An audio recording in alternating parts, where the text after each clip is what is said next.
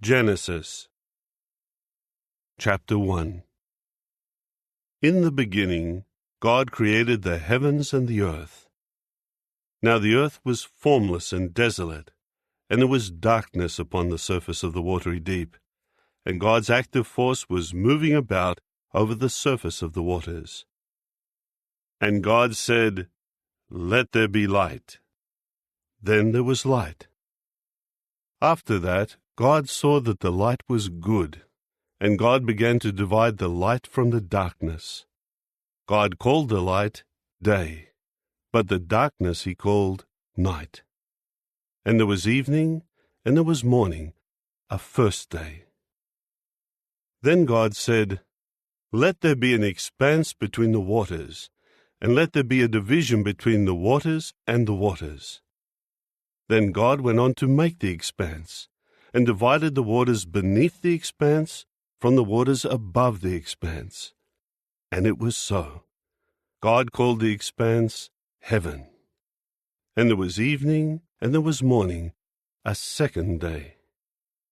Then God said, "Let the waters under the heavens be collected together into one place, and let the dry land appear." And it was so. God called the dry land earth, but the collecting of the waters he called seas. And God saw that it was good. Then God said, "Let the earth cause grass to sprout, seed-bearing plants, and fruit trees according to their kinds, yielding fruit along with seed on the earth." And it was so. And the earth began to produce grass, seed-bearing plants, and trees yielding fruit along with seed, according to their kinds. Then God saw that it was good. And there was evening, and there was morning, a third day. Then God said, "Let there be luminaries in the expanse of the heavens, to make a division between the day and the night, and they will serve as signs for seasons and for days and years. They will serve as luminaries in the expanse of the heavens to shine upon the earth." And it was so. And God went on to make the two great luminaries, the greater luminary for dominating the day, and the lesser luminary for dominating the night, and also the stars. Thus God put them in the expanse of the heavens to shine upon the earth, and to dominate by day and by night, and to make a division between the light and the darkness. Then God saw that it was good. And there was evening, and there was morning, a fourth day. Then God said, "Let the waters swarm with living creatures, and let flying creatures fly above the earth across the expanse of the heavens." And God created the great sea creatures, and all living creatures that move and swarm in the waters according to their kinds, and every winged flying creature according to its kind. And God saw that it was good. With that God blessed them, saying, "Be fruitful, and become many, and fill the waters of the sea, and let the flying creatures become many in the earth." And there was evening, and there was morning, a fifth day. Then God said, "Let the earth bring forth living creatures according to their kinds, domestic animals and creeping animals and wild animals of the earth, according to their kinds." And it was so. And God went on to make the wild animals of the earth according to their kinds, and the domestic animals according to their kinds, and all the creeping animals of the ground according to their kinds. And God saw that it was good. Then God said, "Let us make man in our image, according to our likeness, and let them have in subjection the fish of the sea, and the flying creatures of the heavens, and the domestic animals, and all the earth, and every creeping animal that is moving on the earth." And God went on to create the man in his image. In God's image he created him. Male and female he created them. Further, God blessed them, and God said to them, "Be fruitful, and become many. Fill the earth and subdue it, and have in subjection the fish of the sea, and the flying creatures of the heavens, and every living creature that is moving on the earth. Then God said, Here I have given to you every seed-bearing plant that is on the entire earth, and every tree with seed-bearing fruit. Let them serve as food for you. And to every wild animal of the earth, and to every flying creature of the heavens, and to everything moving on the earth in which there is life, I have given all green vegetation for food. And it was so. After that, God saw everything he had made, and look, it was very good. And there was evening, and there was morning, a sixth day. Chapter 2. Thus the heavens and the earth and everything in them were completed. And by the seventh day God had completed the work that he had been doing, and he began to rest on the seventh day from all his work that he had been doing. And God went on to bless the seventh day, and to declare it sacred, for on it God has been resting from all the work that he has created, all that he purposed to make. This is a history of the heavens and the earth in the time they were created, in the day that Jehovah God made earth and heaven. No bush of the field was yet on the earth, and no vegetation of the field had begun sprouting, because Jehovah God had not made it rain on the earth, and there was no man to cultivate the ground. But a mist would go up from the earth, and it watered the entire surface of the ground. And Jehovah God went on to form the man out of dust from the ground, and to blow into his nostrils the breath of life, and the man became a living person. Further, Jehovah God planted a garden in Eden toward the east, and there he put the man whom he had formed. Thus Jehovah God made to grow out of the ground every tree that was pleasing to look at and good for food, and also the tree of life in the middle of the garden, and the tree of the knowledge of good and bad.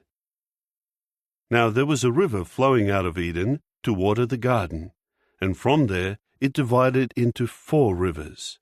The name of the first is Pishon. It is the one encircling the entire land of Havilah, where there is gold. The gold of that land is good. Bdellium gum and onyx stone are also there. The name of the second river is Gihon.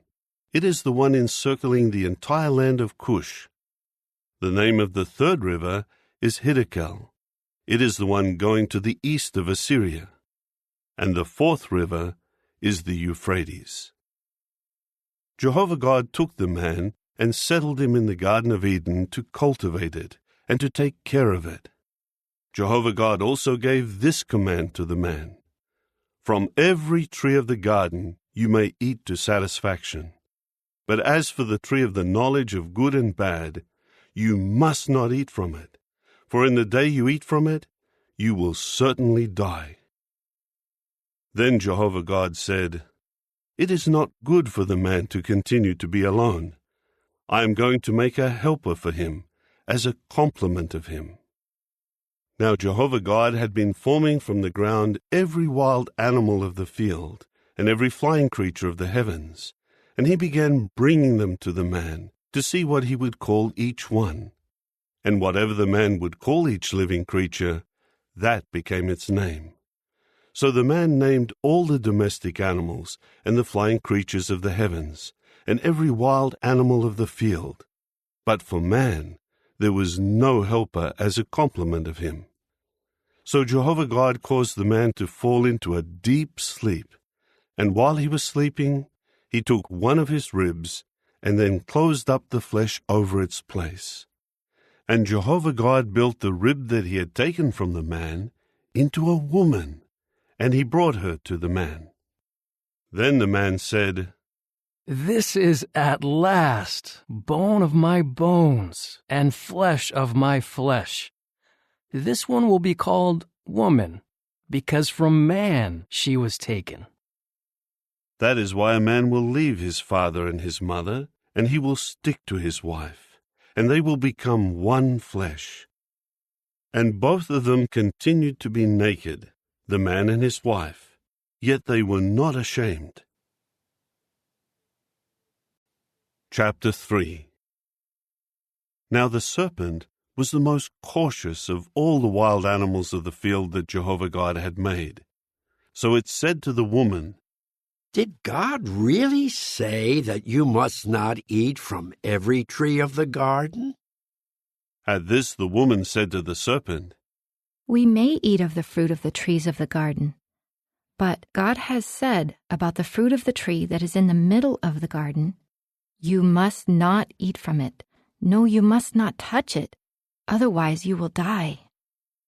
At this the serpent said to the woman, You certainly will not die, for God knows that in the very day you eat from it, your eyes will be opened, and you will be like God, knowing good and bad. Consequently, the woman saw that the tree was good for food, and that it was something desirable to the eyes. Yes, the tree was pleasing to look at. So she began taking of its fruit and eating it. Afterward she also gave some to her husband when he was with her, and he began eating it. Then the eyes of both of them were opened, and they realized that they were naked. So they sewed fig leaves together and made loin coverings for themselves. Later they heard the voice of Jehovah God as he was walking in the garden about the breezy part of the day. And the man and his wife hid from the face of Jehovah God among the trees of the garden. And Jehovah God kept calling to the man and saying to him, Where are you? Finally he said, I heard your voice in the garden, but I was afraid because I was naked. So I hid myself. At that he said, Who told you that you were naked? Have you eaten from the tree from which I commanded you not to eat? The man said, The woman whom you gave to be with me, she gave me fruit from the tree, so I ate. Jehovah God then said to the woman, What is this you have done? The woman replied, The serpent deceived me, so I ate.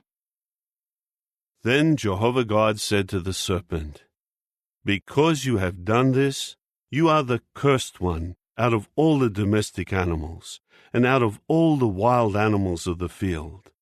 On your belly you will go, and you will eat dust all the days of your life.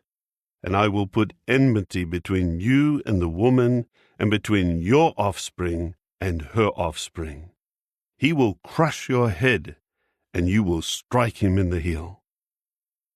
To the woman he said, I will greatly increase the pain of your pregnancy.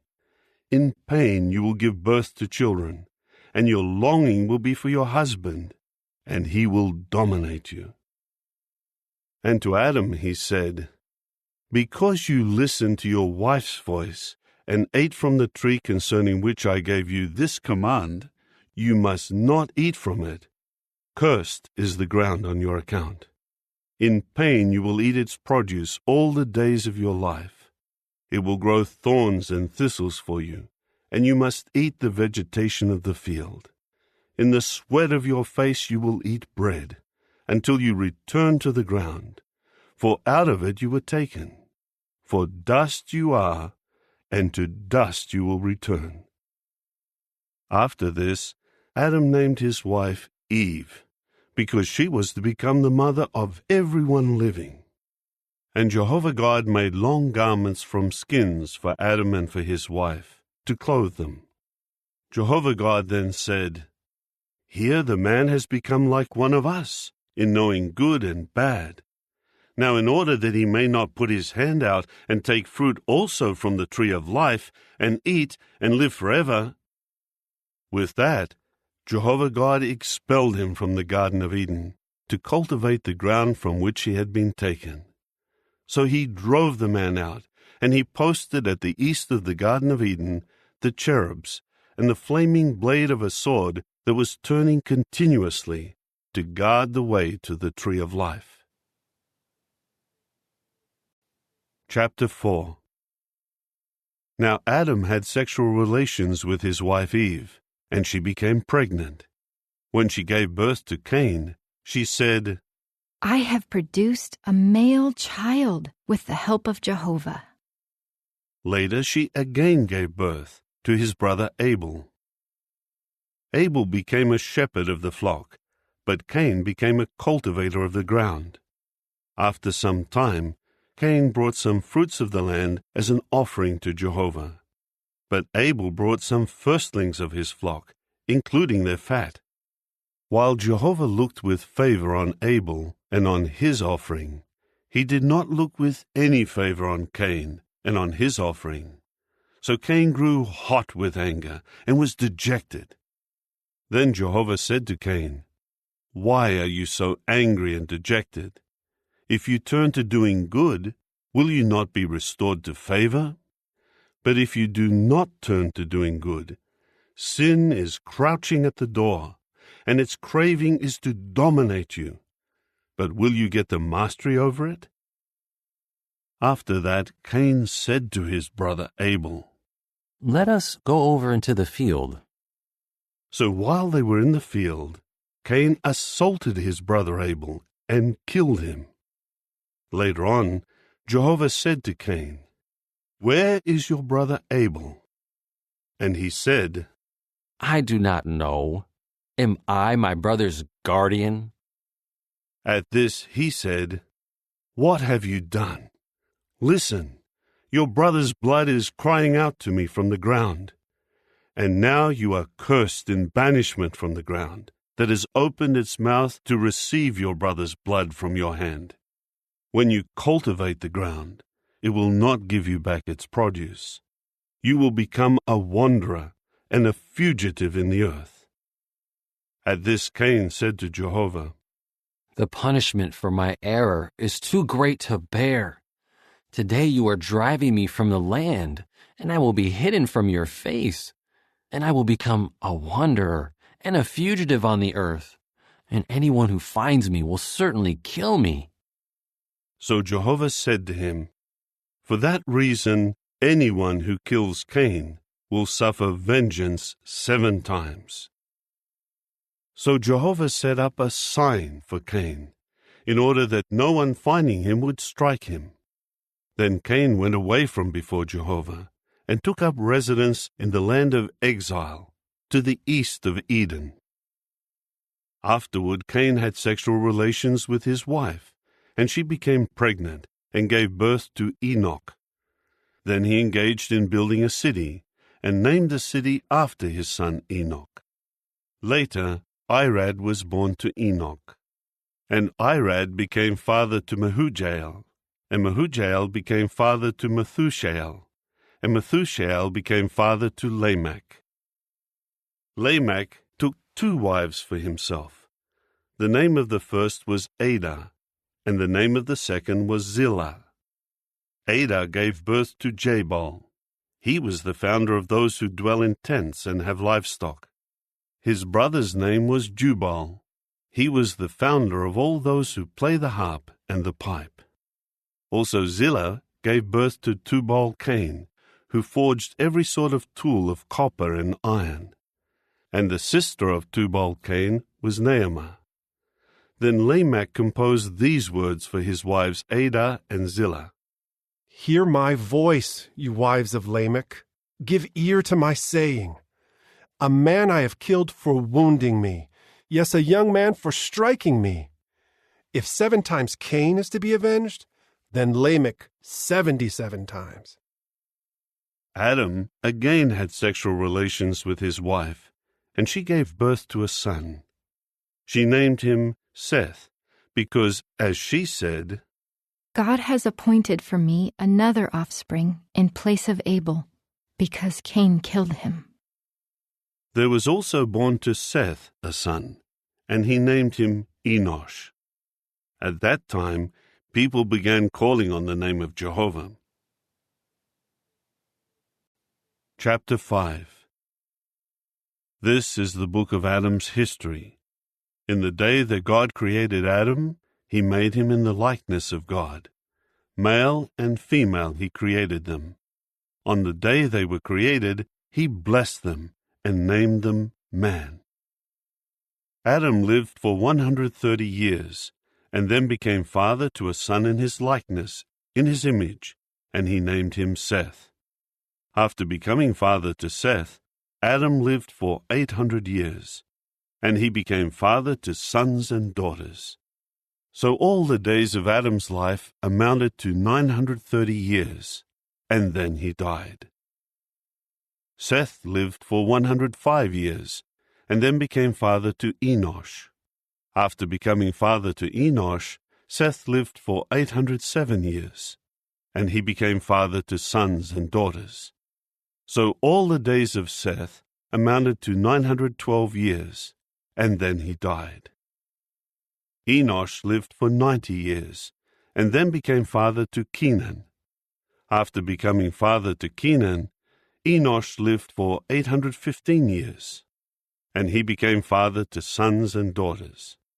So all the days of Enosh amounted to 905 years, and then he died. Kenan lived for 70 years, and then became father to Mahalalel. After becoming father to Mahalalel, Kenan lived for 840 years, and he became father to sons and daughters. So all the days of Kenan amounted to 910 years, and then he died. Mahalalel lived for 65 years, and then became father to Jared. After becoming father to Jared, Mahalalel lived for 830 years, and he became father to sons and daughters. So all the days of Mahalalel amounted to 895 years, and then he died. Jared lived for 162 years, and then became father to Enoch. After becoming father to Enoch, Jared lived for 800 years, and he became father to sons and daughters. So all the days of Jared amounted to 962 years, and then he died. Enoch lived for 65 years, and then became father to Methuselah. After becoming father to Methuselah, Enoch continued to walk with the true God for 300 years, and he became father to sons and daughters. So all the days of Enoch amounted to 365 years. Enoch kept walking with the true God. Then he was no more, for God took him. Methuselah lived for 187 years, and then became father to Lamech. After becoming father to Lamech, Methuselah lived for 782 years, and he became father to sons and daughters. So all the days of Methuselah amounted to 969 years, and then he died. Lamech lived for 182 years, and then became father to a son. He named him Noah, saying, "This one will bring us comfort from our labor and from the painful toil of our hands because of the ground that Jehovah has cursed." After becoming father to Noah, Lamech lived for 595 years, and he became father to sons and daughters. So all the days of Lamech amounted to 777 years, and then he died. After Noah reached 500 years of age, he became father to Shem, Ham, and Japheth. Chapter 6. Now when men started to grow in number on the surface of the ground, and daughters were born to them, the sons of the true God began to notice that the daughters of men were beautiful. So they began taking as wives all whom they chose. Then Jehovah said, "My spirit will not tolerate man indefinitely, because he is only flesh. Accordingly, his days will amount to 120 years. The Nephilim were on the earth in those days, and afterward. During that time the sons of the true God continued to have relations with the daughters of men, and these bore sons to them. They were the mighty ones of old times, the men of fame. Consequently, Jehovah saw that man's wickedness was great on the earth, and that every inclination of the thoughts of his heart was only bad all the time. Jehovah regretted that he had made men on the earth, and his heart was saddened.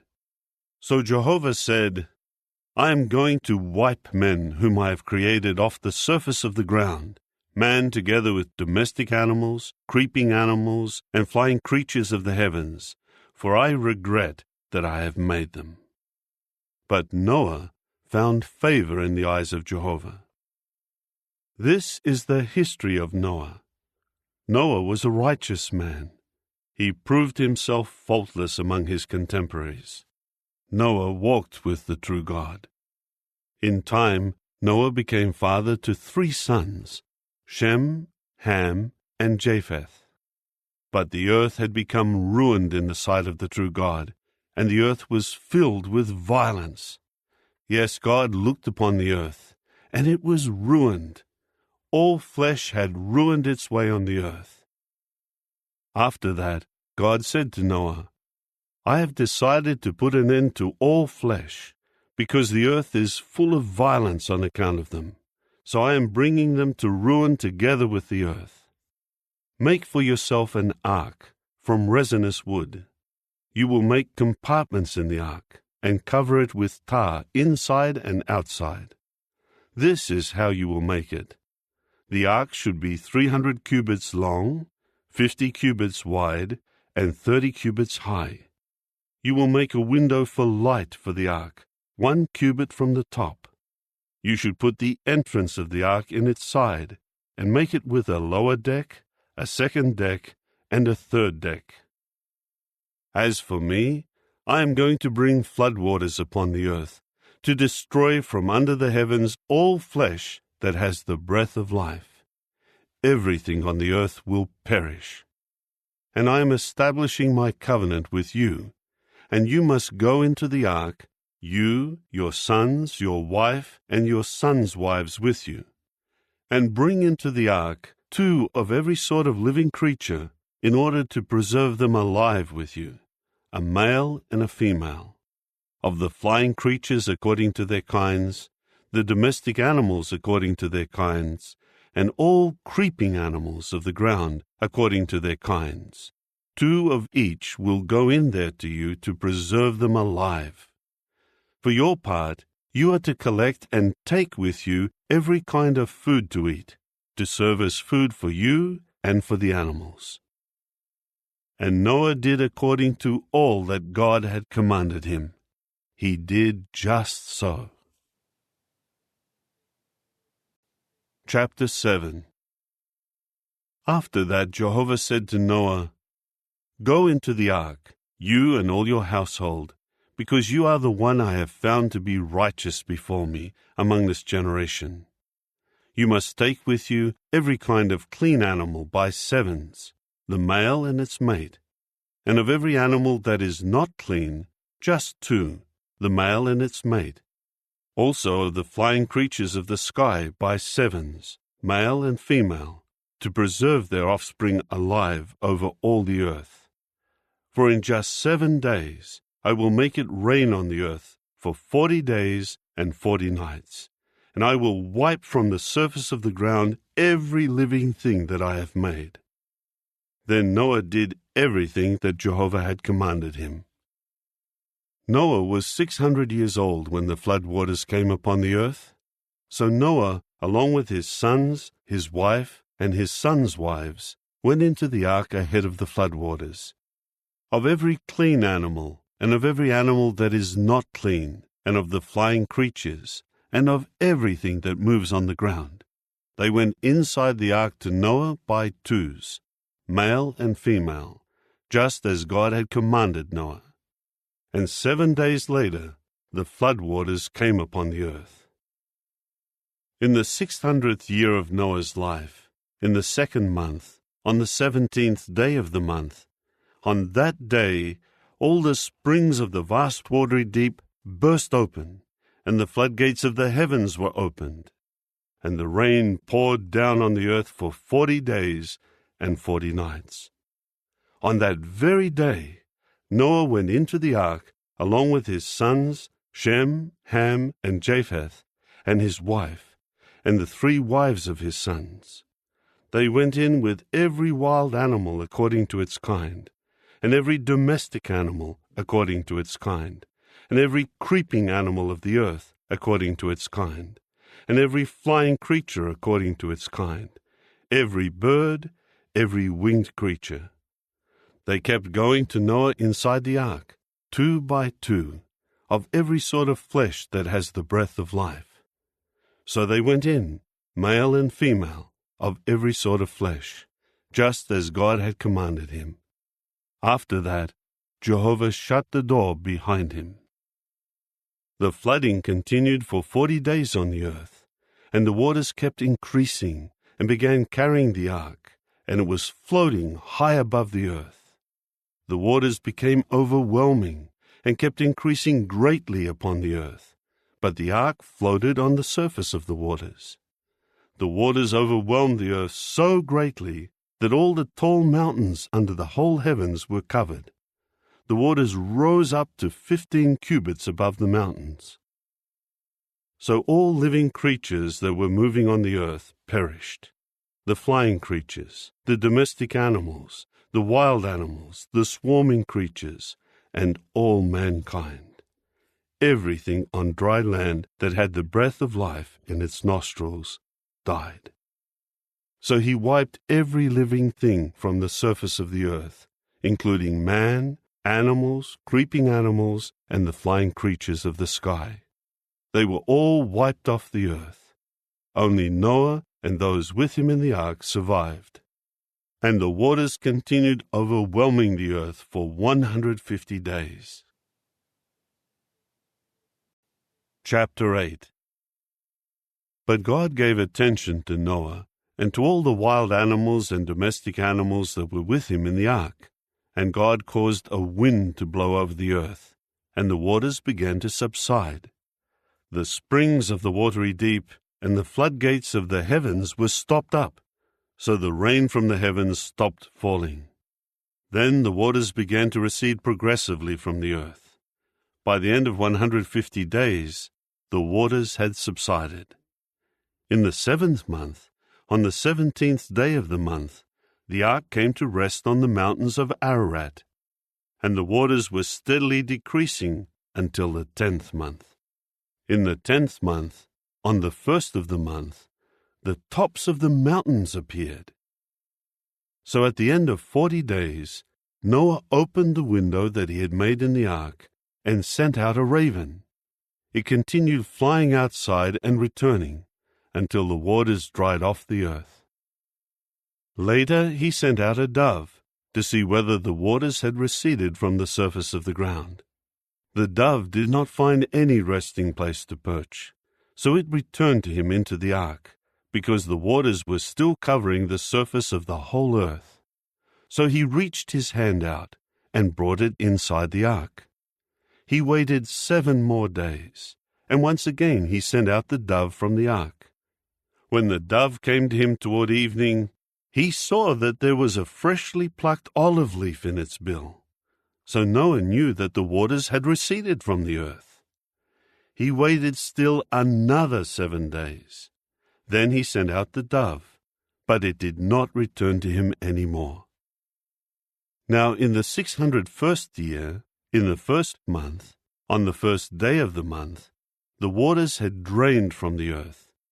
And Noah removed the covering of the ark and saw that the surface of the ground was drying. In the 2nd month, on the 27th day of the month, the earth had dried off. God now said to Noah, "Go out of the ark, you, your wife, your sons, and your sons' wives. Bring out with you all the living creatures of every sort of flesh, of the flying creatures, and of the animals, and of all the creeping animals of the earth, that they may multiply on the earth, and be fruitful, and become many on the earth." So Noah went out, together with his sons, his wife, and his sons' wives. Every living creature, every creeping animal, and every flying creature, everything that moves on the earth, went out of the ark by families. Then Noah built an altar to Jehovah, and took some of all the clean animals and of all the clean flying creatures, and offered burnt offerings on the altar. And Jehovah began to smell a pleasing aroma. So Jehovah said in his heart, Never again will I curse the ground on man's account, for the inclination of the heart of man is bad from his youth up. And never again will I strike down every living thing as I have done. From now on, the earth will never cease to have seed sowing and harvest, cold and heat, summer and winter, and day and night.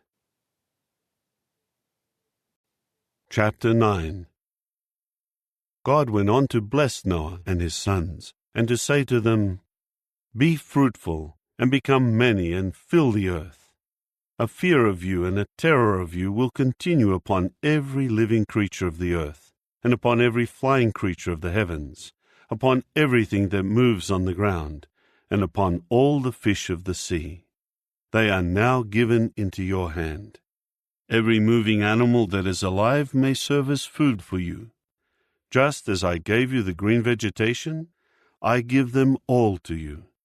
Only flesh with its life, its blood, you must not eat. Besides that, I will demand an accounting for your lifeblood.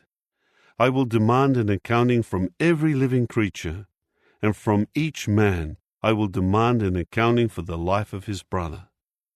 Anyone shedding man's blood, by man will his own blood be shed, for in God's image he made man. As for you, be fruitful, and become many, and increase abundantly on the earth, and multiply. Then God said to Noah and to his sons with him, I am now establishing my covenant with you, and with your offspring after you, and with every living creature that is with you, the birds, the animals, and all the living creatures of the earth with you, all those that came out of the ark, every living creature of the earth. Yes, I establish my covenant with you. Never again will all flesh be destroyed by the waters of a flood, and never again will a flood bring the earth to ruin. And God added, This is the sign of the covenant that I am making between me and you, and every living creature that is with you, for all future generations. I put my rainbow in the cloud, and it will serve as a sign of the covenant between me and the earth. Whenever I bring a cloud over the earth, then the rainbow will certainly appear in the cloud, and I will certainly remember my covenant that I made between me and you, and every living creature of every kind, and never again will the waters become a flood to destroy all flesh. And the rainbow will occur in the cloud, and I will certainly see it, and remember the everlasting covenant between God and every living creature of every kind on the earth. God repeated to Noah, This is the sign of the covenant that I establish between me and all flesh that is on the earth. Noah's sons who came out of the ark were Shem, Ham, and Japheth. Ham later became the father of Canaan. These three were Noah's sons, and all the earth's population came from them and spread abroad. Now Noah started off as a farmer, and he planted a vineyard. When he drank of the wine, he became intoxicated, and he uncovered himself inside his tent. Ham, the father of Canaan, saw his father's nakedness, and he told his two brothers outside. So Shem and Japheth took a garment, and put it upon both their shoulders, and walked in backward. Thus they covered their father's nakedness, while their faces were turned away, and they did not see their father's nakedness. When Noah woke up from his wine, and learned what his youngest son had done to him, he said, Cursed be Canaan. Let him become the lowest slave to his brothers. And he added, Praised be Jehovah, the God of Shem, and let Canaan become a slave to him. Let God grant ample space to Japheth, and let him reside in the tents of Shem. Let Canaan become a slave to him also. Noah continued to live for 350 years after the flood. So all the days of Noah amounted to 950 years, and he died. Chapter 10. This is the history of Noah's sons, Shem, Ham, and Japheth. Sons were born to them after the flood. The sons of Japheth were Gomer, Magog, Madai, Javan, Tubal, Meshach, and Tyrus. The sons of Gomer were Ashkenaz, Riphath, and Togarmah.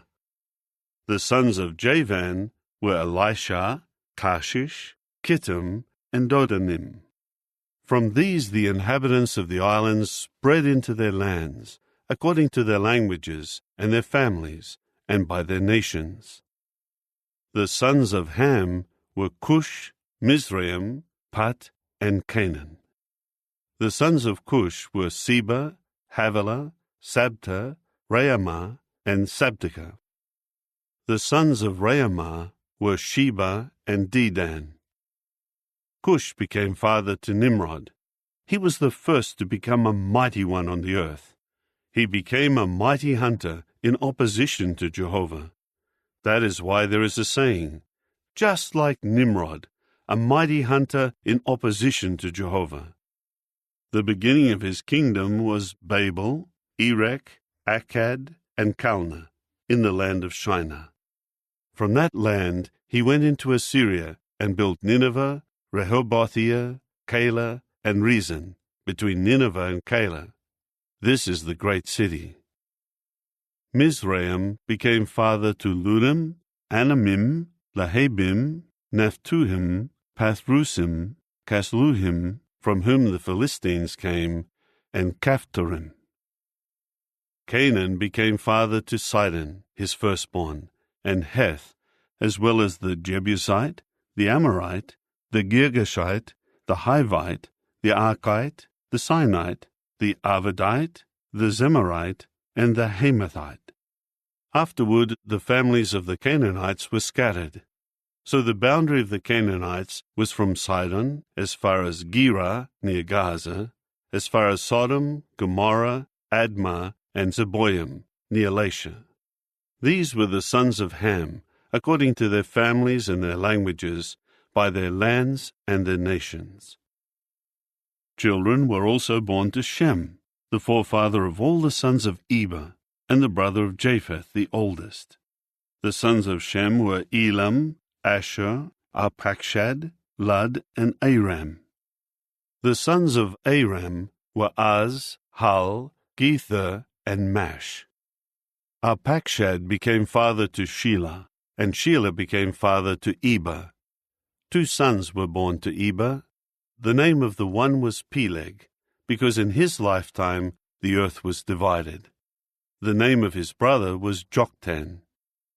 Joktan became father to Almodad, Sheleph, Hazarmaveth, Jerah, Hadoram, Uzal, Diklah, Obal, Abimael, Sheba, Ophir, Havilah, and Jobab. All of these were the sons of Joktan. Their place of dwelling extended from Misha as far as Sephar, the mountainous region of the east. These were the sons of Shem, according to their families and their languages, by their lands and their nations. These were the families of the sons of Noah, according to their family lines and by their nations. From these, the nations were spread abroad in the earth after the flood. Chapter 11. Now all the earth continued to be of one language and of one set of words. As they traveled eastward, they discovered a valley plain in the land of Shinar, and they began dwelling there. Then they said to one another, "Come, let us make bricks and bake them with fire." So they used bricks instead of stone, and bitumen as mortar. They now said, "Come, let us build a city for ourselves, and a tower with its top in the heavens, and let us make a celebrated name for ourselves, so that we will not be scattered over the entire face of the earth." Then Jehovah went down to see the city and the tower that the sons of men had built. Jehovah then said, "Look, they are one people with one language, and this is what they have started to do. Now there is nothing that they may have in mind to do that will be impossible for them. Come, let us go down there and confuse their language, in order that they may not understand one another's language." So Jehovah scattered them from there over the entire face of the earth, and they gradually left off building the city. That is why it was named Babel, because there Jehovah confused the language of all the earth, and Jehovah scattered them from there over the entire face of the earth. This is the history of Shem. Shem was 100 years old when he became father to Arpachshad, 2 years after the flood.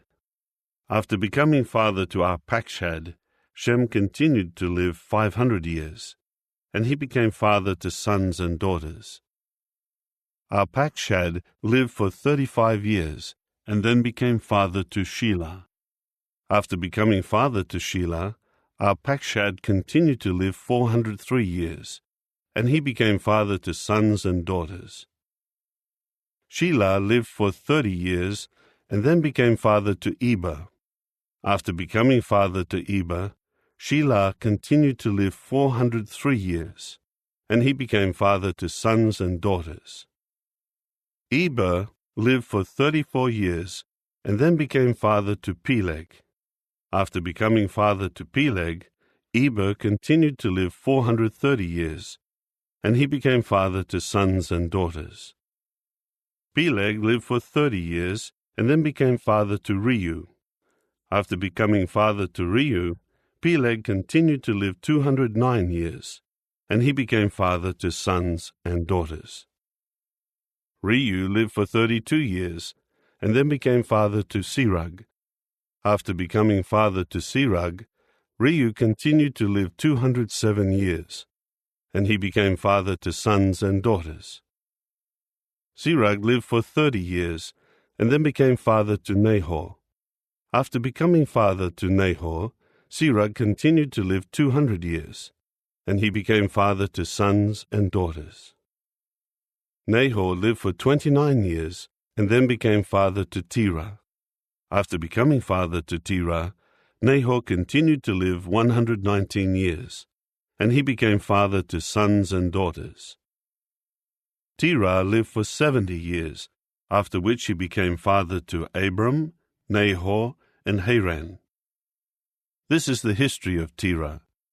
Terah became father to Abram, Nahor, and Haran became father to Lot. While his father Terah was still alive, Haran died in the land of his birth, in Ur of the Chaldeans. Abram and Nahor took wives for themselves. The name of Abram's wife was Sarai, and the name of Nahor's wife was Milcah, the daughter of Haran, the father of Milcah and Iscah. Now Sarai was barren; she had no child. Terah then took Abram his son, and Lot his grandson, the son of Haran, and Sarai his daughter-in-law, the wife of Abram his son, and they went with him out of Ur of the Chaldeans to go to the land of Canaan. In time they came to Haran and began dwelling there. The days of Terah were 205 years. Then Terah died in Haran. Chapter 12. And Jehovah said to Abram, "Go out from your land, and away from your relatives, and from the house of your father, to the land that I will show you. I will make you a great nation, and I will bless you, and I will make your name great, and you will become a blessing. I will bless those who bless you, and I will curse him who calls down evil on you. And all the families of the ground will certainly be blessed by means of you." So Abram went, just as Jehovah had told him, and Lot went with him. Abram was 75 years old when he left Haran. Abram took his wife Sarai, and Lot the son of his brother, and all the goods that they had accumulated, and the people whom they had acquired in Haran, and they set out for the land of Canaan. When they reached the land of Canaan, Abram traveled through the land as far as the site of Shechem, near the big trees of Moreh. At that time the Canaanites were in the land. Jehovah then appeared to Abram and said, "To your offspring I am going to give this land." So he built an altar there to Jehovah, who had appeared to him. Later he moved from there to the mountainous region east of Bethel, and pitched his tent with Bethel on the west and Ai on the east. There he built an altar to Jehovah, and began to call on the name of Jehovah. Afterward, Abram broke camp and journeyed toward the Negeb, moving his camp from one place to another. Now a famine arose in the land, and Abram went down toward Egypt to reside there for a while, because the famine in the land was severe. As he was about to enter Egypt, he said to his wife Sarai, "Please listen. I know what a beautiful woman you are. So when the Egyptians see you, they will surely say, 'This is his wife.' Then they will kill me, but keep you alive. Please say you are my sister, so that it may go well with me because of you, and my life will be spared." As soon as Abram entered Egypt, the Egyptians noticed that the woman was very beautiful, and the princes of Pharaoh also saw her, and they began praising her to Pharaoh, so that the woman was taken to the house of Pharaoh. He treated Abram well because of her, and he acquired sheep, cattle, male and female donkeys, male and female servants, and camels. Then Jehovah struck Pharaoh and his household with severe plagues because of Sarai, Abram's wife. So Pharaoh called Abram and said, "What is this you have done to me? Why did you not tell me that she was your wife? Why did you say, 'She is my sister,' so that I was about to take her as my wife? Here is your wife. Take her and go." So Pharaoh gave his men orders concerning him, and they sent him away with his wife and all that he had. Chapter 13. Abram then went up out of Egypt to the Negeb, he and his wife and all that he had, together with Lot. Abram was very rich in livestock, silver, and gold. He camped in one place after another, as he traveled from the Negeb to Bethel, until he arrived at the place where his tent had been, between Bethel and Ai, to the place where he had previously built an altar. There Abram called on the name of Jehovah. Now Lot, who was traveling with Abram, also owned sheep, cattle, and tents. So the land did not allow for all of them to stay in the same place. Their goods had become so many that they could no longer dwell together. As a result, a quarrel arose between the herders of Abram's livestock and the herders of Lot's livestock.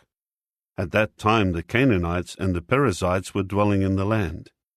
So Abram said to Lot, "Please, there should be no quarreling between me and you, and between my herdsmen and your herdsmen, for we are brothers. Is not the whole land available to you? Please separate from me. If you go to the left, then I will go to the right, but if you go to the right, then I will go to the left." So Lot raised his eyes and saw that the whole district of the Jordan was a well-watered region, before Jehovah destroyed Sodom and Gomorrah, like the garden of Jehovah, like the land of Egypt, as far as Zoar. Then Lot chose for himself the whole district of the Jordan, and Lot moved his camp to the east. So they separated from each other. Abram lived in the land of Canaan, but Lot lived among the cities of the district. Finally he set up his tent near Sodom. Now the men of Sodom were wicked, gross sinners against Jehovah. Jehovah said to Abram, after Lot had separated from him, "Raise your eyes, please, and look from the place where you are, to the north and south, east and west, because all the land that you see I will give to you and your offspring as a lasting possession. And I will make your offspring like the dust particles of the earth, so that if anyone could count the dust particles of the earth, then your offspring could be counted. Get up, travel through the length and breadth of the land, for to you I am going to give it." So Abram continued to live in tents. Later he came and dwelled among the big trees of Mamre, which are in Hebron, and there he built an altar to Jehovah. Chapter 14.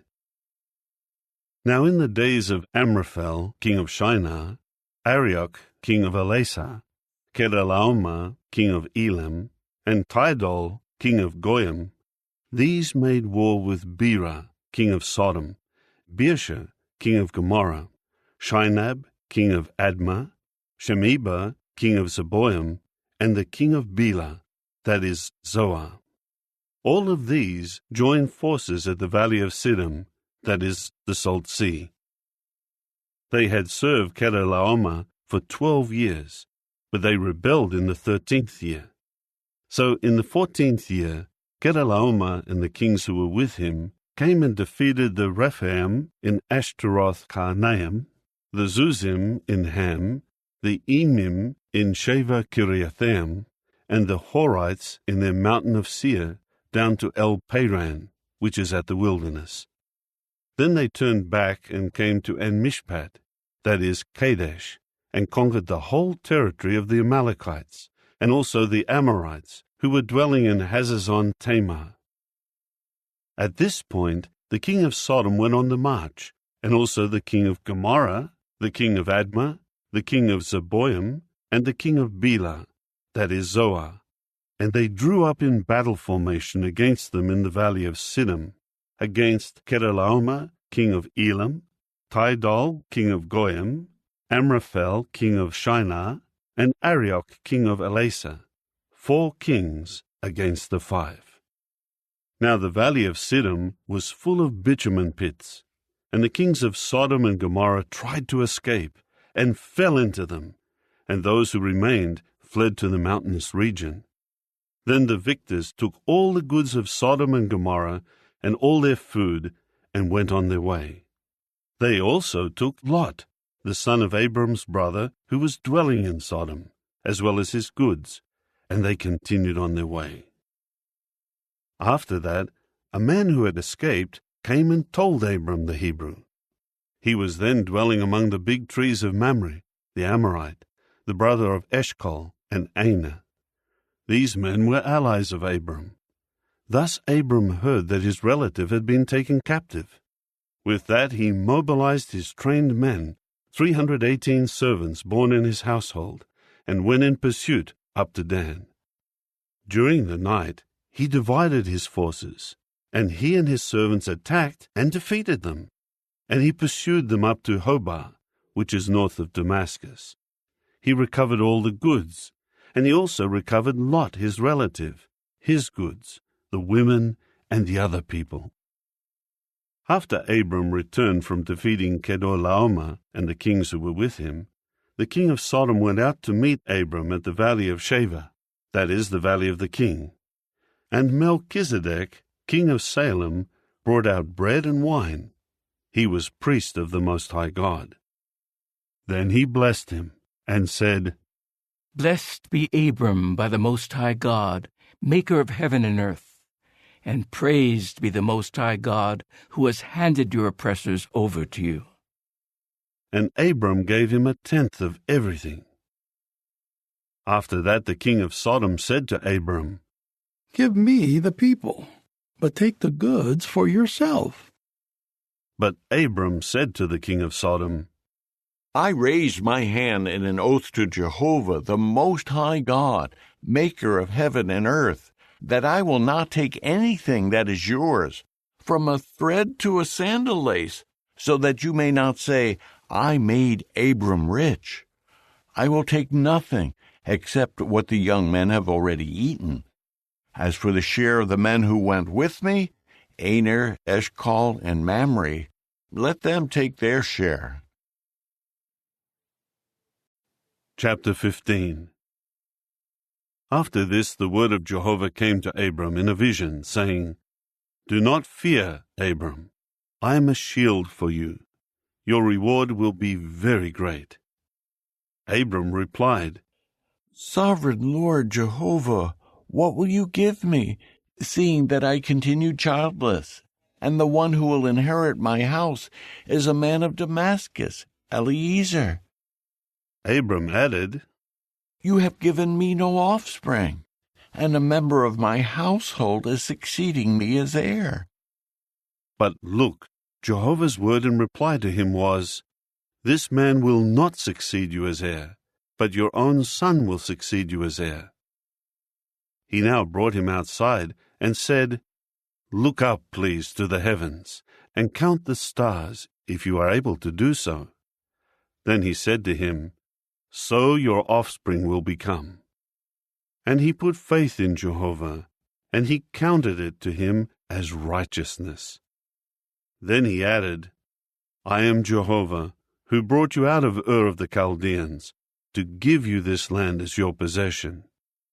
To this he said, "Sovereign Lord Jehovah, how will I know that I will take possession of it?" He replied to him, "Take for me a 3-year-old heifer, a 3-year-old female goat, a 3-year-old ram, a turtle dove, and a young pigeon." So he took all of these and cut them in two, and put each part opposite the other. But he did not cut up the birds. Then the birds of prey began to descend on the carcasses, but Abram kept driving them away.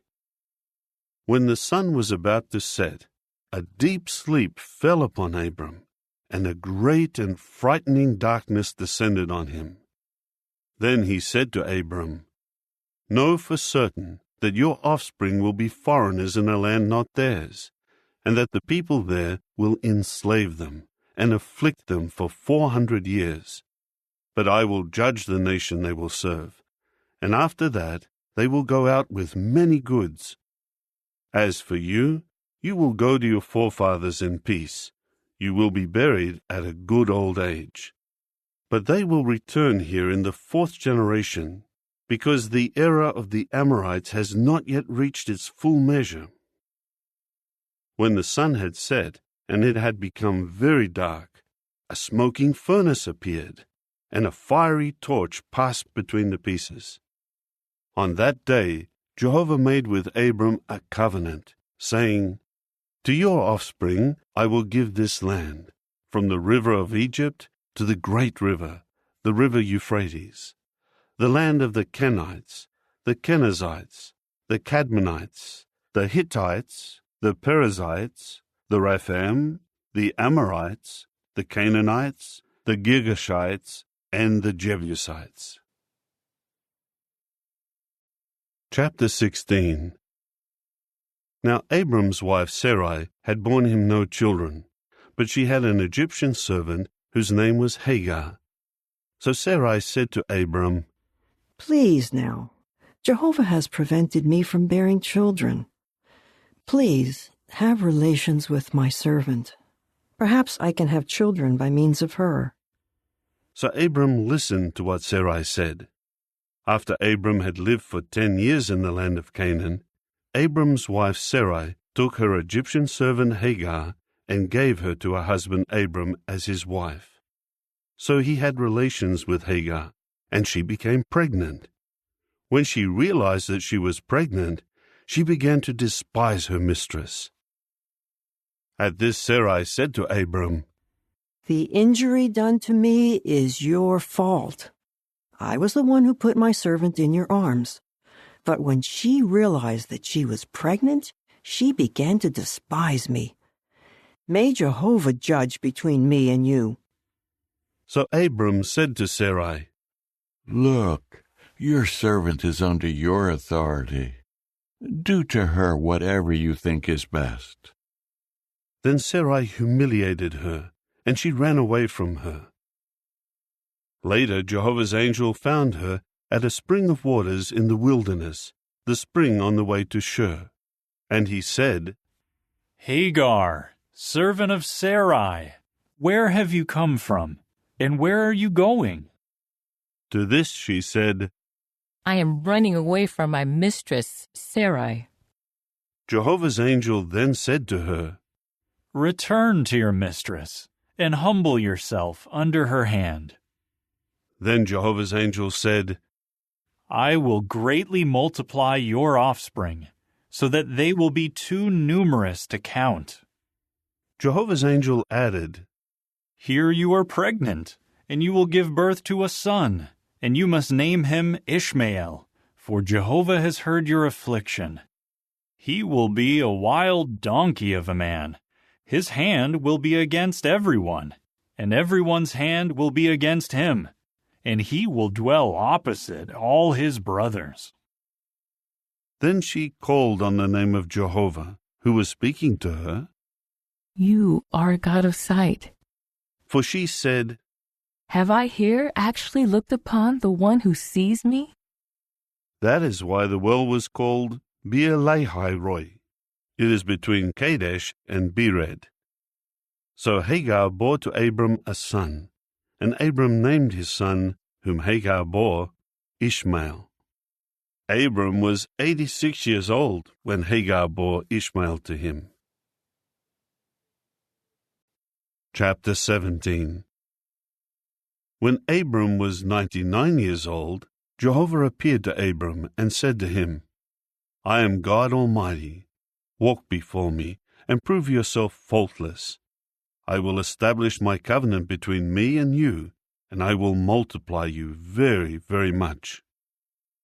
At this Abram fell face down, and God continued to speak with him, saying, As for me, look, my covenant is with you, and you will certainly become a father of many nations.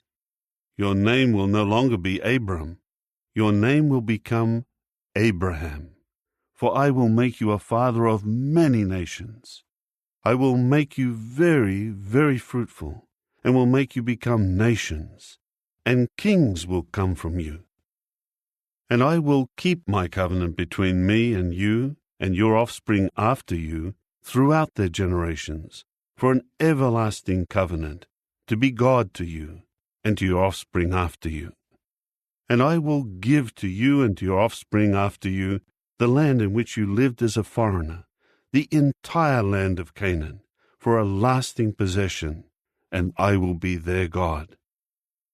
God said further to Abraham, As for you, you are to keep my covenant, you and your offspring after you, throughout their generations. This is my covenant between me and you, that you and your offspring after you will keep. Every male among you must get circumcised.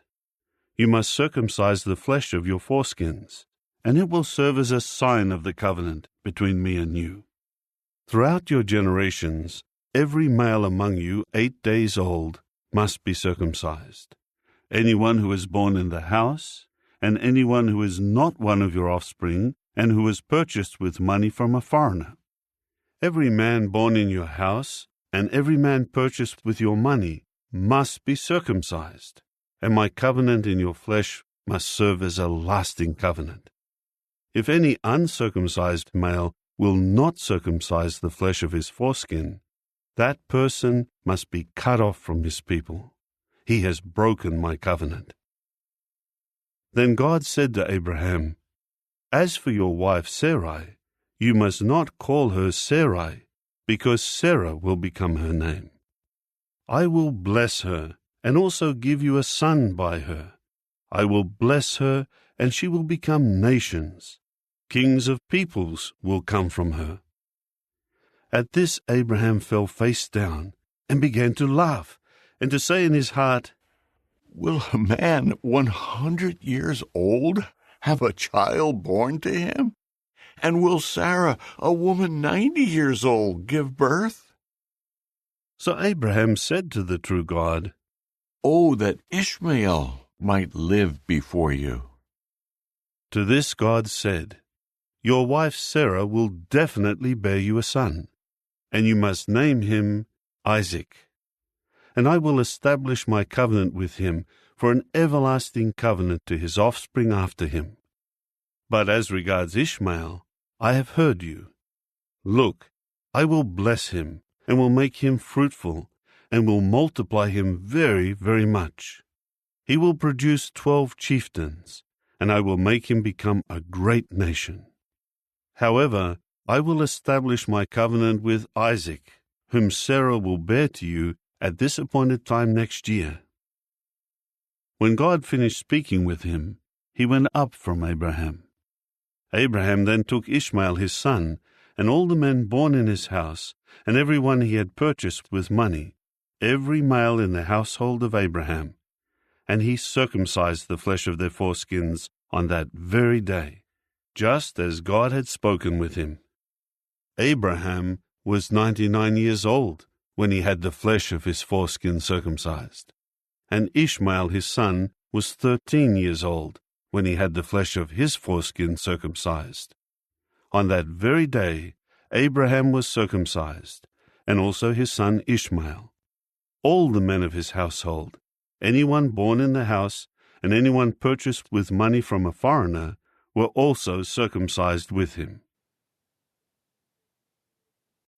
Chapter 18. Afterward, Jehovah appeared to him among the big trees of Mamre, while he was sitting at the entrance of the tent during the hottest part of the day.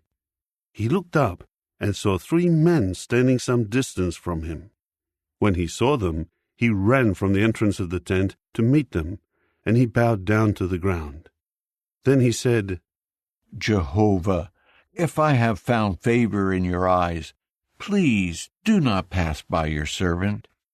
Please let a little water be brought and have your feet washed. Then recline under the tree. Seeing that you have come here to your servant, let me bring a piece of bread so that you may refresh yourselves. Then you may go on your way." At this they said, "All right, you may do as you have spoken."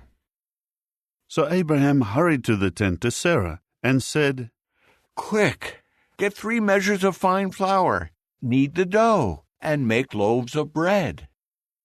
Next Abraham ran to the herd and chose a tender and good young bull. He gave it to the attendant, who hurried to prepare it. He then took butter and milk and the young bull that he had prepared and set the food before them. Then he stood by them under the tree as they were eating. They said to him, "Where is your wife, Sarah?" He replied, "Here, in the tent." So one of them continued, "I will surely return to you next year at this time, and look, your wife Sarah will have a son." Now Sarah was listening at the tent entrance, which was behind the man. Abraham and Sarah were old, being advanced in years. Sarah was past the age of childbearing. So Sarah began to laugh to herself, saying, "After I am worn out and my Lord is old, will I really have this pleasure?" Then Jehovah said to Abraham, "Why did Sarah laugh and say, 'Am I really going to give birth, even though I am old? Is anything too extraordinary for Jehovah? I will return to you next year at this appointed time, and Sarah will have a son.'" But Sarah denied it, saying, "I did not laugh," for she was afraid. At this he said, "Yes, you did laugh."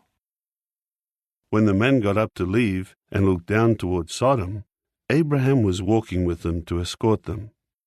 Jehovah said, "Am I keeping hidden from Abraham what I am going to do? Why, Abraham is surely going to become a great and mighty nation, and all the nations of the earth will be blessed by means of him. For I have come to know him, in order that he may command his sons and his household after him to keep Jehovah's way by doing what is right and just, so that Jehovah may bring about what he has promised concerning Abraham." Then Jehovah said, "The outcry against Sodom and Gomorrah is indeed great, and their sin is very heavy. I will go down to see whether they are acting according to the outcry that has reached me, and if not, I can get to know it." Then the men left from there and went toward Sodom, but Jehovah remained with Abraham. Then Abraham approached and said, "Will you really sweep away the righteous with the wicked? Suppose there are 50 righteous men within the city. Will you then sweep them away and not pardon the place for the sake of the 50 righteous who are inside it? It is unthinkable that you would act in this manner by putting the righteous man to death with the wicked one, so that the outcome for the righteous man and the wicked is the same. It is unthinkable of you. Will the judge of all the earth not do what is right? Then Jehovah said, If I find in Sodom 50 righteous men in the city, I will pardon the whole place for their sake. But Abraham again responded, Please, here I have presumed to speak to Jehovah, whereas I am dust and ashes. Suppose the 50 righteous should lack 5. Because of the 5, will you destroy the whole city? To this he said, I will not destroy it if I find there 45. But yet again he spoke to him and said, Suppose 40 are found there.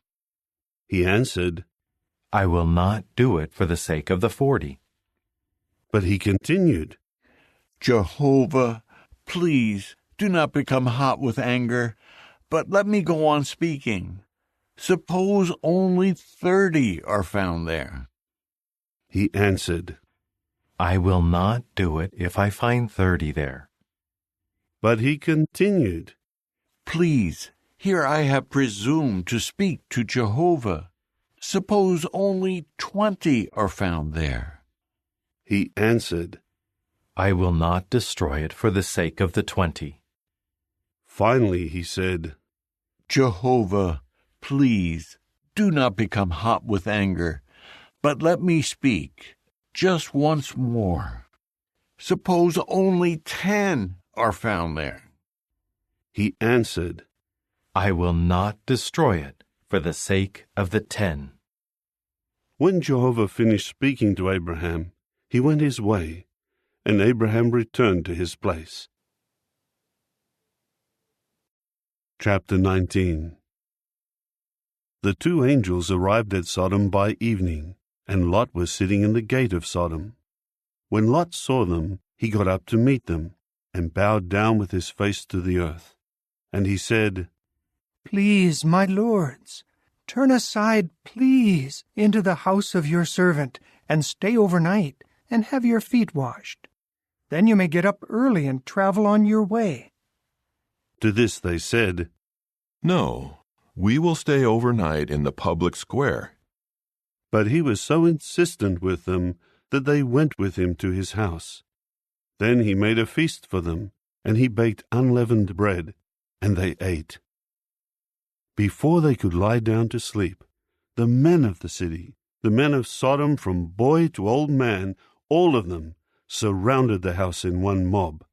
And they kept calling out to Lot and saying to him, Where are the men who came into you tonight? Bring them out to us, so that we may have sex with them. Then Lot went out to them to the doorway, and he shut the door behind him. He said, Please, my brothers, do not act wickedly. Please, here I have 2 daughters who have never had sexual relations with a man. Please let me bring them out to you, for you to do to them whatever seems good to you. But do not do anything to these men, for they have come under the shelter of my roof. At this they said, Stand back. And they added, This lone foreigner came to live here, and yet he dares to judge us. Now we are going to do worse to you than to them. And they crowded in on Lot and moved forward to break down the door. So the men reached out their hands and brought Lot into the house with them, and they shut the door. But they struck the men who were at the entrance of the house with blindness, from the least to the greatest, so that they wore themselves out trying to find the doorway. Then the men said to Lot, Do you have anyone else here? Sons-in-law, your sons, your daughters, and all your people in the city. Bring out of this place. For we are going to destroy this place, because the outcry against them has indeed grown great before Jehovah. so that Jehovah sent us to destroy the city. So Lot went out and began to speak to his sons-in-law, who were to marry his daughters. And he kept saying, "Get up! Get out of this place, because Jehovah will destroy the city." But to his sons-in-law he seemed to be joking. As dawn was breaking, the angels became urgent with Lot, saying, "Get up! Take your wife and your 2 daughters who are here with you, so that you will not be swept away in the error of the city." When he kept lingering, then because of Jehovah's compassion for him, the men seized hold of his hand, and the hand of his wife, and the hands of his 2 daughters, and they brought him out and stationed him outside the city. As soon as they had brought them to the outskirts, he said, "Escape for your life. Do not look behind you, and do not stand still in any part of the district. Escape to the mountainous regions so that you may not be swept away." Then Lot said to them, "Not there, please, Jehovah. Please now, your servant has found favor in your eyes, and you are showing great kindness to me by preserving me alive. But I am not able to flee to the mountainous region, because I am afraid that disaster may overtake me, and I will die. Please now, this town is nearby, and I can flee there. It is only a small place. May I please escape there? It is only a small place. Then I will survive." So he said to him, "Very well. I will also show you consideration by not overthrowing the town you speak of. Hurry, escape there, because I cannot do anything until you arrive there." That is why he named the town Zoar. The sun had risen over the land when Lot arrived at Zoar. Then Jehovah made it rain sulfur and fire on Sodom and Gomorrah. It came from Jehovah, from the heavens. So he overthrew these cities, yes, the entire district, including all the inhabitants of the cities and the plants of the ground. But Lot's wife, who was behind him, began to look back, and she became a pillar of salt. Now Abraham got up early in the morning and went to the place where he had stood before Jehovah. When he looked down towards Sodom and Gomorrah and all the land of the district, he saw quite a sight. There was dense smoke rising from the land, like the dense smoke of a kiln. So when God destroyed the cities of the district, God kept Abraham in mind by sending Lot out from the cities he overthrew, the cities where Lot had been dwelling. Later, Lot went up from Zoar with his 2 daughters and began living in the mountainous region, because he was afraid to live in Zoar. So he began living in a cave with his 2 daughters. And the firstborn said to the younger, "Our father is old, and there is not a man in the land to have relations with us, according to the custom of the whole earth. Come, let us give our father wine to drink, and let us lie down with him, and preserve offspring from our father." So that night they kept giving their father wine to drink. Then the firstborn went in and lay down with her father. But he did not know when she lay down and when she got up. Then on the next day the firstborn said to the younger, "Here I lay down with my father last night. Let us give him wine to drink tonight also. Then you go in and lie down with him, and let us preserve offspring from our father." So that night also they repeatedly gave their father wine to drink. Then the younger went and lay down with him, but he did not know when she lay down and when she got up. So both daughters of Lot became pregnant by their father. The firstborn gave birth to a son and named him Moab. He is the father of the Moabites of today. The younger also gave birth to a son, and she named him Ben-Ammi. He is the father of the Ammonites of today. Chapter 20. Now Abraham moved his camp from there to the land of the Negeb, and began dwelling between Kadesh and Shur. While he was residing at Gerar, Abraham repeated concerning his wife Sarah, "She is my sister." So Abimelech king of Gerar, sent for Sarah and took her. Afterward God came by night to Abimelech in a dream, and said to him, "Here you are, as good as dead, because of the woman whom you have taken, since she is married and belongs to another man." However, Abimelech had not gone near her. So he said, "Jehovah, will you kill a nation that is really innocent? Did he not say to me, 'She is my sister,' and did she too not say, 'He is my brother'? I did this with an honest heart and innocent hands." Then the true God said to him in the dream, "I know that you did this with an honest heart, so I held you back from sinning against me. That is why I did not allow you to touch her.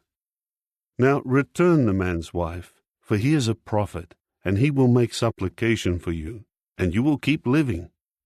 But if you are not returning her, know that you will surely die, you and all who are yours." Abimelech got up early in the morning and called all his servants and told them all these things, and they became very frightened. Then Abimelech called Abraham and said to him, "What have you done to us? What sin have I committed against you that you would bring upon me and my kingdom such a great sin? What you have done to me was not right." And Abimelech went on to say to Abraham, "What were your intentions when you did this thing?" Abraham said, "It was because I said to myself, 'Surely there is no fear of God in this place, and they will kill me because of my wife. And besides, she really is my sister, the daughter of my father, but not the daughter of my mother, and she became my wife. So when God caused me to wander from the house of my father, I said to her, Let this be how you show loyal love to me. Everywhere we go, say of me, he is my brother." Abimelech then took sheep and cattle, and male and female servants, and gave them to Abraham, and he returned his wife Sarah to him. Abimelech also said, "Here my land is available to you. Dwell wherever you please." And to Sarah he said, "Here I give 1,000 pieces of silver to your brother. It is a sign of your innocence to all who are with you and before everybody, and you are cleared of reproach." And Abraham began to make supplication to the true God, and God healed Abimelech and his wife and his slave girls, and they began having children, for Jehovah had made all the women of the house of Abimelech barren, because of Sarah, Abraham's wife. Chapter 21. Jehovah turned his attention to Sarah, just as he had said, and Jehovah did for Sarah what he had promised. So Sarah became pregnant, and then bore a son to Abraham in his old age, at the appointed time God had promised him. Abraham named his newborn son, whom Sarah bore to him, Isaac. And Abraham circumcised his son Isaac when he was 8 days old, just as God had commanded him. Abraham was 100 years old when his son Isaac was born to him. Then Sarah said, "God has brought me laughter. Everybody hearing of it will laugh with me." And she added, "Who would have said to Abraham, 'Sarah will certainly nurse children'? Yet I have given birth to a son for him in his old age." Now the child grew and was weaned, and Abraham prepared a big feast on the day that Isaac was weaned. But Sarah kept noticing that the son of Hagar the Egyptian, whom she had borne to Abraham, was mocking Isaac. So she said to Abraham, "Drive out this slave girl and her son, for the son of this slave girl is not going to be an heir along with my son, with Isaac."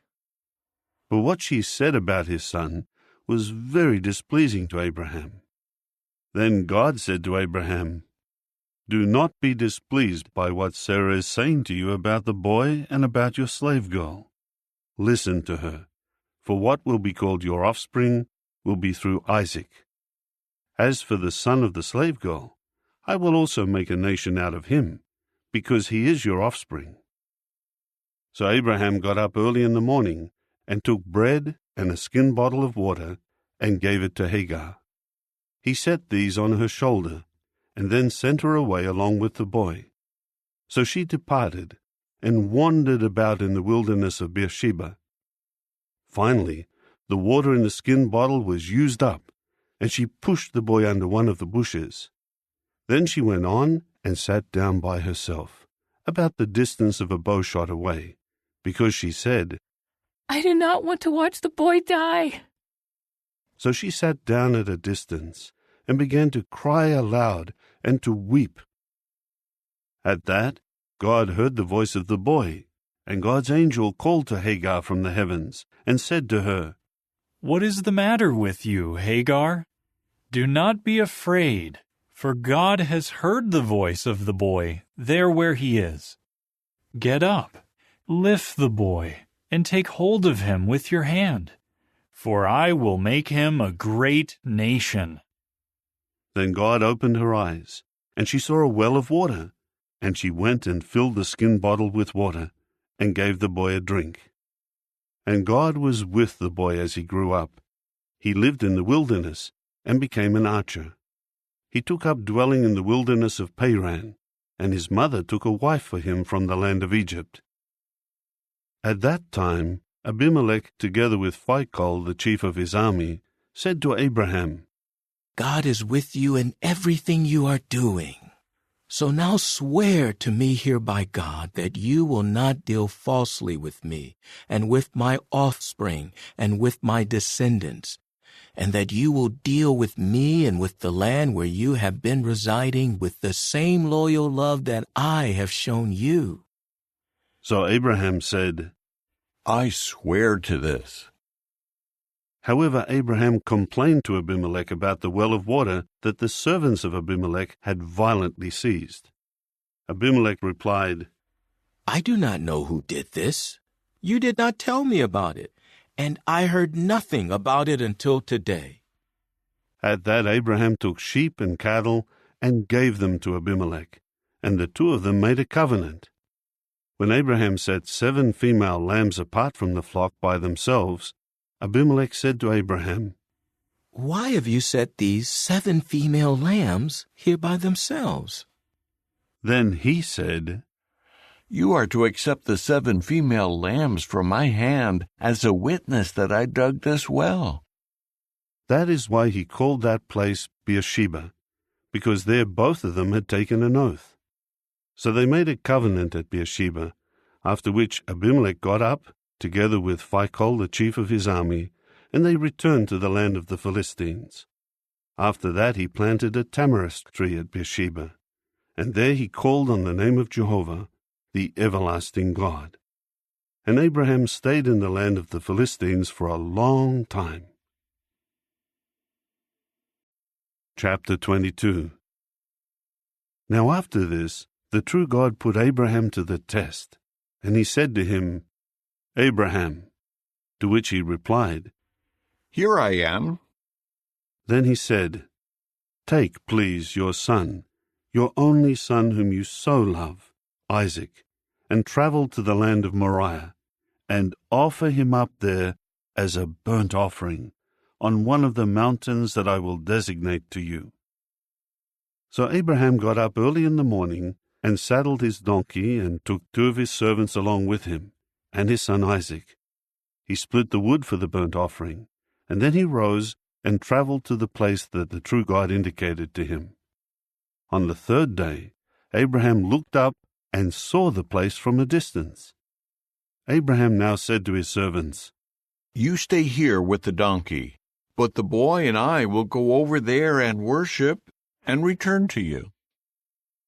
So Abraham took the wood for the burnt offering and put it on his son Isaac. Then he took in his hands the fire and the knife, and the 2 of them walked on together. Then Isaac said to his father Abraham, "My father." He replied, "Yes, my son." So he continued, "Here are the fire and the wood, but where is the sheep for the burnt offering?"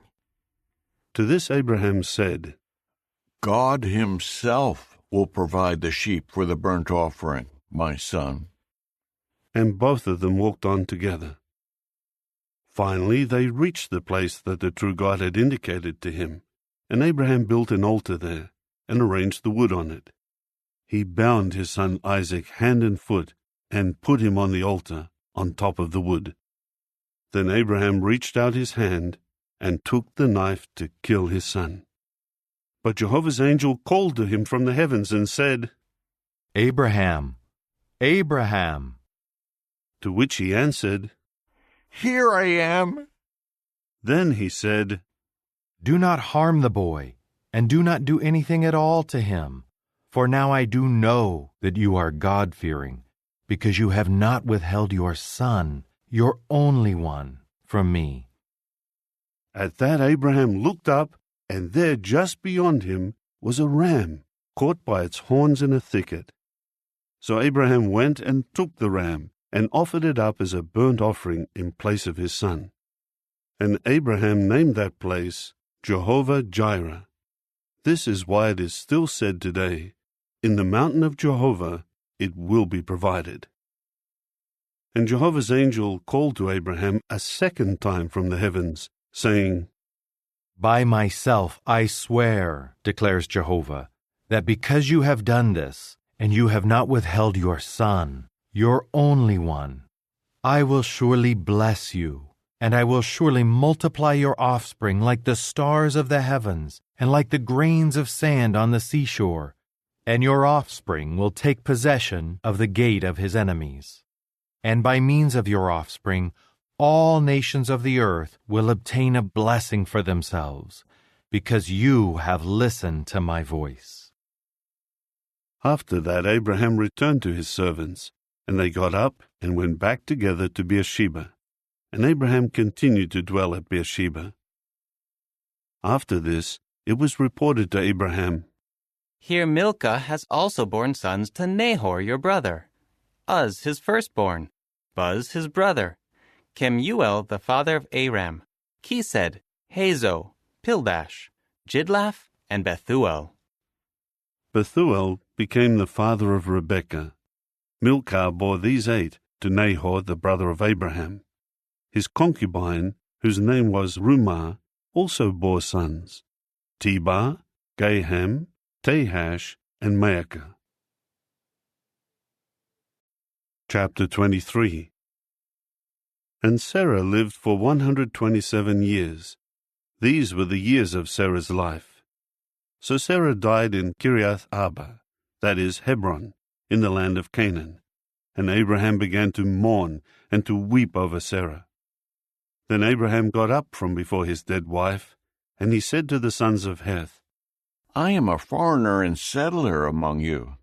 Give me a property to serve as a burial place in your midst, so that I may remove my dead for burial. At this the sons of Heth answered Abraham, Hear us, my lord. You are a chieftain of God among us. You may bury your dead in the choicest of our burial places. None of us will hold back his burial place from you to prevent you from burying your dead.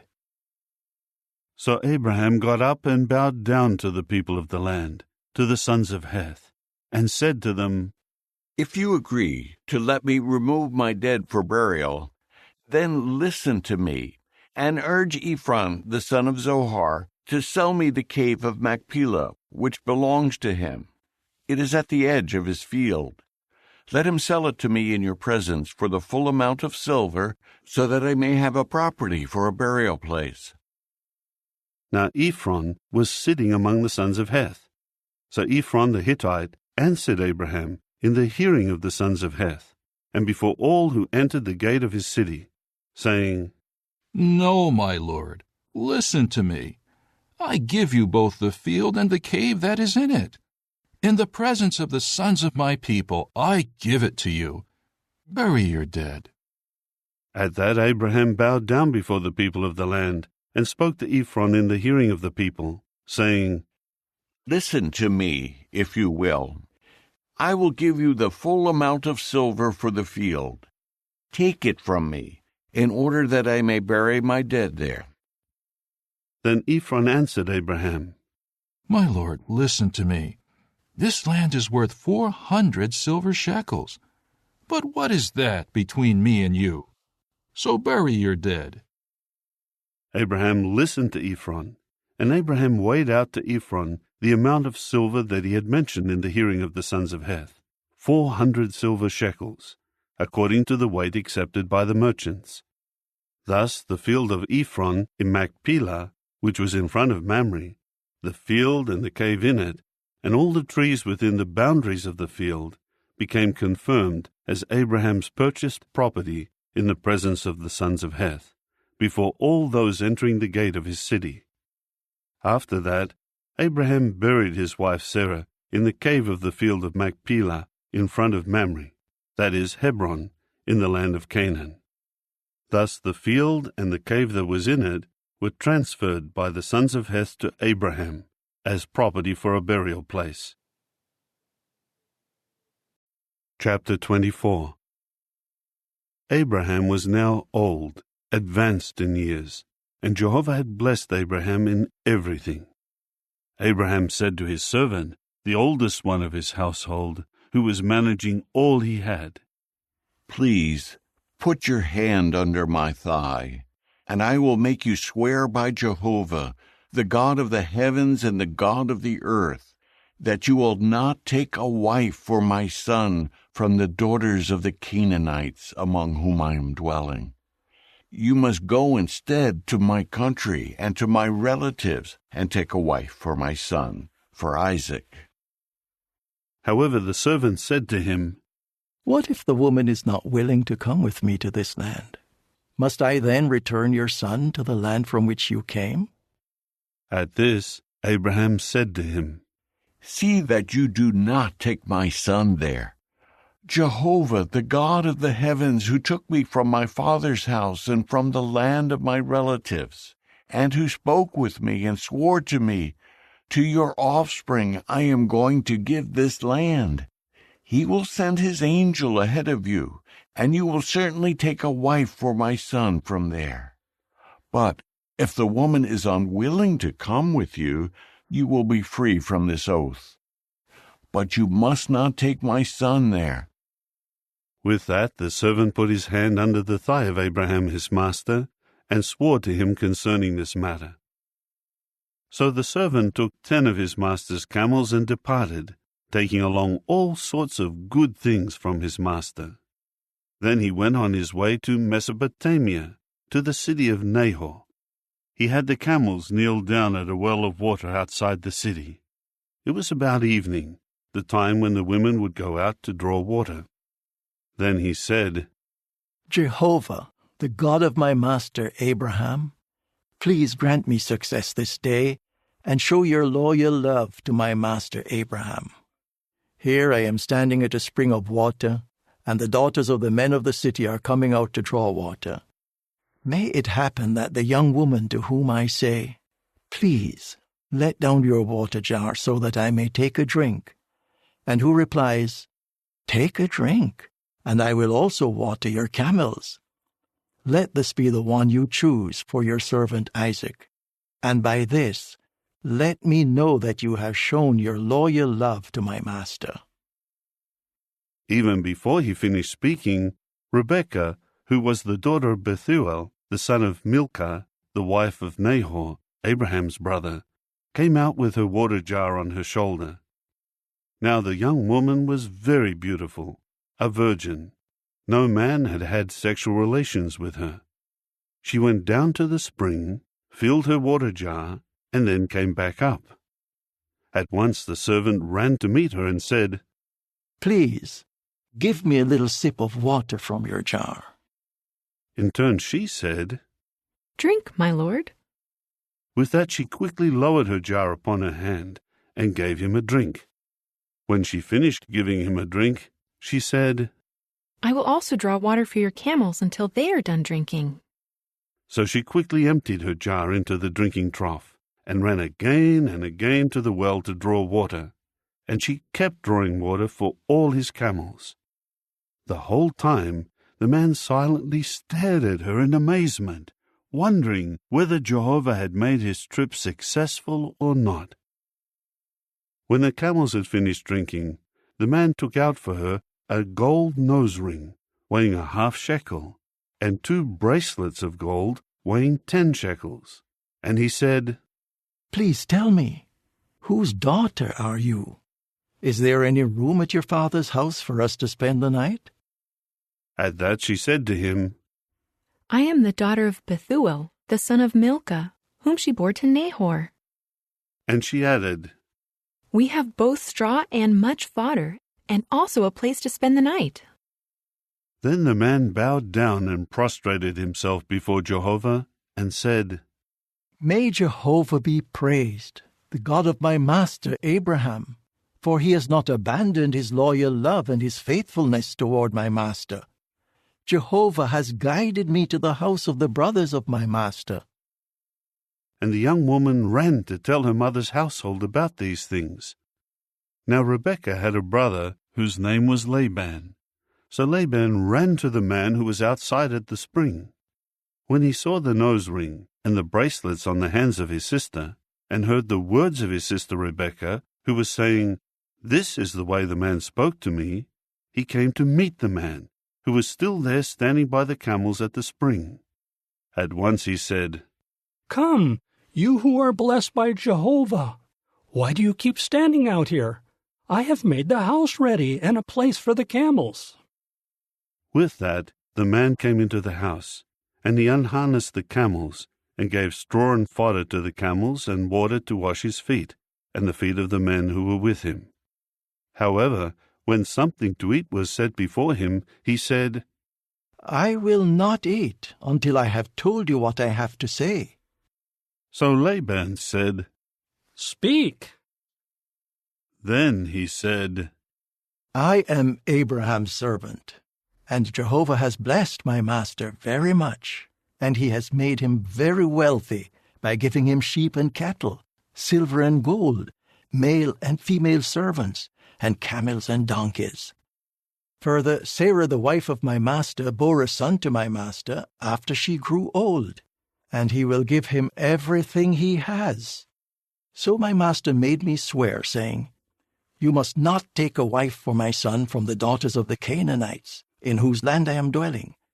No, but you will go to the house of my father and to my family, and you must take a wife for my son.'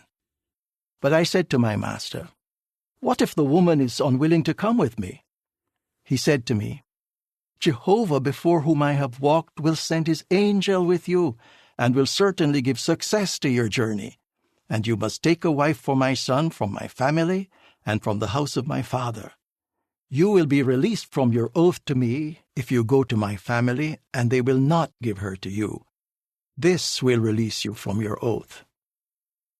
When I got to the spring today, I said, 'Jehovah, the God of my master Abraham, if you will make my journey successful, here I am standing at a spring.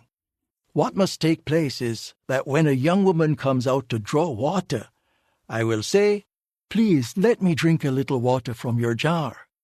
And she will say to me, "You take a drink, and I will also draw water for your camels." Let that woman be the one whom Jehovah has chosen for the son of my master."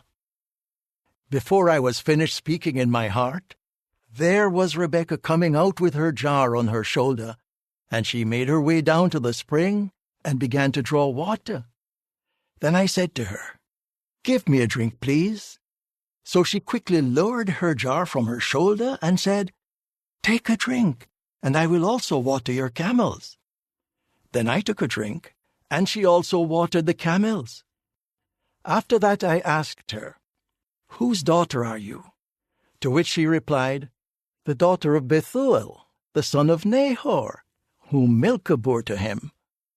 So I put the ring on her nose and the bracelets on her hands. And I bowed down and prostrated myself before Jehovah, and praised Jehovah, the God of my master Abraham, who had led me on the right path to take the daughter of the brother of my master for his son. And now, tell me if you wish to show loyal love and faithfulness toward my master, But if not, tell me, so that I may proceed one way or the other. Then Laban and Bethuel answered, This is from Jehovah. We are not able to say yes or no to you. Here is Rebekah before you. Take her and go, and let her become a wife to the son of your master, just as Jehovah has spoken. When Abraham's servant heard their words, he at once bowed down on the ground before Jehovah. And the servant began to bring out articles of silver and of gold and garments, and to give them to Rebekah. And he gave valuable things to her brother and to her mother. After that, he and the men with him ate and drank, and they spent the night there. When he got up in the morning, he said, Send me off to my master. To this her brother and her mother said, Let the young woman stay with us at least 10 days. Then she can go. But he said to them, Do not detain me, seeing that Jehovah has made my journey successful. Send me off, in order that I may go to my master. So they said, Let us call the young woman and inquire of her. They called Rebekah and said to her, Will you go with this man? She replied, I am willing to go. So they sent off their sister Rebekah and her nurse and Abraham's servant and his men. And they blessed Rebekah and said to her, Our sister, may you become thousands times 10,000, and let your offspring take possession of the gate of those who hate them. Then Rebekah and her female attendants rose, got on the camels, and followed the man. So the servant took Rebekah and went on his way. Now Isaac had come from the direction of Beer-lahai-roi, for he was dwelling in the land of the Negeb.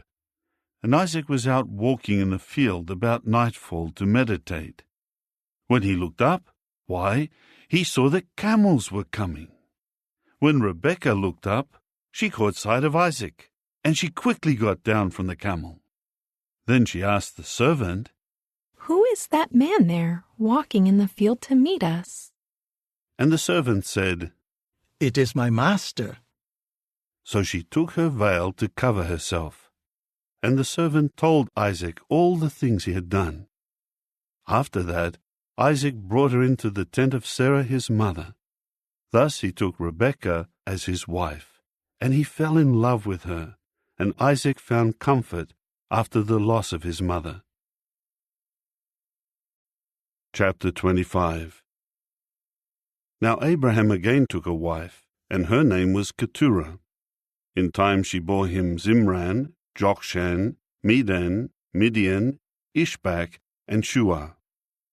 Jokshan became father to Sheba and Dedan. The sons of Dedan were Ashurim, Letushim, and Leamim.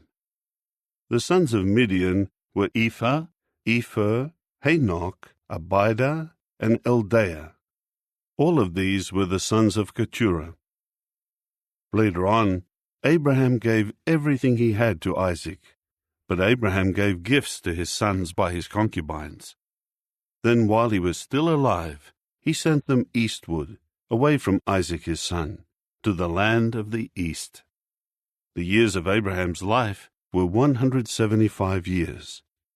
Then Abraham breathed his last and died, at a good old age, old and satisfied, and was gathered to his people. His sons, Isaac and Ishmael, buried him in the cave of Machpelah, in the field of Ephron, the son of Zohar the Hittite, that is in front of Mamre, the field that Abraham had purchased from the sons of Heth. There Abraham was buried, with his wife Sarah. After Abraham's death, God continued to bless his son Isaac, and Isaac was dwelling near Beer-lahai-roi. This is the history of Ishmael, the son of Abraham, whom Hagar the Egyptian, the servant of Sarah, bore to Abraham. Now these are the names of the sons of Ishmael, by their names according to their family origins. Ishmael's firstborn, Nebaioth, then Kedar, Adbeel, Mibsam, Mishma, Duma, Massa, Hadad, Timah, Jeter, Naphish, and Kedemah. These are the sons of Ishmael, and these are their names by their settlements and by their encampments, 12 chieftains according to their clans. And Ishmael lived for 137 years. Then he breathed his last, and died, and was gathered to his people. And they took up dwelling from Havilah near Shur, which is close to Egypt, as far as Assyria.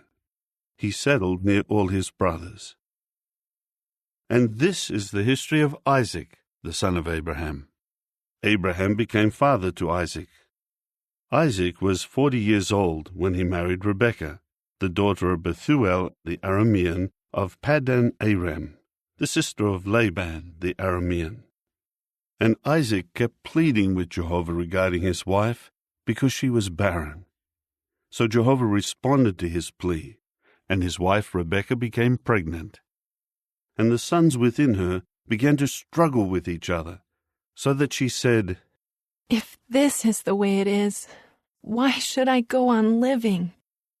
So she inquired of Jehovah, and Jehovah said to her, 2 nations are in your womb, and 2 peoples will be separated from within you, and the one nation will be stronger than the other nation, and the older will serve the younger. When the time came for her to give birth, look, twins were in her womb. Then the first came out, red all over, and was like a garment of hair, so they named him Esau. After that his brother came out, and his hand was holding on to the heel of Esau, so he named him Jacob. Isaac was 60 years old when she gave birth to them. As the boys got bigger, Esau became a skilled hunter, a man of the field, but Jacob was a blameless man, dwelling in tents. And Isaac loved Esau, because it meant game in his mouth, whereas Rebekah loved Jacob. On one occasion Jacob was boiling some stew, when Esau returned from the field exhausted. So Esau said to Jacob, "Quick, please, give me some of the red stew that you have there, for I am exhausted." That is why his name was Edom. To this Jacob said, "First, sell me your right as firstborn." And Esau continued, "Here I am about to die. What use is a birthright to me?" And Jacob added, "Swear to me first." So he swore to him, and sold his right as firstborn to Jacob. Then Jacob gave Esau bread and lentil stew, and he ate and drank, and he got up and went away. Thus Esau despised the birthright. Chapter 26. Now there was a famine in the land, in addition to the first famine that occurred in the days of Abraham, so that Isaac went to Abimelech, king of the Philistines, in Gerar. Then Jehovah appeared to him and said, "Do not go down to Egypt. Dwell in the land that I designate to you. Reside as a foreigner in this land, and I will continue with you and bless you, because to you and to your offspring I will give all these lands, and I will carry out the oath that I swore to your father Abraham. I will multiply your offspring like the stars of the heavens, and I will give to your offspring all these lands. And by means of your offspring, all nations of the earth will obtain a blessing for themselves, on account of the fact that Abraham listened to my voice and continued to keep my requirements, my commands, my statutes, and my laws." So Isaac continued to dwell in Gerar. When the men of the place kept asking about his wife, he would say, "She is my sister." He was afraid to say, "She is my wife," for he said, "The men of the place might kill me because of Rebekah, for she was beautiful in appearance."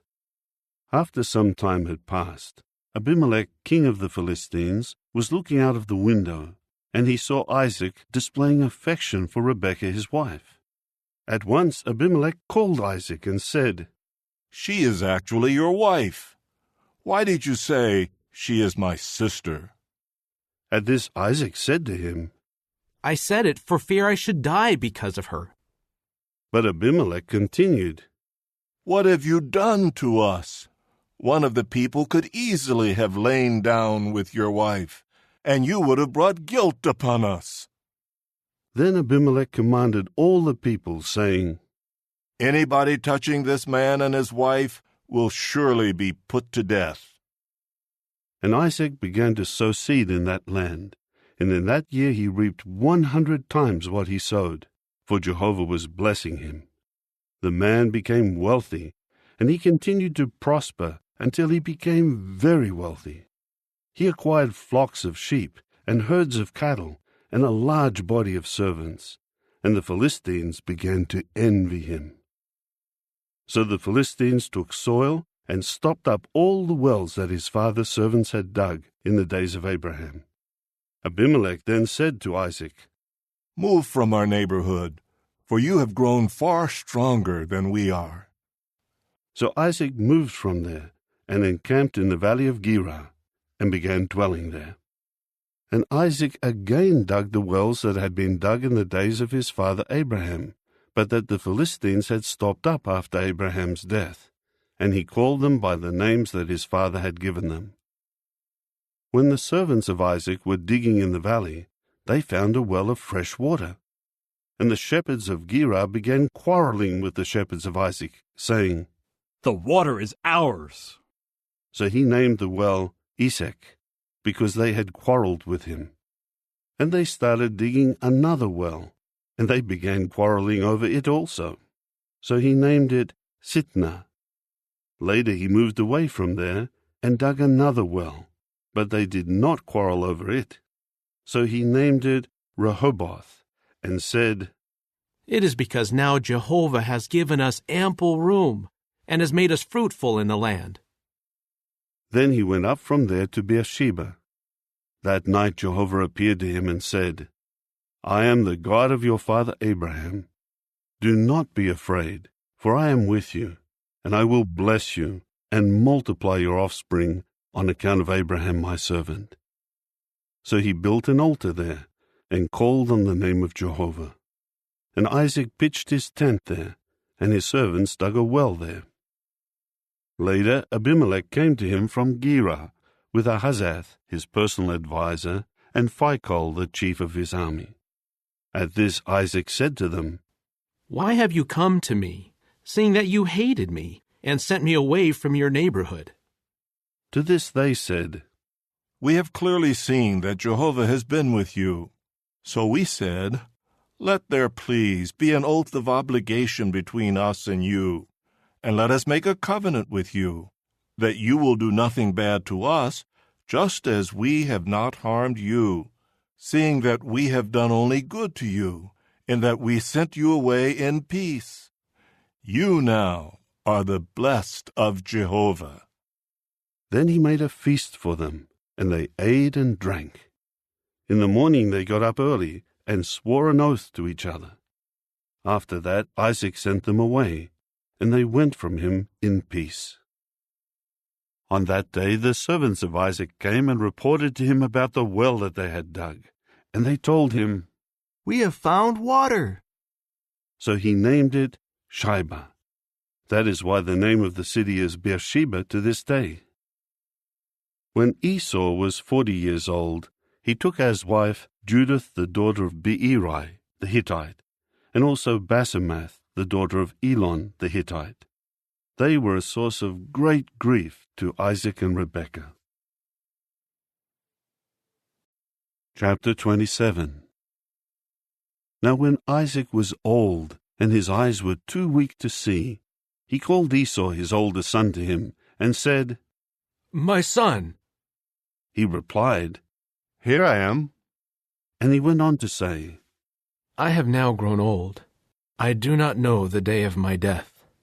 So at this time take, please, your weapons, your quiver and your bow, and go out to the field and hunt some wild game for me. Then make the kind of tasty dish that I am fond of, and bring it to me. Then I will eat it, so that I may bless you before I die." However, Rebekah was listening while Isaac spoke to Esau his son. And Esau went out into the field to hunt game and to bring it in.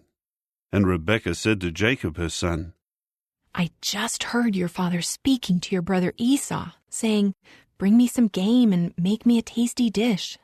Then let me eat so that I may bless you before Jehovah before my death. And now, my son, listen carefully and do what I am instructing you. Go please to the herd and get me 2 of the best young goats from there, so that I may prepare from them a tasty dish for your father, just the way he likes it. Then take it to your father to eat, in order that he may bless you before his death. Jacob said to his mother Rebekah, But Esau, my brother, is a hairy man, and my skin is smooth. What if my father feels me? Then I will certainly appear to be mocking him, and I will bring upon myself a curse rather than a blessing.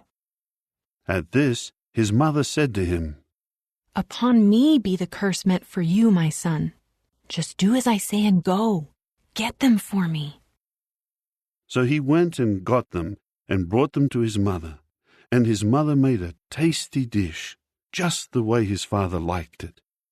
After that, Rebekah took her older son Esau's finest garments, which she had in the house, and put them on her younger son Jacob.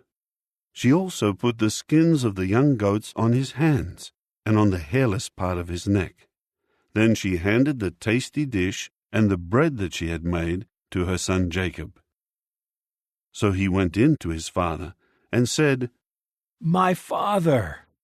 To which he said, Here I am. Who are you, my son?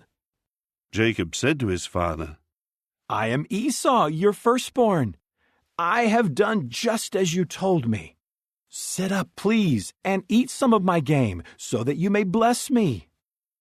At that, Isaac said to his son, How were you so quick in finding it, my son? He replied, Because Jehovah your God brought it to me. Then Isaac said to Jacob, Come near, please, that I may feel you, my son, to know whether you are really my son Esau or not. So Jacob came near to his father Isaac, and he felt him, after which he said, The voice is the voice of Jacob, but the hands are the hands of Esau. He did not recognize him, because his hands were hairy, like the hands of his brother Esau. So he blessed him. After that he asked, Are you really my son Esau? To which he replied, I am. Then he said, Bring me some of the wild game for me to eat, my son. Then I will bless you. With that he brought it to him, and he ate, and he brought him wine, and he drank. Then Isaac his father said to him, Come near, please, and kiss me, my son. So he came near and kissed him, and he could smell the scent of his garments. Then he blessed him and said, See, the scent of my son is like the scent of the field that Jehovah has blessed. May the true God give you the dews of the heavens, and the fertile soils of the earth, and an abundance of grain and new wine. Let peoples serve you, and let nations bow low to you. Be master over your brothers, and let the sons of your mother bow low to you. Cursed be everyone who curses you, and blessed be everyone who blesses you. Now Isaac had just finished blessing Jacob, and Jacob had barely left the presence of his father Isaac, when his brother Esau came back from his hunting.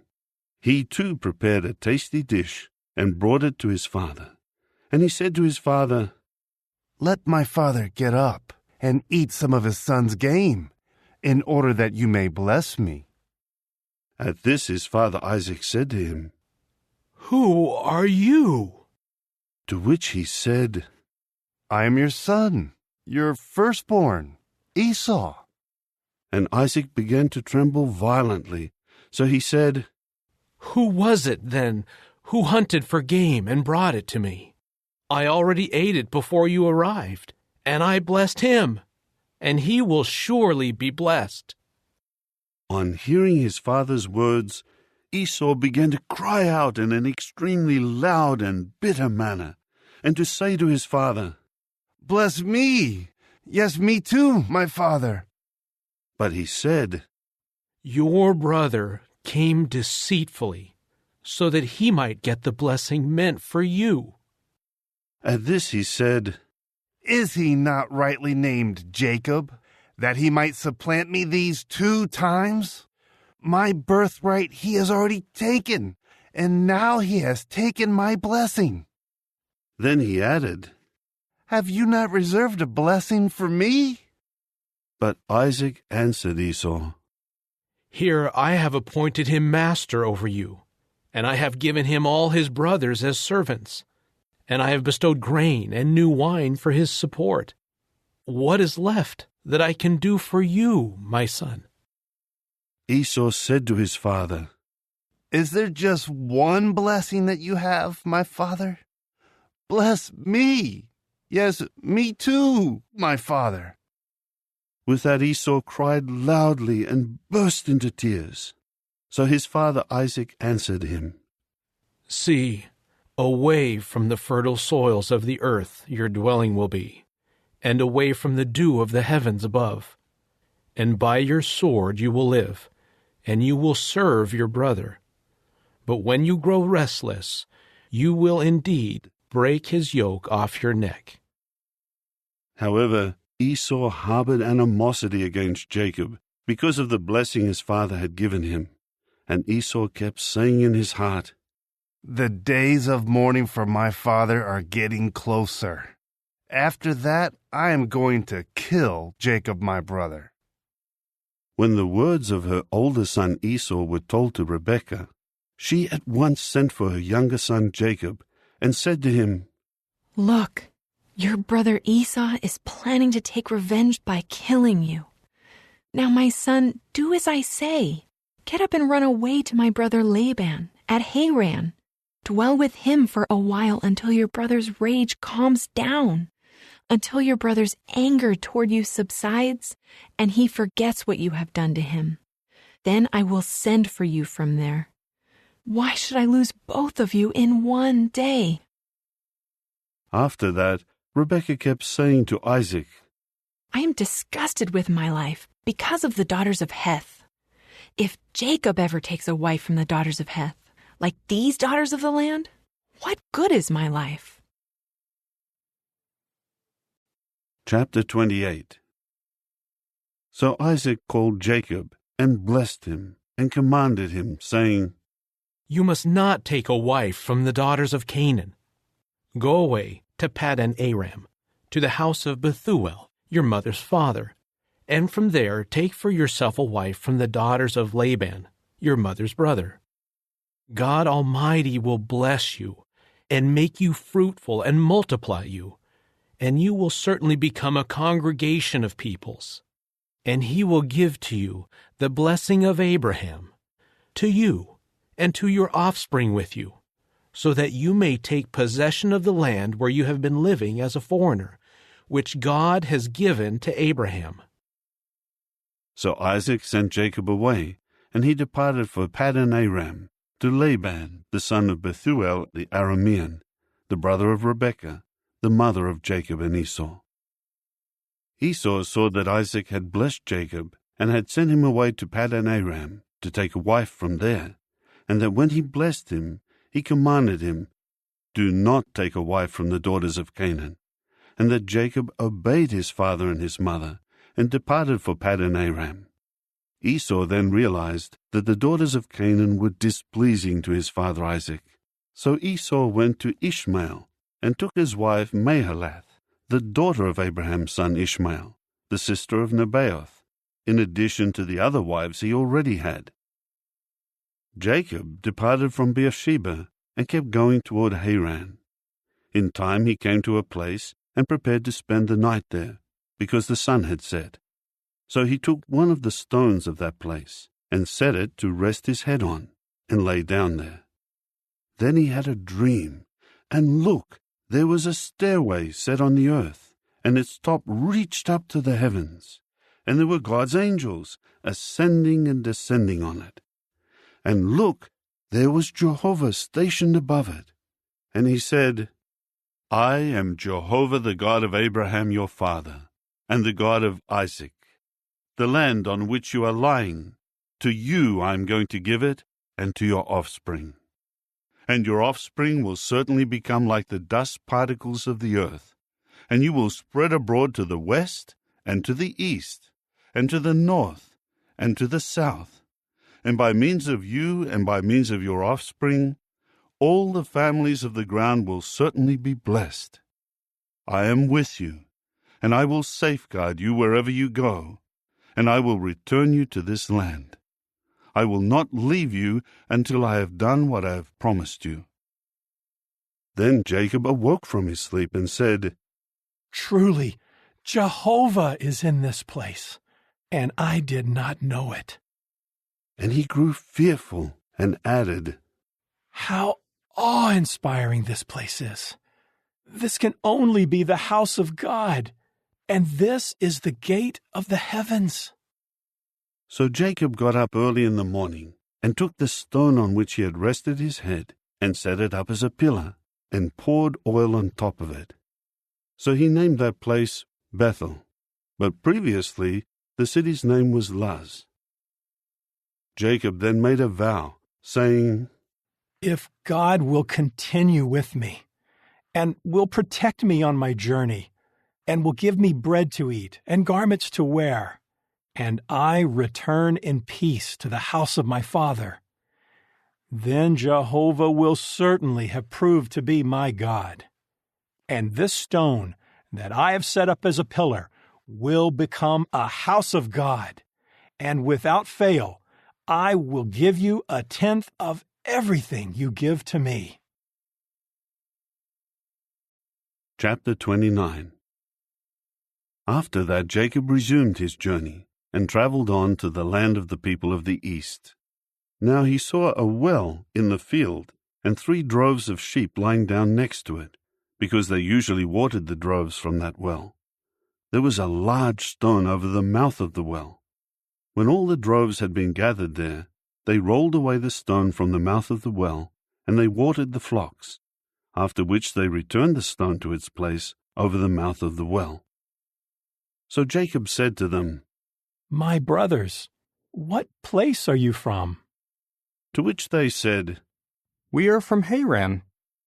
He said to them, Do you know Laban, the grandson of Nahor?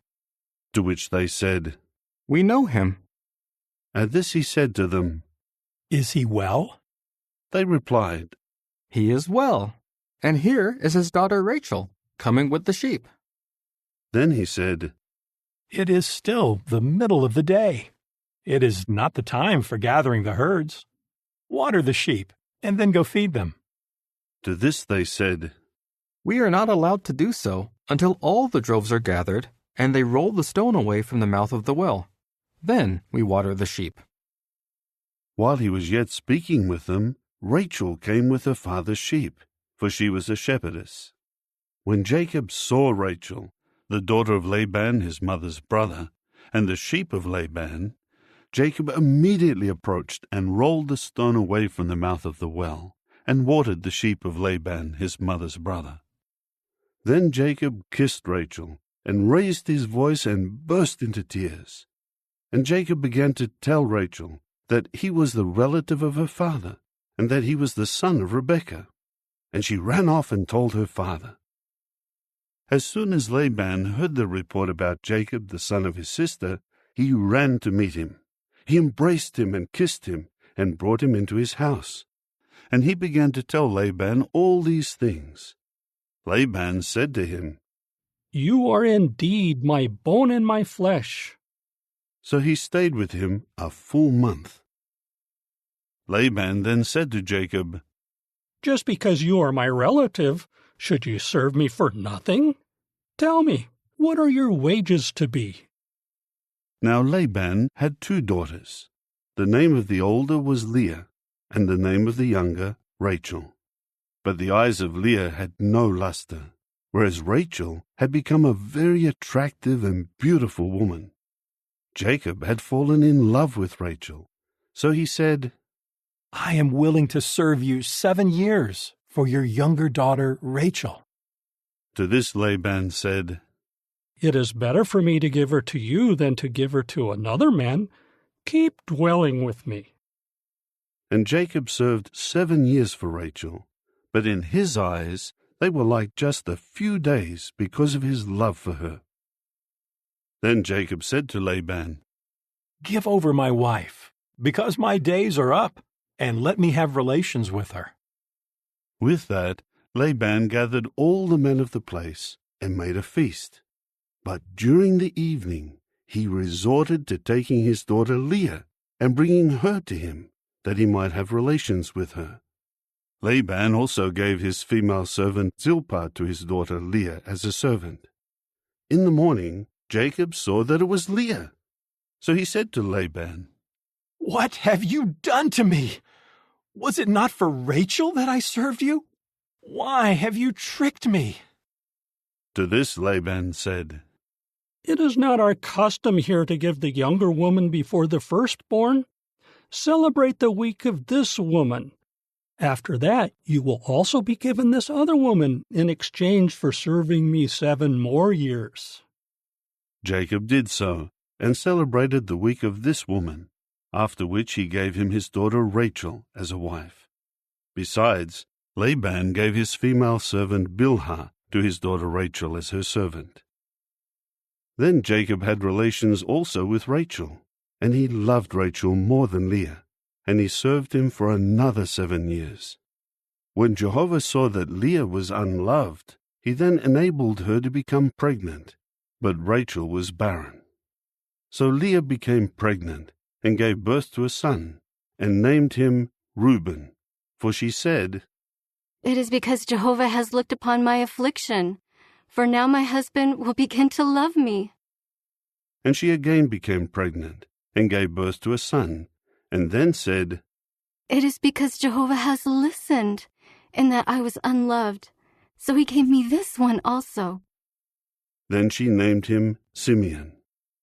And she became pregnant yet again, and gave birth to a son, and then said, Now this time my husband will join himself to me, because I have borne him 3 sons.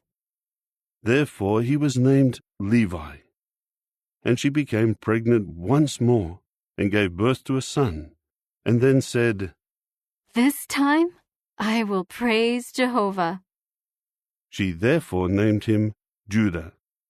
After that, she stopped giving birth. Chapter 30. When Rachel saw that she had borne no children to Jacob, she became jealous of her sister, and began to say to Jacob, Give me children, or else I will die. At this Jacob's anger flared up against Rachel, and he said, Am I in the place of God, who has prevented you from having children? So she said, Here is my slave girl Bilhah. Have relations with her, in order that she may bear children for me, and that through her I too may have children. With that, she gave him her servant Bilhah as a wife, and Jacob had relations with her. Bilhah became pregnant, and in time bore Jacob a son. Then Rachel said, God has acted as my judge, and has also listened to my voice, so that he gave me a son. That is why she named him Dan. Bilhah, Rachel's servant, became pregnant once more, and in time bore Jacob a second son. Then Rachel said, With strenuous wrestlings I have wrestled with my sister. I have also come off the winner.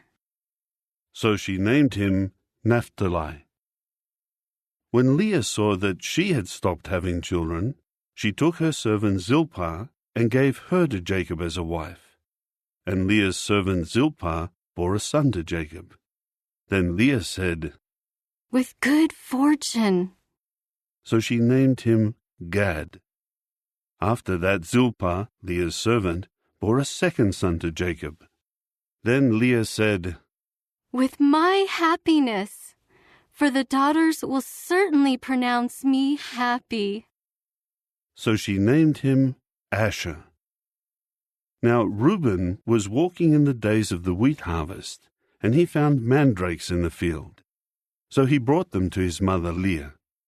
Then Rachel said to Leah, "Give me, please, some of your son's mandrakes." At this she said to her, "Is it a small matter that you took my husband? Would you now take my son's mandrakes also?" So Rachel said, "Very well. He will lie down with you tonight in exchange for your son's mandrakes." When Jacob was coming from the field in the evening, Leah went out to meet him and said, "It is with me you are going to have relations, because I have hired you outright with my son's mandrakes." So he lay down with her that night. And God heard and answered Leah, and she became pregnant, and in time bore to Jacob a fifth son.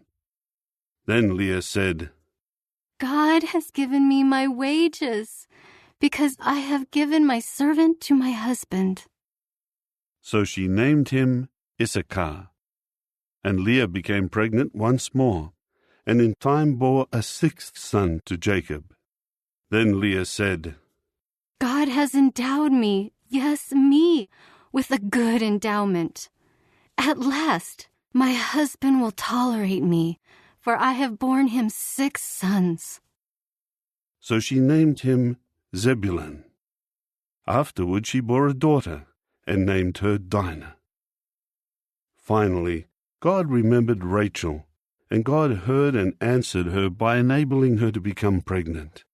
And she became pregnant, and gave birth to a son. Then she said, "God has taken away my reproach." So she named him Joseph, saying, "Jehovah is adding another son to me." After Rachel had given birth to Joseph, Jacob immediately said to Laban, "Send me away, so that I may go to my place and to my land.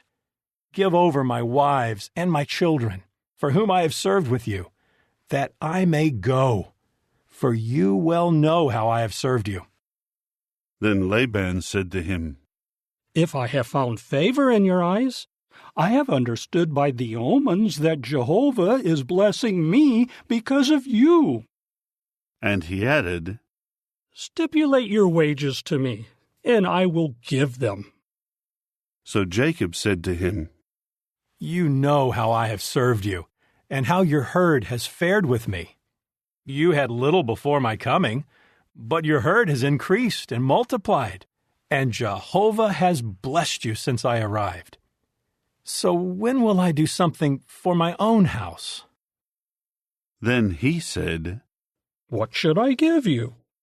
And Jacob said, "You will give me nothing whatsoever. If you will do this one thing for me, I will resume shepherding your flock and guarding it. I will pass through your whole flock today. You set aside from there every sheep speckled and with color patches, and every dark brown sheep among the young rams, and any color-patched and speckled one among the she-goats. From now on, these must become my wages. And my righteousness must speak for me on a future day, when you come to look over my wages. Every one that is not speckled and color-patched among the she-goats, and dark brown among the young rams, will be considered stolen if it is with me." To this Laban said, "That is fine. Let it be according to your word." Then on that day he set aside the he-goats striped and color-patched, and all the she-goats speckled and color-patched, every one in which there was any white, and every one dark brown among the young rams, and gave them into the care of his sons. After that he set a distance of 3 days' journey between himself and Jacob was shepherding the flocks of Laban that remained over. Jacob then took freshly cut staffs of the storax, almond, and plane trees, and he peeled white spots in them by exposing the white wood of the staffs. Then he placed the staffs that he had peeled in front of the flock, in the gutters, in the drinking troughs, where the flocks would come to drink, that they might get into heat in front of them when they came to drink. So the flocks would get into heat in front of the staffs, and the flocks would produce striped, speckled, and color-patched offspring. Then Jacob separated the young rams and turned the flocks to face the striped ones and all the dark brown ones among the flocks of Laban. Then he separated his own flocks and did not mix them with Laban's flocks. And whenever the robust animals would get into heat, Jacob would place the staffs in the gutters before the eyes of the flocks, that they might get into heat by the staffs. But when the animals were weak, he would not place the staffs there. So the weak ones always came to be Laban's, but the robust ones became Jacob's. And the man grew very prosperous, and he acquired great flocks, and male and female servants, and camels, and donkeys.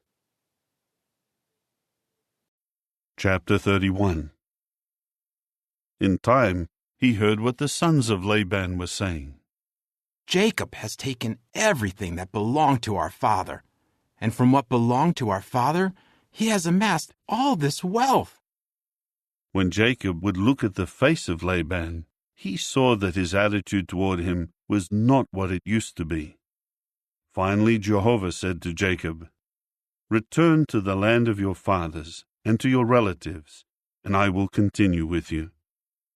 Then Jacob sent a message to Rachel and Leah to come out to the field to his flock, and he said to them, I have seen that your father's attitude toward me has changed, but the God of my father has been with me. You yourselves certainly know that I have served your father with all my power. And your father has tried to cheat me and has changed my wages 10 times. But God has not allowed him to do me harm. If on the one hand he would say, "The speckled ones will be your wages," then the whole flock produced speckled ones. But if on the other hand he would say, "The striped ones will be your wages," then the whole flock produced striped ones. So God kept taking your father's livestock away from him and giving it to me. Once, when the flock got into heat, I raised my eyes and saw in a dream that the he-goats mating with the flock were striped, speckled, and spotty. Then the angel of the true God said to me in the dream, "Jacob," to which I said, "Here I am." And he continued, "Raise your eyes, please, and see that all the he-goats mating with the flock are striped, speckled, and spotty, for I have seen all that Laban is doing to you. I am the true God of Bethel, where you anointed a pillar, and where you made a vow to me. Now get up, go out of this land, and return to the land of your birth." At this, Rachel and Leah answered him, Is there any share left for us to inherit in our father's house? Does he not consider us as foreigners, since he has sold us and has been using up the money given for us? All the riches that God has taken away from our father are ours and our children's. So then, do everything that God has told you to do. Then Jacob got up and lifted his children and his wives on the camels, and he began driving all his herd and all the goods that he had accumulated, the livestock in his possession that he had accumulated in Paddan Aram, to go to Isaac his father in the land of Canaan. Now Laban had gone to shear his sheep, and Rachel stole the teraphim statues that belonged to her father. Moreover, Jacob outwitted Laban the Aramean, for he had not told him that he was running away. And he ran away and crossed the river, he and all he had. Then he headed toward the mountainous region of Gilead. On the 3rd day, Laban was told that Jacob had run away. So he took his brothers with him and pursued him for a journey of 7 days, and caught up with him in the mountainous region of Gilead. Then God came to Laban the Aramean in a dream by night, and said to him, "Be careful about what you say to Jacob, either good or bad." So Laban approached Jacob, as Jacob had pitched his tent in the mountain, and Laban had encamped with his brothers in the mountainous region of Gilead. Then Laban said to Jacob, "What have you done? Why have you resorted to outwitting me and carrying my daughters off like captives taken by the sword? Why did you run away secretly and outwit me and not tell me? If you had told me, I could have sent you away with rejoicing and with songs, with tambourine and with harp. But you did not give me a chance to kiss my grandchildren and my daughters. You have acted foolishly. It is in my power to do harm to you. But the God of your father spoke to me last night, saying, Be careful about what you say to Jacob, either good or bad. Now you have gone because you have been longing to return to the house of your father. But why have you stolen my gods?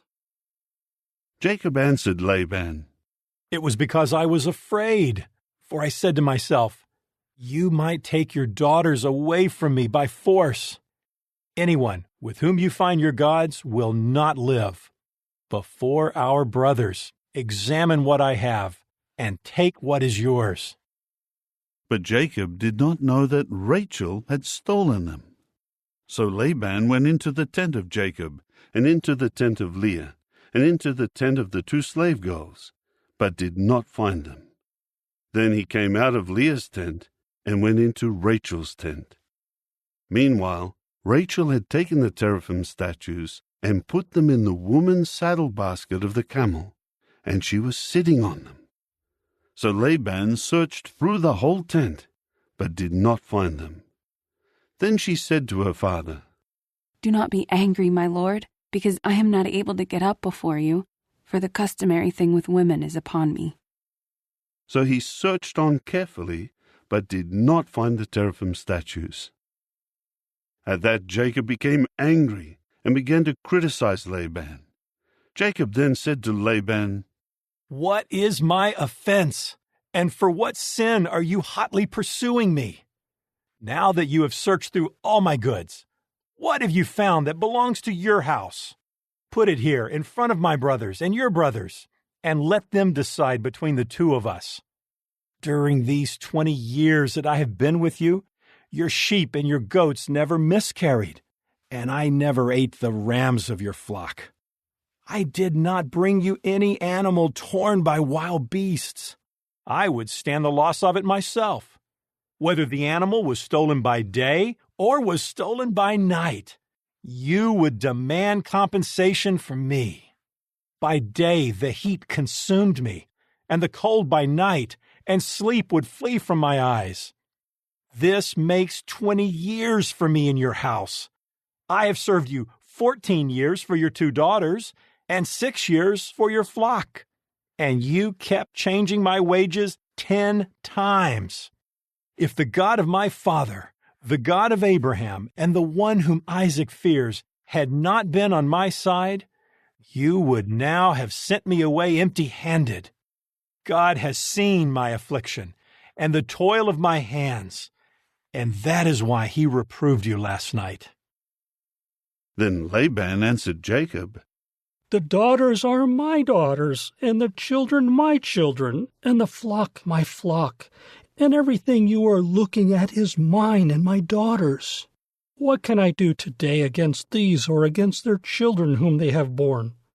Now come, let us make a covenant, you and I, and it will serve as a witness between us. So Jacob took a stone and set it up as a pillar. Then Jacob said to his brothers, Pick up stones. And they took stones and made a pile.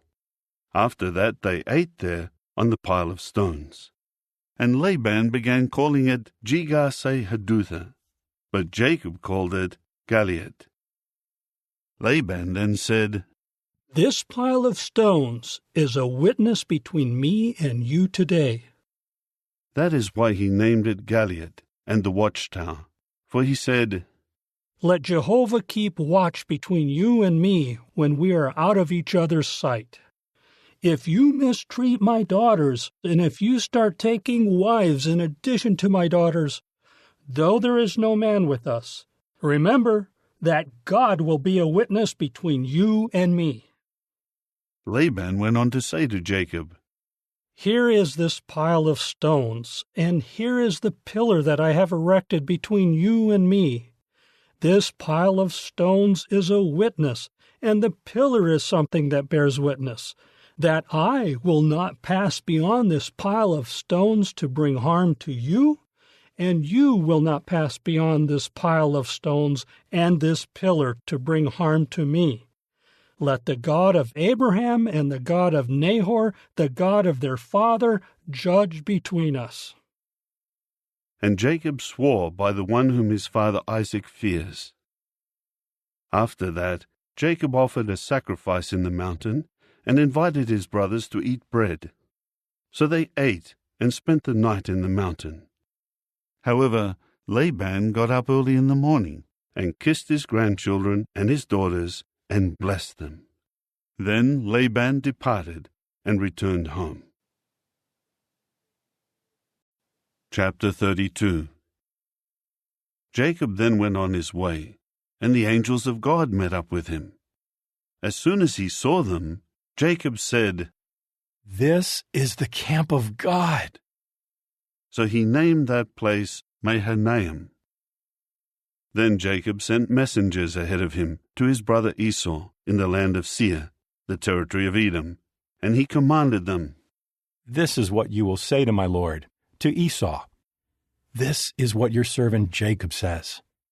I have resided with Laban for a long time until now, and I have acquired bulls, donkeys, sheep, and male and female servants, and I send this message to inform my lord, in order to find favor in your eyes." In time the messengers returned to Jacob, saying, "We met your brother Esau, and he is now on his way to meet you, and there are 400 men with him." And Jacob became very frightened and anxious. So he divided the people who were with him, as well as the flocks, the cattle, and the camels, into 2 camps. He said, "If Esau attacks the one camp, then the other camp will be able to escape."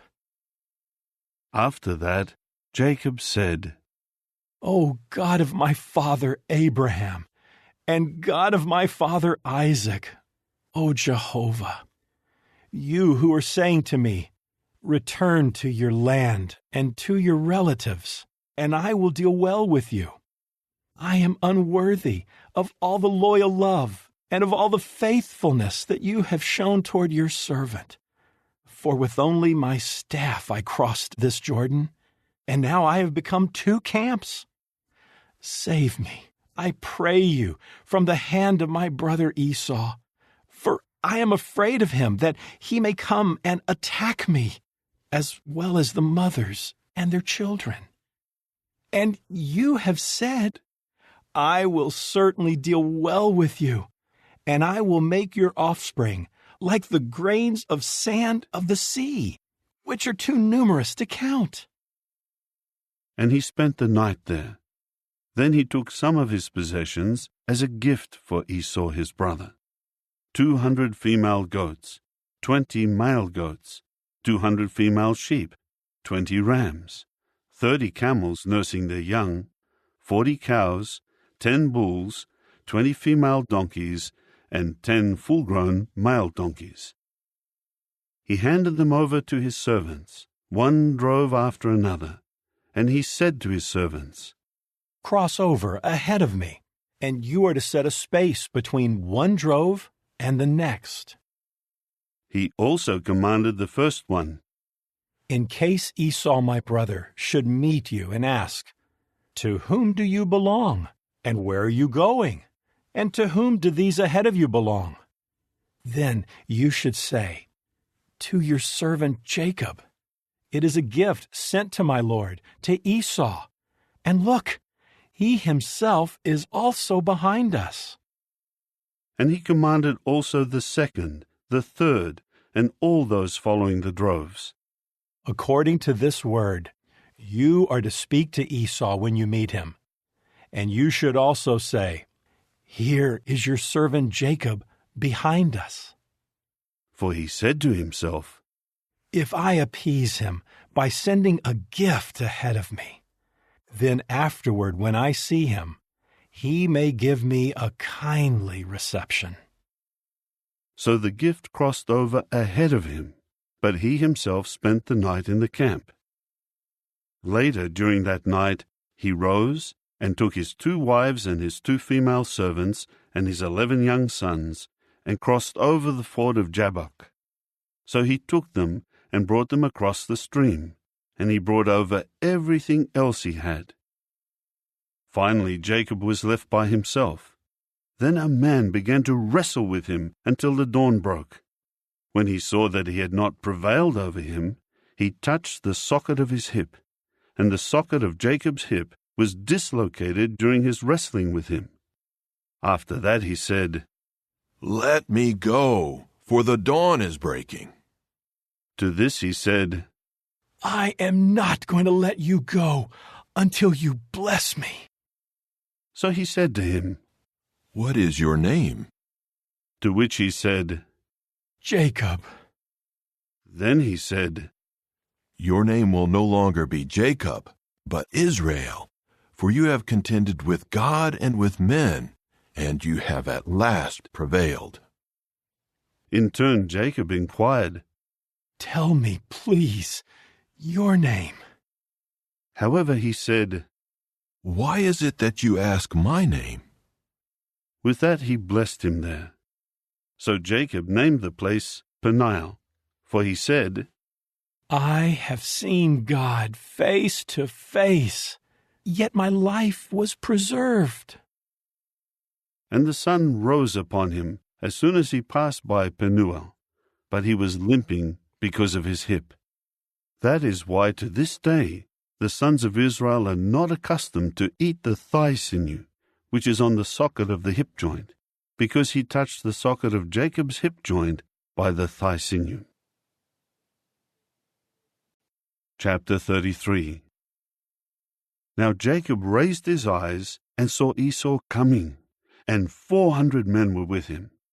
So he divided the children among Leah, Rachel, and the 2 female servants. He put the female servants and their children in front, Leah and her children after them, and Rachel and Joseph behind them. Then he himself went ahead of them, and bowed down to the earth 7 times as he came near to his brother. But Esau ran to meet him, and he embraced him and kissed him, and they burst into tears. When he raised his eyes and saw the women and the children, he said, "Who are these with you?" To which he said, "The children with whom God has favored your servant." At that the female servants came forward with their children and bowed down, and Leah too came forward with her children, and they bowed down. Then Joseph came forward with Rachel, and they bowed down. Esau said, "What is the purpose of all this camp of travelers that I have met?" He replied, "In order to find favor in the eyes of my Lord." Then Esau said, "I have a great many possessions, my brother. Keep what is yours." However, Jacob said, "No, please. If I have found favor in your eyes, you must take my gift from my hand, because I brought it so that I could see your face. And I have seen your face, as though seeing God's face, in that you received me with pleasure. Take, please, the gift conveying my blessing that was brought to you, for God has favored me, and I have everything I need." And he continued to urge him, so that he took it. Later Esau said, "Let us move out and go, and let me go in advance of you." But he said to him, "My Lord is aware that the children are delicate, and that in my care are sheep and cattle nursing their young. If they are driven too quickly for one day, then the whole flock will die. Let my Lord, please, go on ahead of his servant, but I will continue the journey more slowly, at the pace of my livestock and of the children, until I come to my Lord at Seir." Then Esau said, "Please, let me leave some of my people with you." To this he said, "Why do this? Just let me find favor in the eyes of my Lord." So that day Esau went on his way back to Seir. And Jacob journeyed to Succoth, and he built a house for himself, and he made shelters for his herd. That was why he named the place Succoth. After journeying from Paddan Aram, Jacob arrived safely at the city of Shechem in the land of Canaan, and he set up his camp near the city. Then he acquired a portion of the field where he pitched his tent from the sons of Hamor, the father of Shechem, for 100 pieces of money. There he set up an altar and called it God, the God of Israel. Chapter 34. Now Dinah, Jacob's daughter by Leah, used to go out to spend time with the young women of the land. When Shechem, the son of Hamor the Hivite, a chieftain of the land, saw her, he took her and lay down with her and violated her. And he became very attached to Dinah, the daughter of Jacob, and he fell in love with the young woman and spoke persuasively to her. Finally Shechem said to Hamor his father, "Get me this young woman to be my wife." When Jacob heard that he had defiled Dinah his daughter, his sons were with his herd in the field.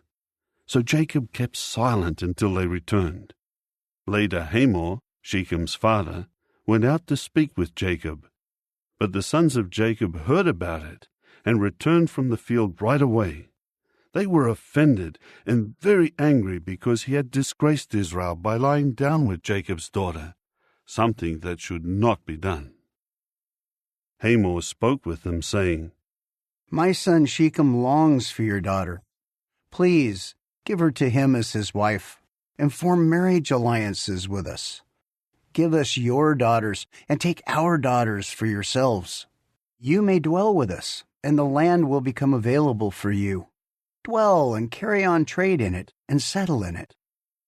Then Shechem said to her father and to her brothers, "Let me find favor in your eyes, and I will give you whatever you ask me. You can demand from me a very high bride price and gift. I am willing to give whatever you may say to me. Just give me the young woman as a wife." And Jacob's sons answered Shechem and Hamor his father deceitfully, because he had defiled Dinah their sister. They said to them, "We cannot possibly do such a thing, to give our sister to a man who is not circumcised, for that is a disgrace to us. We can only consent on this condition, that you become like us and circumcise all your males. Then we will give our daughters to you, and we will take your daughters for ourselves, and we will dwell with you and become one people. But if you do not listen to us and get circumcised, then we will take our daughter and go." Their words pleased Hamor and Shechem, Hamor's son. The young man did not delay in doing what they asked, because he found delight in Jacob's daughter, and he was the most honorable of the whole house of his father. So Hamor and his son Shechem went to the city gate and spoke to the men of their city, saying, "These men wish to be at peace with us. Let them dwell in the land and carry on trade in it, for the land is large enough to accommodate them. We can take their daughters as wives, and our daughters we can give to them." "Only on this one condition will the men consent to dwell with us in order to become one people, that every male among us be circumcised just the way they are circumcised." "Then will not their possessions, their wealth, and all their livestock be ours? So let us give them our consent, that they may dwell with us." All those going out by the gate of his city listened to Hamor and to his son Shechem, and all the males got circumcised, all those going out of the city gate. However, on the third day, when they were still in pain, 2 sons of Jacob, Simeon and Levi, Dinah's brothers, each took his sword and went into the unsuspecting city and killed every male. They killed Hamor and his son Shechem with the sword, and then took Dinah from Shechem's house and left. Jacob's other sons came upon the slain men and plundered the city, because they had defiled their sister. They took their flocks, their herds, their donkeys, and whatever was in the city and in the field. They also took all their possessions, captured all their little children and their wives, and plundered everything in their houses. At this Jacob said to Simeon and to Levi, You have brought great trouble on me in making me a stench to the inhabitants of the land, to the Canaanites and the Perizzites. I am few in number, and they will certainly gather together to attack me, and I will be annihilated, I and my house. But they said, Should anyone treat our sister like a prostitute? Chapter 35. After that God said to Jacob, Rise, go up to Bethel and dwell there, and make an altar there to the true God, who appeared to you when you were running away from Esau your brother. Then Jacob said to his household and to all who were with him, Get rid of the foreign gods that are in your midst, and cleanse yourselves and change your garments, and let us rise and go up to Bethel. There I will make an altar to the true God, who answered me in the day of my distress, and who has been with me wherever I have gone. So they gave Jacob all the foreign gods they had, and the earrings that were in their ears, and Jacob buried them under the big tree that was close to Shechem. When they traveled on, the terror of God struck the cities around them, so they did not chase after the sons of Jacob. Jacob eventually came to Luz, that is, Bethel, in the land of Canaan, he and all the people with him. There he built an altar, and called the place El Bethel, because there the true God had revealed himself to him when he had run away from his brother. Later, Deborah, Rebekah's nurse, died, and was buried at the foot of Bethel under an oak. So he named it Allon-Bachuth. God appeared to Jacob once again while he was coming from Paddan-aram and blessed him. God said to him, Your name is Jacob. Your name will no longer be Jacob, but Israel will be your name. And he began to call him Israel. God further said to him, I am God Almighty. Be fruitful and become many.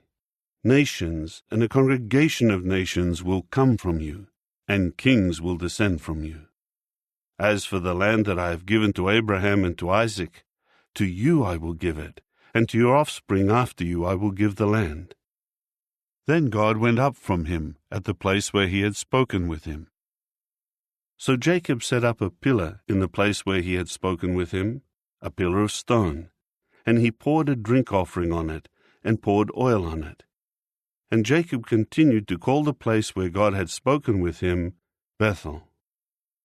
Then they pulled away from Bethel, and while they were still some distance from Ephrath, Rachel began to give birth, and her labor was very difficult.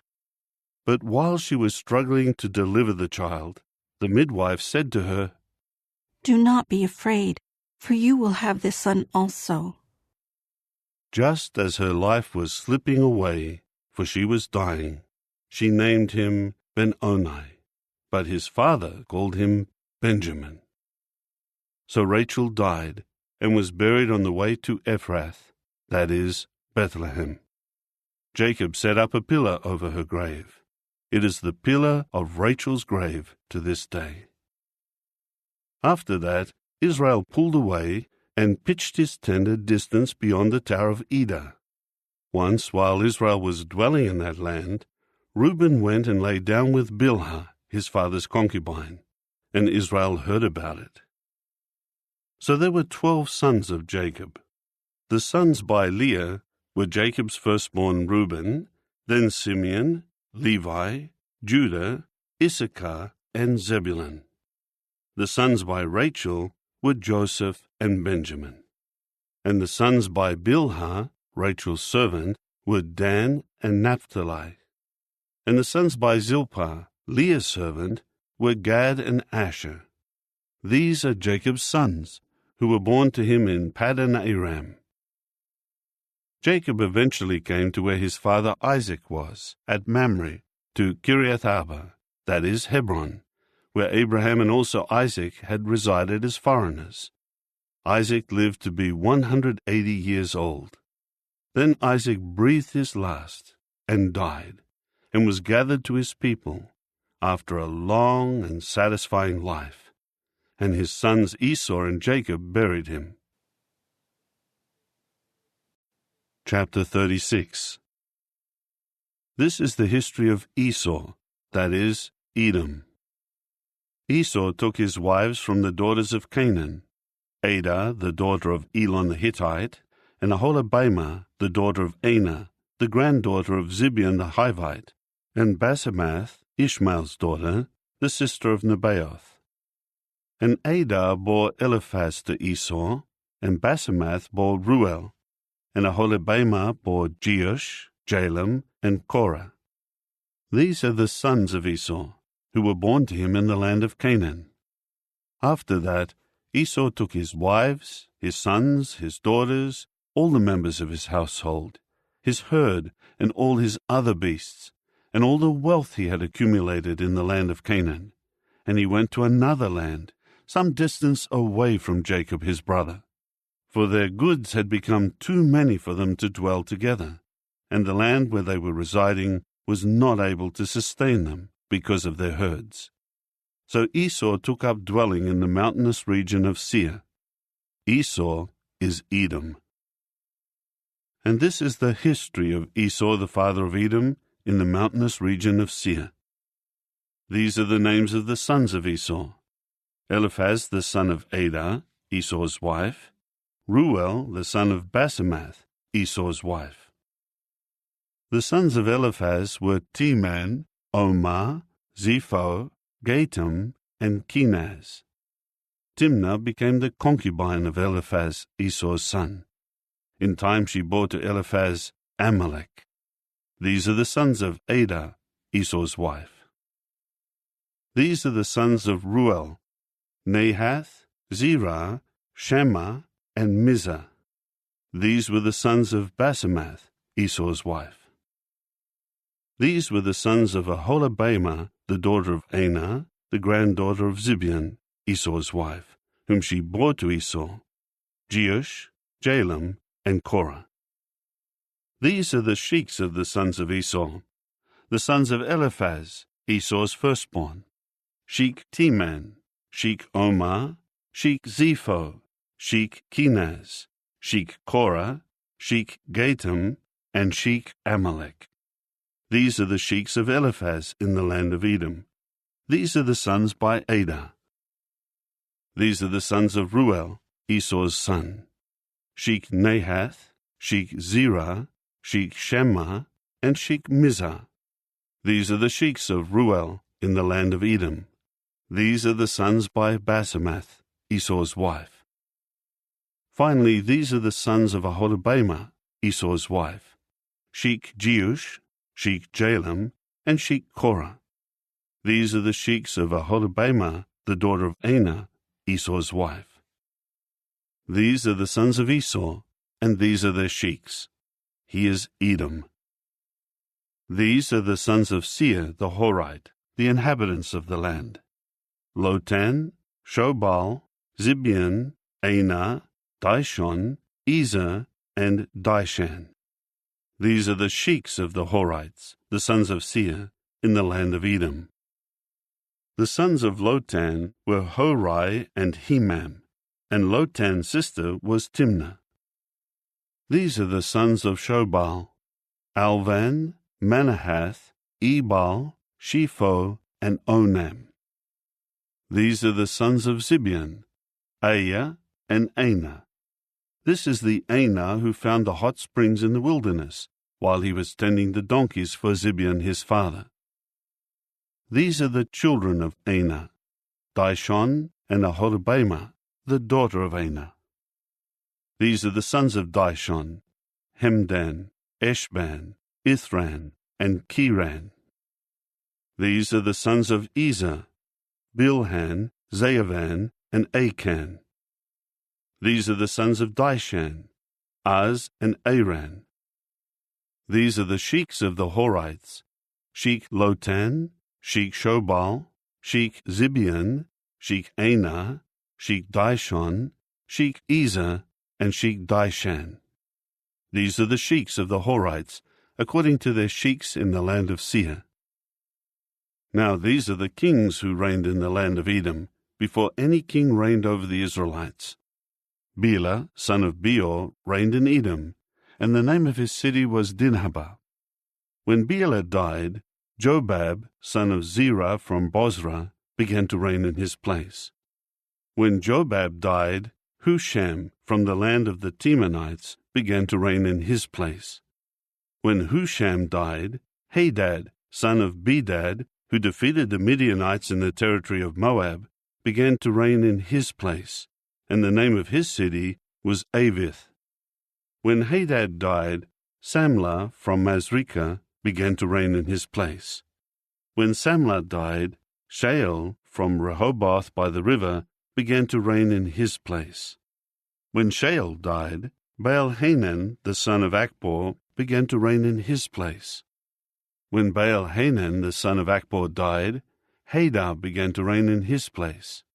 The name of his city was Peu, and the name of his wife was Mehetabel, the daughter of Matred, the daughter of Mizahab. So these are the names of the sheiks of Esau, according to their families, according to their places, by their names: Sheik Timnah, Sheik Alva, Sheik Jetheth, Sheik Aholibamah, Sheik Elah, Sheik Pinon, Sheik Kenaz, Sheik Teman, Sheik Mibzah, Sheik Magdiel, and Sheik Iram. These are the sheiks of Edom, according to their settlements in the land of their possession. This is Esau, the father of Edom. Chapter 37. Jacob continued to dwell in the land of Canaan, where his father had lived as a foreigner. This is the history of Jacob. When Joseph was 17 years old, the young man was tending the flock with the sons of Bilhah and the sons of Zilpah, the wives of his father. And Joseph brought a bad report about them to their father. Now Israel loved Joseph more than all his other sons, because he was the son of his old age, and he had a special robe made for him. When his brothers saw that their father loved him more than all his brothers, they began to hate him, and they could not speak peaceably to him. Later Joseph had a dream, and told it to his brothers, and they found further reason to hate him. He said to them, "Please listen to this dream that I had. There we were binding sheaves in the middle of the field, when my sheaf got up and stood erect, and your sheaves encircled and bowed down to my sheaf." His brothers said to him, "Are you really going to make yourself king over us and dominate us?" So they found another reason to hate him, because of his dreams and what he said. After that, he had still another dream, and he related it to his brothers. "I have had another dream. This time the sun and the moon and 11 stars were bowing down to me."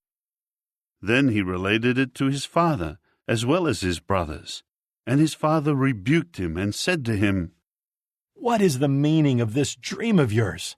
Am I, as well as your mother and your brothers, really going to come and bow down to the earth to you?" And his brothers grew jealous of him, but his father kept the saying in mind.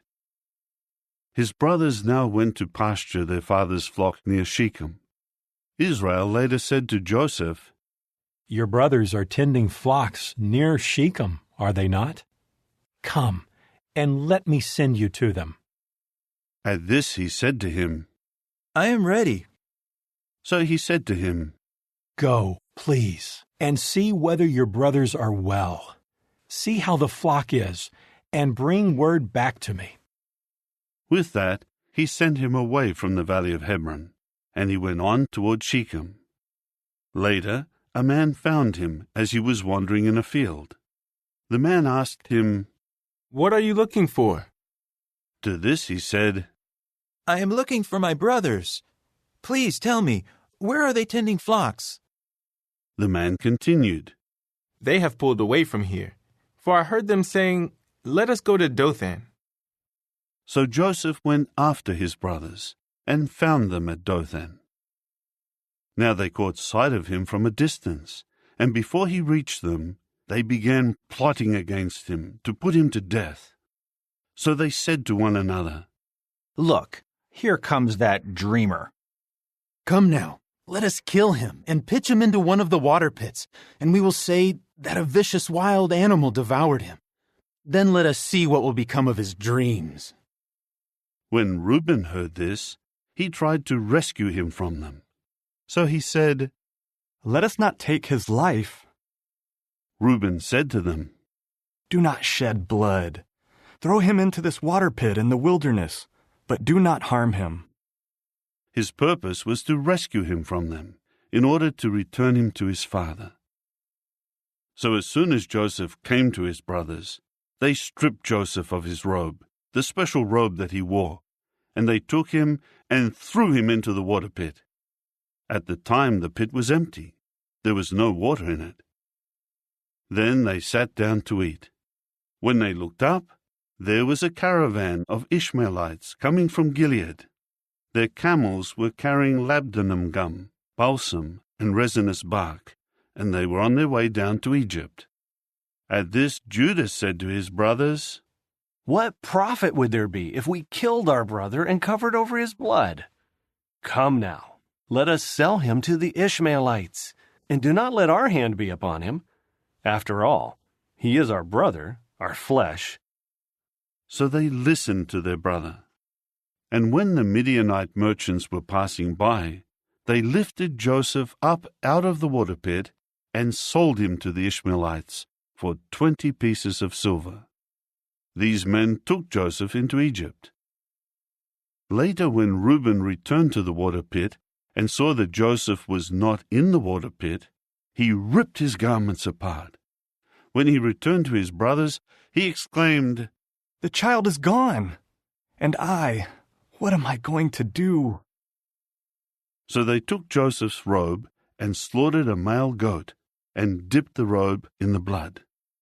After that, they sent the special robe to their father and said, "This is what we found. Please examine whether this is your son's robe or not." Then he examined it and exclaimed, "It is my son's robe. A vicious wild animal must have devoured him. Joseph is surely torn to pieces." With that, Jacob ripped his garments apart and put sackcloth around his waist and mourned his son for many days. And all his sons and all his daughters kept trying to comfort him, but he kept refusing to take comfort, saying, "I will go down into the grave mourning my son." And his father continued weeping for him. Now the Midianites sold him in Egypt to Potiphar, a court official of Pharaoh and the chief of the guard.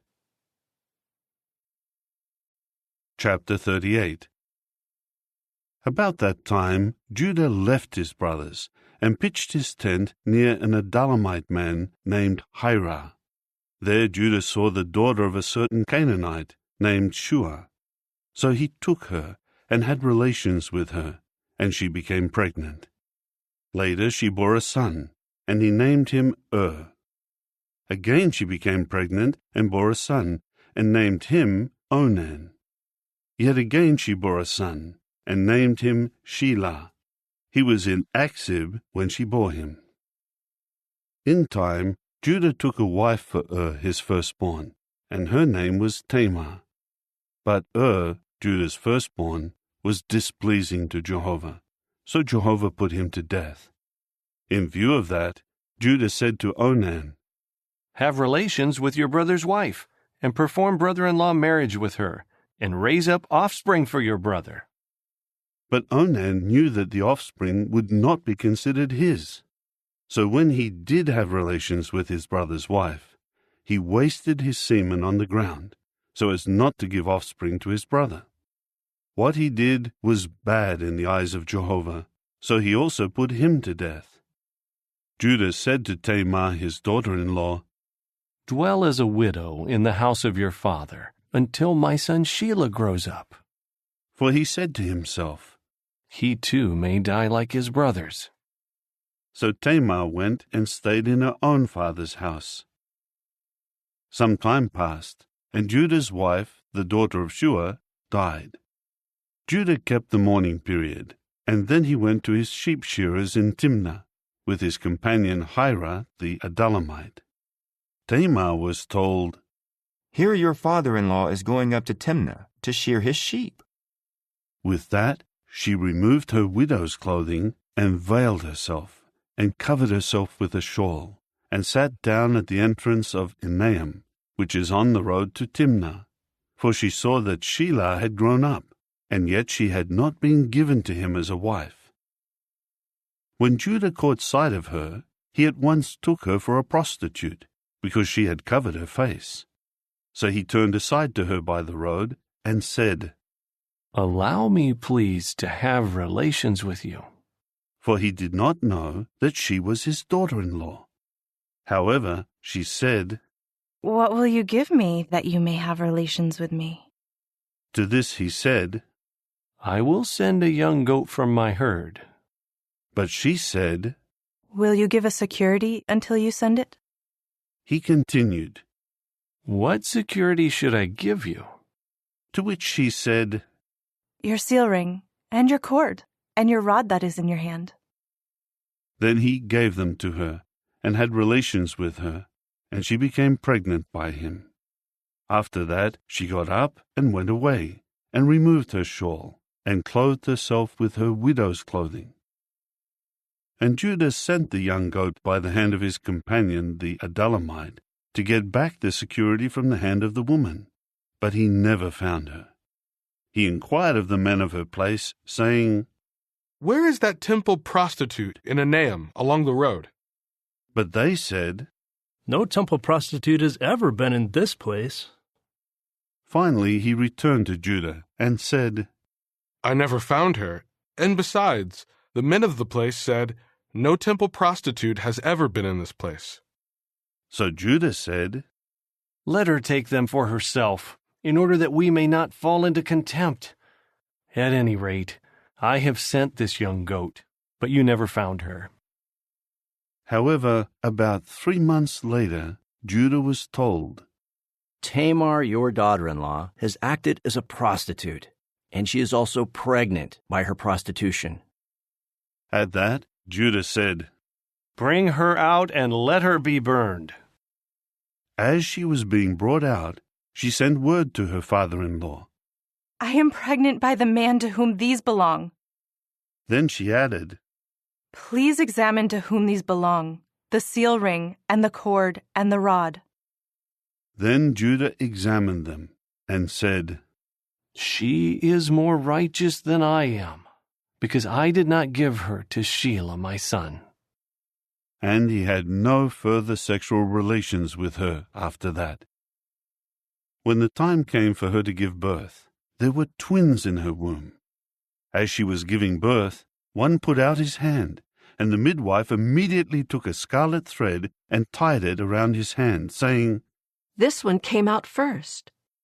But as soon as he drew back his hand, his brother came out, and she exclaimed, "What a breach you have made for yourself!" So he was named Perez. Afterward his brother came out, around whose hand the scarlet thread was tied, and he was named Zerah. Chapter 39. Now Joseph was taken down to Egypt, and an Egyptian named Potiphar, a court official of Pharaoh and chief of the guard, bought him from the Ishmaelites, who had taken him down there. But Jehovah was with Joseph. As a result, he became successful and was put over the house of his master, the Egyptian. And his master saw that Jehovah was with him, and that Jehovah was making everything that he did successful. Joseph kept finding favor in his eyes, and he became his personal attendant. So he appointed him over his house, and he put him in charge of all that was his. From the time he appointed him over his house and in charge of all that was his, Jehovah kept blessing the house of the Egyptian because of Joseph, and Jehovah's blessing came to be on all that he had, in the house and in the field. He eventually left everything that was his in Joseph's care, and he gave no thought to anything except the food he was eating. Moreover, Joseph grew to be well-built and handsome. Now after these things, the wife of his master began to cast her eyes on Joseph and say, "Lie down with me." But he refused and said to his master's wife, "Here, my master does not know what is with me in the house, and he has entrusted everything he has into my care. There is no one greater in this house than I am, and he has not withheld from me anything at all except you, because you are his wife. So how could I commit this great badness and actually sin against God?" So day after day she spoke to Joseph, but he never consented to lie with her or to remain with her. But on one of the days when he went into the house to do his work, none of the household servants were in the house. Then she grabbed hold of him by his garment and said, "Lie down with me." But he left his garment in her hand and fled outside. As soon as she saw that he had left his garment in her hand and had fled outside, she began to cry out to the men of her house and to say to them, "Look, he brought to us this Hebrew man to make us a laughingstock. He came to me to lie down with me, but I began to cry out at the top of my voice. Then, as soon as he heard me raising my voice and screaming, he left his garment beside me and fled outside." After that, she laid his garment beside her until his master came to his house. Then she told him the same thing, saying, "The Hebrew servant whom you brought to us came to me to make me a laughingstock. But as soon as I raised my voice and began to scream, he left his garment beside me and fled outside." As soon as his master heard the words his wife spoke to him, saying, "These are the things your servant did to me," his anger blazed.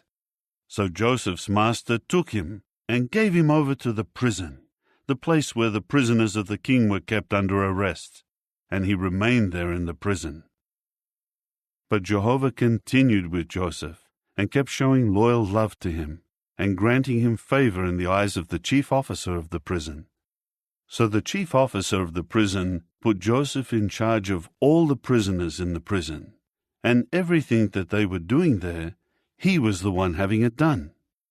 The chief officer of the prison was looking after absolutely nothing that was in Joseph's care, for Jehovah was with Joseph, and Jehovah made whatever he did successful. Chapter 40. After these things, the chief cupbearer of the king of Egypt and the chief baker sinned against their lord, the king of Egypt.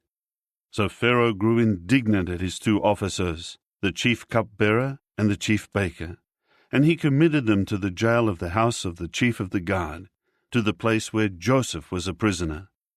Then the chief of the guard assigned Joseph to be with them and to take care of them, and they remained in jail for some time.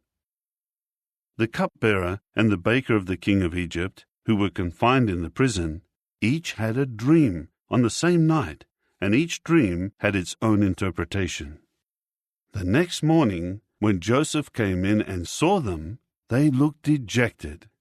So he asked the officers of Pharaoh, who were in custody with him in his master's house, "Why are your faces gloomy today?" At this they said to him, "We each had a dream, but there is no interpreter with us." Joseph said to them, "Do not interpretations belong to God? Relate it to me, please." So the chief cupbearer related his dream to Joseph, saying to him, "In my dream there was a vine before me, and on the vine there were 3 twigs, and as it was sprouting shoots, it blossomed, and its clusters ripened into grapes. And Pharaoh's cup was in my hand, and I took the grapes and squeezed them out into Pharaoh's cup. After that, I put the cup in Pharaoh's hand."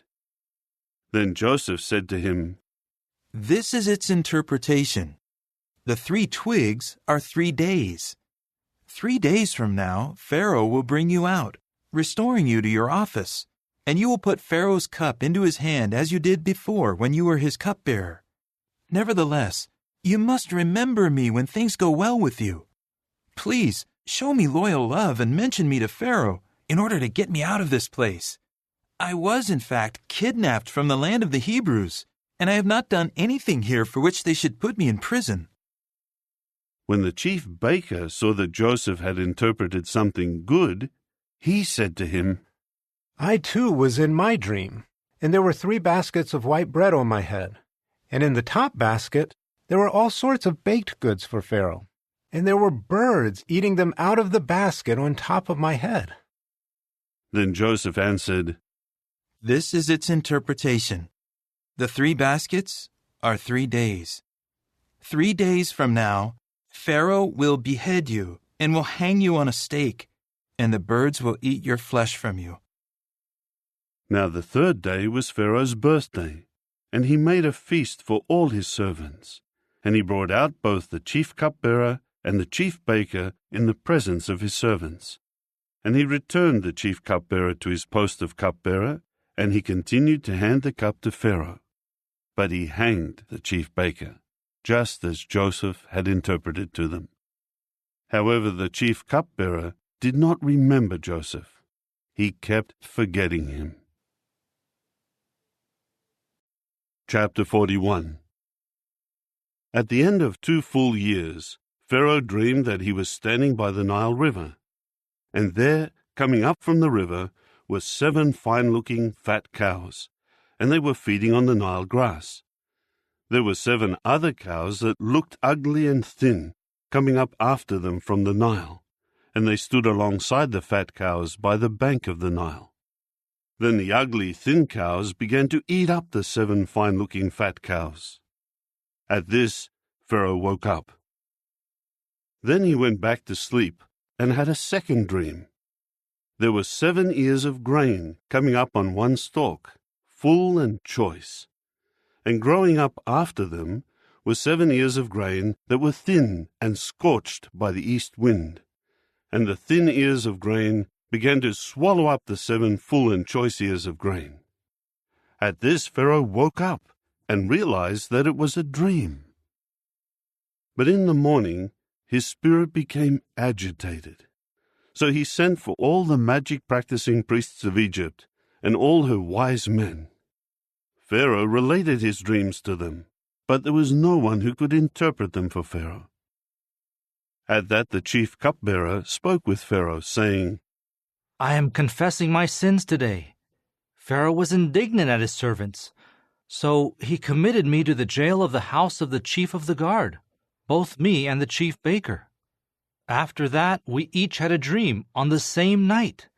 He and I each had a dream with its own interpretation. And there with us was a young Hebrew man, a servant of the chief of the guard. When we related them to him, he interpreted for us the meaning of each dream. It happened exactly as he had interpreted to us. I was restored to my office, but the other man was hanged." So Pharaoh sent for Joseph, and they brought him quickly from the prison. He shaved and changed his clothes and went in to Pharaoh. Then Pharaoh said to Joseph, "I had a dream, but there is no one to interpret it. Now I have heard it said about you that you can hear a dream and interpret it." At this Joseph answered Pharaoh, "I need not be considered. God will speak concerning Pharaoh's welfare." Pharaoh went on to say to Joseph, "In my dream, I was standing on the bank of the Nile River, and there, coming up from the Nile, were 7 fine-looking fat cows, and they began to feed on the Nile grass. And there were 7 other cows coming up after them, poor and very bad-looking and thin. I have never seen such bad-looking cows in all the land of Egypt. And the skinny bad cows began to eat up the first 7 fat cows. But when they had consumed them, no one could have known that they had done so, since their appearance was just as bad as at the start. At that I woke up. After that, I saw in my dream 7 ears of grain coming up on one stalk, full and choice. Growing up after them were 7 ears of shriveled grain, thin and scorched by the east wind. Then the thin ears of grain began to swallow up the 7 choice ears of grain. So I told it to the magic-practicing priests, but there was no one who could explain it to me. Then Joseph said to Pharaoh, "The dreams of Pharaoh are one and the same. The true God has told to Pharaoh what he will do. The 7 good cows are 7 years. Likewise, the 7 good ears of grain are 7 years. The dreams are one and the same. The 7 skinny and bad cows that came up after them are 7 years, and the 7 empty ears of grain, scorched by the east wind, will prove to be 7 years of famine. This is just as I told to Pharaoh. The true God has caused Pharaoh to see what he will do. There are to be 7 years of great abundance in all the land of Egypt. But 7 years of famine will certainly arise after them, and all the abundance in the land of Egypt will certainly be forgotten, and the famine will exhaust the land. And the previous abundance in the land will not be remembered because of the famine afterward, for it will be very severe. The dream was given twice to Pharaoh because the matter has been firmly established by the true God, and the true God will soon carry it out. So now, let Pharaoh look for a man who is discreet and wise, and place him over the land of Egypt. Let Pharaoh take action and appoint overseers in the land, and he should collect 1/5 of the produce of Egypt during the 7 years of abundance. And let them collect all the food during these coming good years, and let them stockpile grain under Pharaoh's authority, as food to be stored in the cities and safeguarded there. The food should serve as a supply for the land, for the 7 years of famine that will occur in the land of Egypt, so that the land may not perish in the famine." This proposal seemed good to Pharaoh and all his servants. So Pharaoh said to his servants, "Can another man be found like this one, in whom there is the Spirit of God?"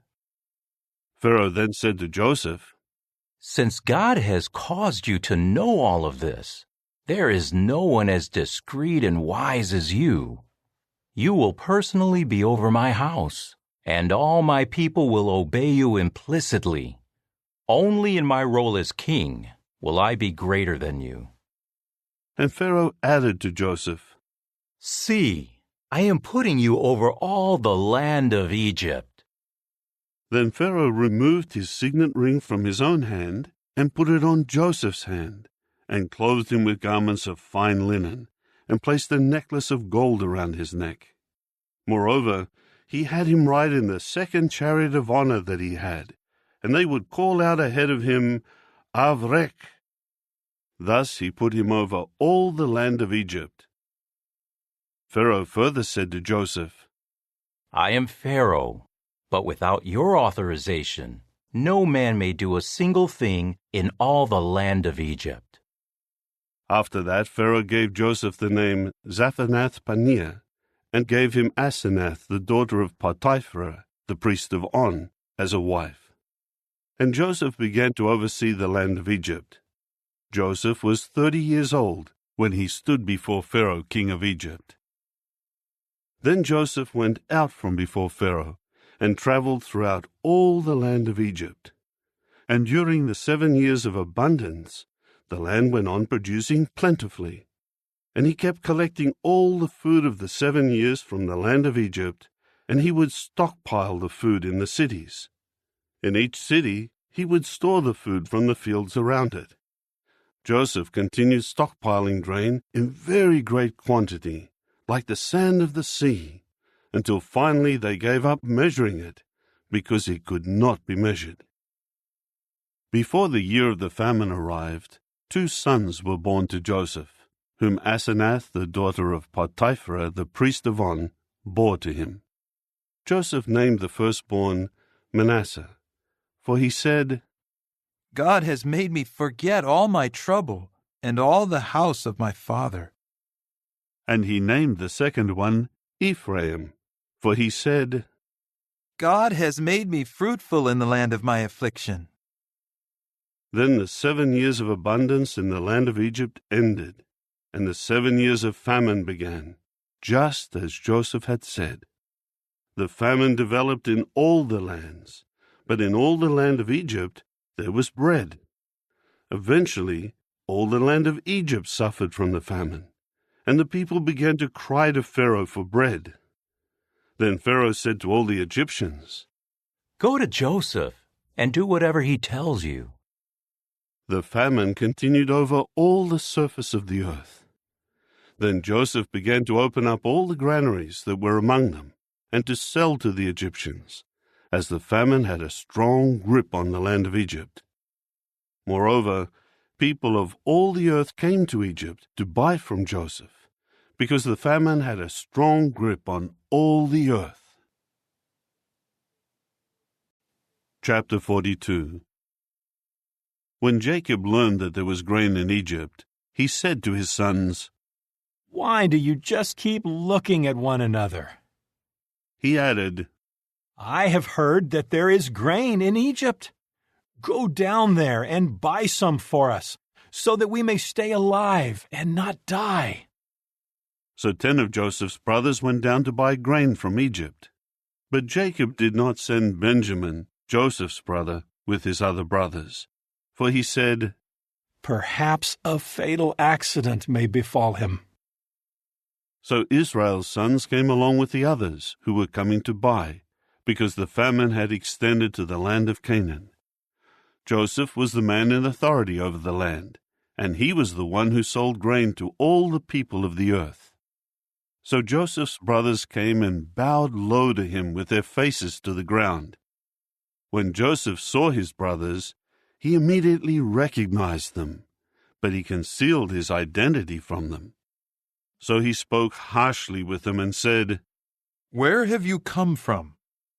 To which they said, "From the land of Canaan, to buy food." Thus Joseph recognized his brothers, but they did not recognize him. Joseph immediately remembered the dreams that he had dreamed about them, and he said to them, "You are spies. You have come to see the vulnerable areas of the land." Then they said to him, "No, my lord, but your servants have come to buy food. We are all sons of but one man. We are upright men. Your servants do not act as spies." But he said to them, "Not so. You have come to see the vulnerable areas of the land." At this they said, "Your servants are 12 brothers. We are the sons of but one man in the land of Canaan, and the youngest is now with our father, whereas the other one is no more." However, Joseph said to them, "It is just as I said to you. You are spies. By this you will be tested. As surely as Pharaoh lives, you will not leave this place until your youngest brother comes here. Send one of you to bring your brother while you remain in bondage.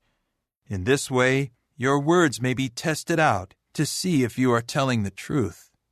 And if not, then as surely as Pharaoh lives, you are spies." With that, he put them together in custody for 3 days. Joseph said to them on the 3rd day, "Do this and live, for I fear God. If you are upright, let one of your brothers remain in bondage in your house of custody, but the rest of you may go and take grain to alleviate the famine in your households. Then bring your youngest brother to me, so that your words will be found trustworthy, and you will not die." And they did so. And they said to one another, "We are surely being punished on account of our brother, because we saw his distress when he begged us to show compassion, but we did not listen.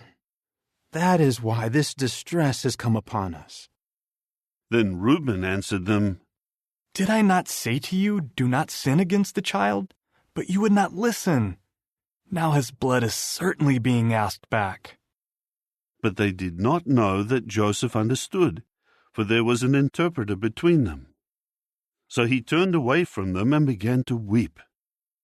When he returned and spoke to them again, he took Simeon from them and bound him before their eyes.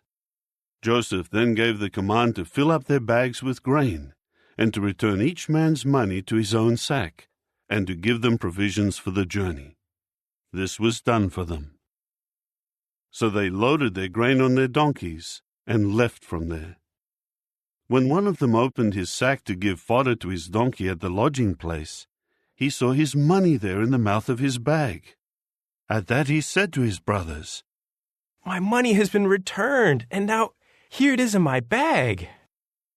Then their hearts sank, and trembling, they turned to one another and said, "What is this that God has done to us?" When they came to Jacob their father in the land of Canaan, they told him all the things that had befallen them, saying, "The man who is the lord of the country spoke harshly with us and accused us of spying on the country.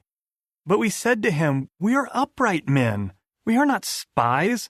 We are 12 brothers, the sons of our father.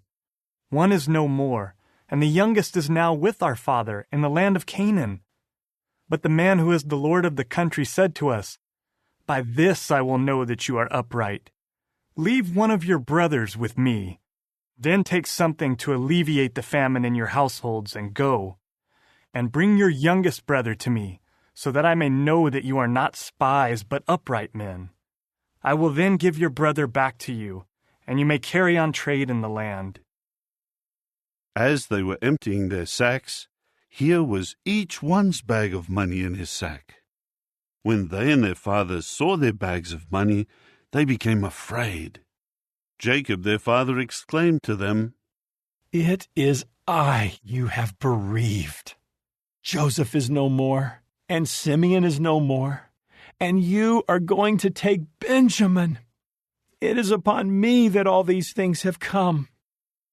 But Reuben said to his father, "You may put to death my own 2 sons if I do not bring him back to you. Give him over to my care, and I will return him to you." However, he said, "My son will not go down with you, because his brother is dead, and he alone is left. If a fatal accident should befall him on the journey you would make, then you would certainly bring down my gray hairs to the grave in grief." Chapter 43. Now the famine was severe in the land. So when they had finished eating the grain they had brought from Egypt, their father said to them, "Return and buy a little food for us." Then Judah said to him, "The man clearly warned us.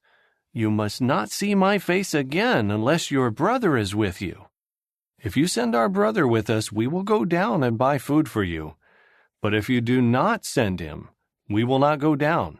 For the man said to us, 'You must not see my face again unless your brother is with you.'" And Israel asked, "Why did you have to bring this trouble on me by telling the man that you had another brother?" They replied, "The man directly inquired concerning us and our relatives, saying, 'Is your father still alive? Do you have another brother?' And we told him these facts. How could we possibly know that he would say, 'Bring your brother down'?" Judah then urged Israel his father, "Send the boy with me, and let us go on our way, so that we may live and not die, we and you and our children. I will be a guarantee for his safety. You may hold me responsible. If I fail to return him to you and present him to you, I will have sinned against you for all time. But if we had not delayed, we could have been there and back twice by now."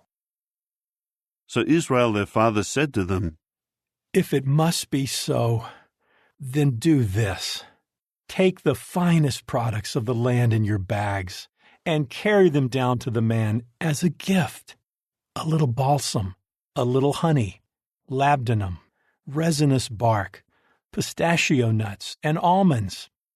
Take double the money with you, and also take back the money that was returned in the mouth of your bags. Maybe it was a mistake. Take your brother and go. Return to the man. May God Almighty grant you pity from the man, so that he may release to you your other brother and Benjamin. But as for me, if I must be bereaved, I will be bereaved." So the men took this gift, and they took double the money in their hand, and Benjamin. Then they rose and went on their way down to Egypt, and again stood before Joseph.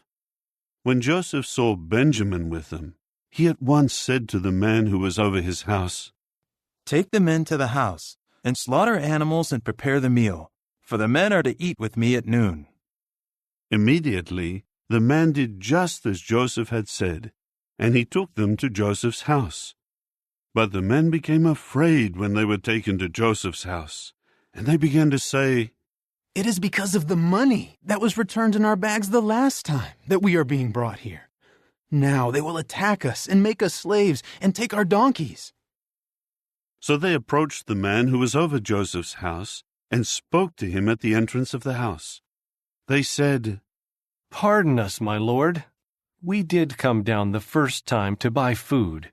But when we arrived at our lodging place and began opening our bags, why, here was the money of each one in the mouth of his bag, our money in full weight. So we would like to return it personally. And we have brought more money to buy food.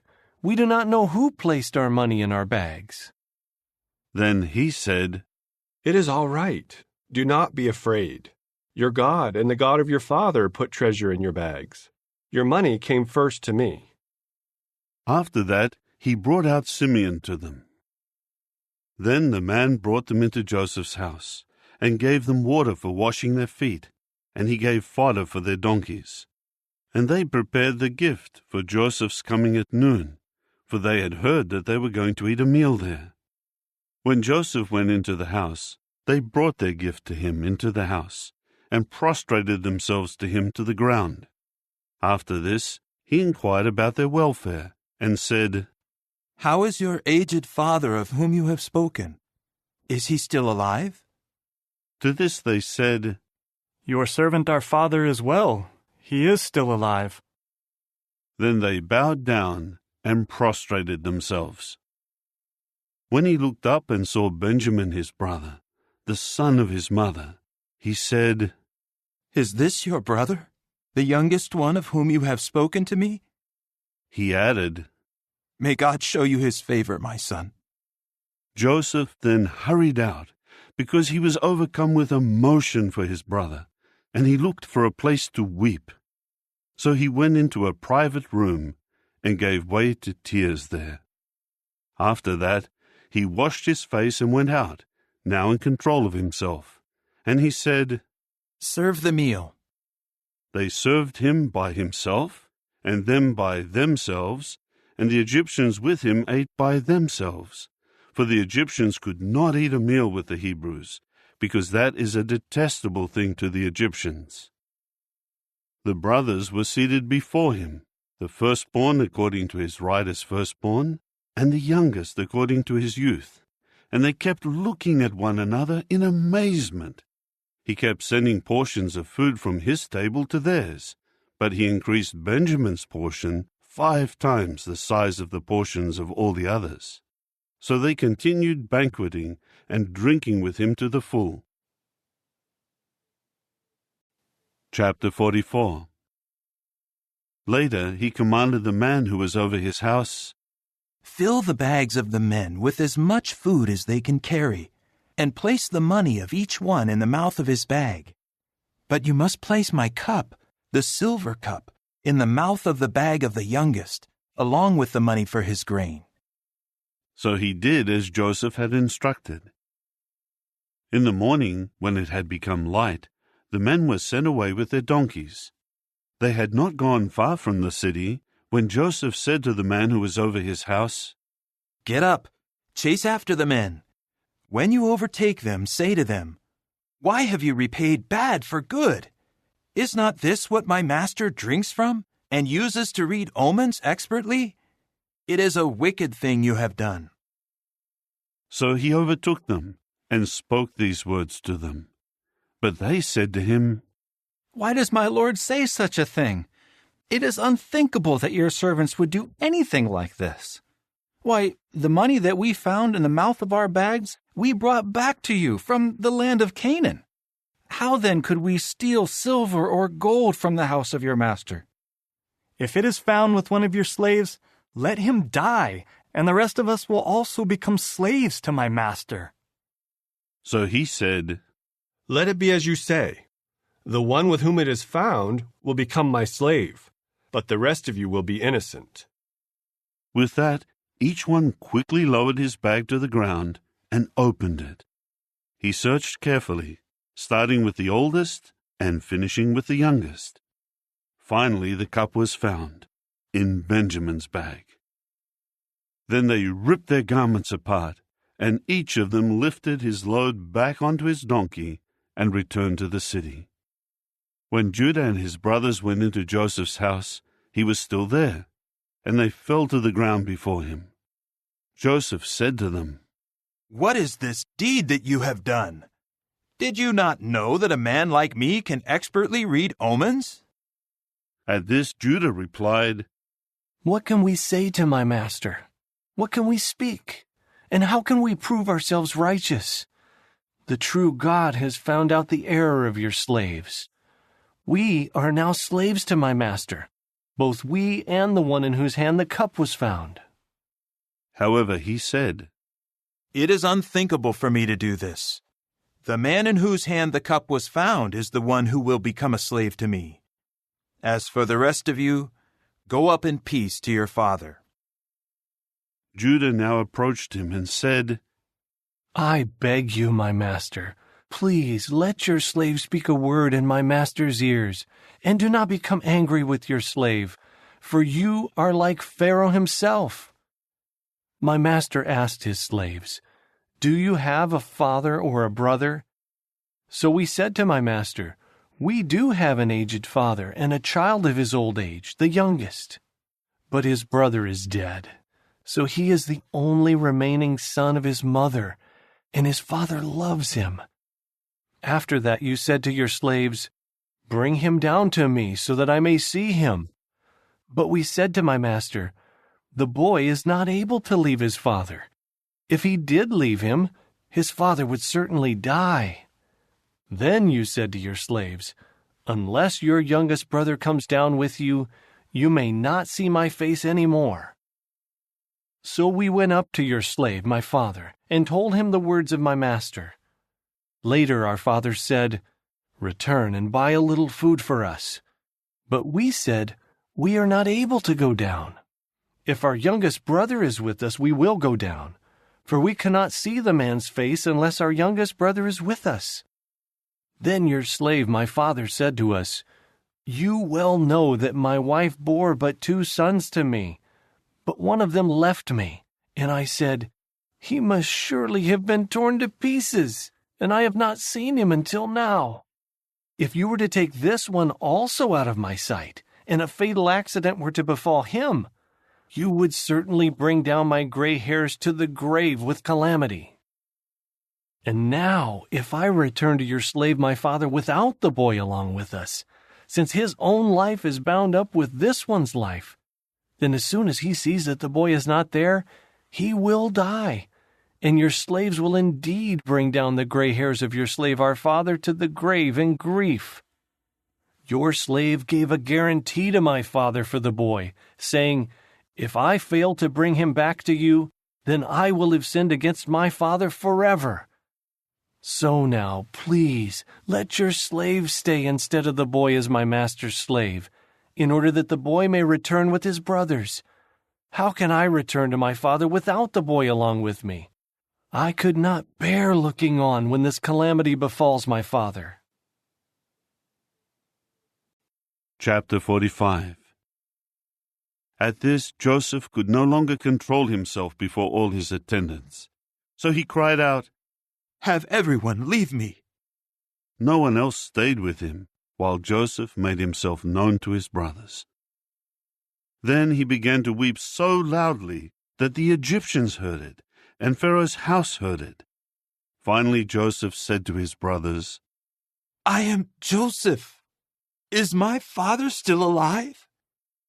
But his brothers were unable to answer him at all, because they were astonished on account of him.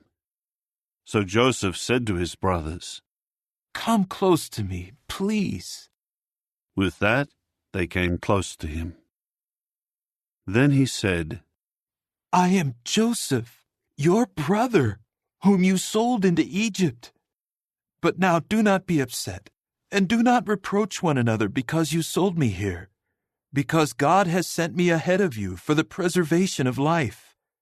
This is the 2nd year of the famine in the land, and there are yet 5 years in which there will be no plowing or harvest. But God sent me ahead of you in order to preserve for you a remnant on the earth, and to keep you alive by a great deliverance. So then, it was not you who sent me here, but it was the true God, in order to appoint me as chief adviser to Pharaoh, and lord for all his house, and ruler over all the land of Egypt. Return quickly to my father, and you must say to him, 'This is what your son Joseph has said. God has appointed me lord over all Egypt. Come down to me. Do not delay. You must dwell in the land of Goshen, where you will be near me, you, your sons, your grandsons, your flocks, your herds, and everything you have. I will supply you with food there, for there are yet 5 years of famine. Otherwise, you and your house and everything you have will come to poverty. You and my brother Benjamin can now see with your own eyes that I am really the one speaking to you. So you must tell my father about all my glory in Egypt and everything you have seen. Now hurry and bring my father down here." Then he embraced his brother Benjamin and gave way to weeping. And Benjamin wept with his arms around his neck. And he kissed all his brothers and wept over them. And after that, his brothers spoke with him. The news reached the house of Pharaoh. "Joseph's brothers have come." It was good in the eyes of Pharaoh and his servants. So Pharaoh said to Joseph, "Tell your brothers, do this. Load your beasts of burden and go to the land of Canaan, and take your father and your households and come here to me. I will give you the good things of the land of Egypt, and you will eat the richest part of the land. And you are commanded to tell them, do this. Take wagons from the land of Egypt for your children and your wives, and you must bring your father on one of them and come here. Do not worry about your belongings, for the best of all the land of Egypt is yours." And the sons of Israel did so, and Joseph gave them wagons according to Pharaoh's orders, and he gave them provisions for the journey. To each of them he gave individual changes of clothing, but to Benjamin he gave 300 silver pieces and 5 changes of clothing. And to his father he sent the following: 10 donkeys carrying good things of Egypt, and 10 female donkeys carrying grain and bread and sustenance for his father for the journey. So he sent his brothers off, and as they departed, he said to them, "Do not become upset with one another on the way." Then they went up from Egypt, and came into the land of Canaan to their father Jacob. Then they reported to him, "Joseph is still alive, and he is the ruler over all the land of Egypt."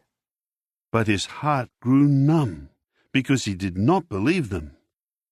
When they went on telling him all the words that Joseph had spoken to them, and when he saw the wagons that Joseph had sent to carry him, the spirit of their father Jacob began to revive.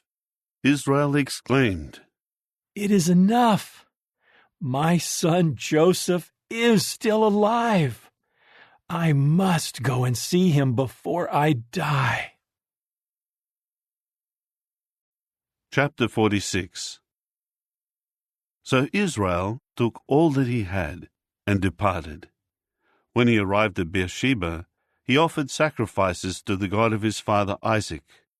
Then God spoke to Israel in a vision by night and said, "Jacob, Jacob." To which he said, "Here I am." He said, I am the true God, the God of your father. Do not be afraid to go down to Egypt, for there I will make you into a great nation. I myself will go down with you to Egypt, and I myself will also bring you back from there, and Joseph will lay his hand on your eyes." After that, Jacob departed from Beersheba, and the sons of Israel transported Jacob their father, and their children and their wives, in the wagons that Pharaoh had sent to transport him. They took along their herds and their goods, which they had accumulated in the land of Canaan. And so they came into Egypt, Jacob and all his offspring with him. He brought with him into Egypt his sons and his grandsons, his daughters and his granddaughters, all his offspring. Now these are the names of Israel's sons who came into Egypt, Jacob and his sons. Jacob's firstborn was Reuben. The sons of Reuben were Hanok, Palu, Hezron, and Carmi. The sons of Simeon were Jemuel, Jamin, Ohad, Jachin, Zohar, and Shael, the son of a Canaanite woman. The sons of Levi were Gershon, Kohath, and Merari. The sons of Judah were Onan, Shelah, Perez, and Zerah.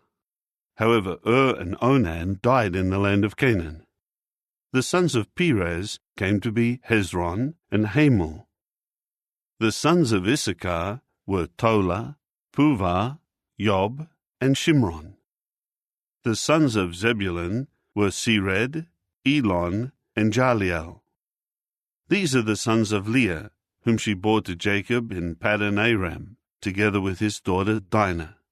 All his sons and his daughters numbered 33. The sons of Gad were Ziphion, Haggai, Shunai, Esbon, Eri, Arodai, and Areli. The sons of Asher were Imnah, Ishva, Ishvi, and Beriah, and their sister was Serah. The sons of Beriah were Heber and Malchiel. These are the sons of Zilpah, whom Laban gave to his daughter Leah. She bore these to Jacob, 16 persons in all. The sons of Jacob's wife Rachel were Joseph and Benjamin. There were born to Joseph in the land of Egypt Manasseh and Ephraim, whom Asenath, the daughter of Potiphera, the priest of On, bore to him. The sons of Benjamin were Bela, Becher, Ashbel, Gera, Naaman, Ehi, Rosh, Muppim, Huppim, and Ard. These are the sons of Rachel, who were born to Jacob, 14 persons in all. The son of Dan was Hushim. The sons of Naphtali were Jaziel, Guni, Jezer, and Shillem. These are the sons of Bilhah, whom Laban gave to his daughter Rachel. She bore these to Jacob, 7 persons in all. All those who descended from Jacob and went into Egypt with him, aside from the wives of Jacob's sons, were 66. Joseph's sons, who were born to him in Egypt, were 2. All the people of the house of Jacob, who came into Egypt, were 70. Jacob sent Judah ahead to tell Joseph that he was on the way to Goshen. When they came into the land of Goshen, Joseph had his chariot prepared and went up to meet Israel his father at Goshen. When he presented himself to him, he at once embraced him and wept for some time. Then Israel said to Joseph, "Now I am ready to die.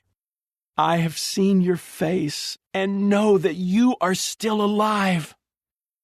Joseph then said to his brothers and to his father's household, "Let me go up and report to Pharaoh and tell him, 'My brothers and my father's household who are in the land of Canaan have come here to me. The men are shepherds, and they raise livestock, and they have brought their flocks and their herds and all that they have.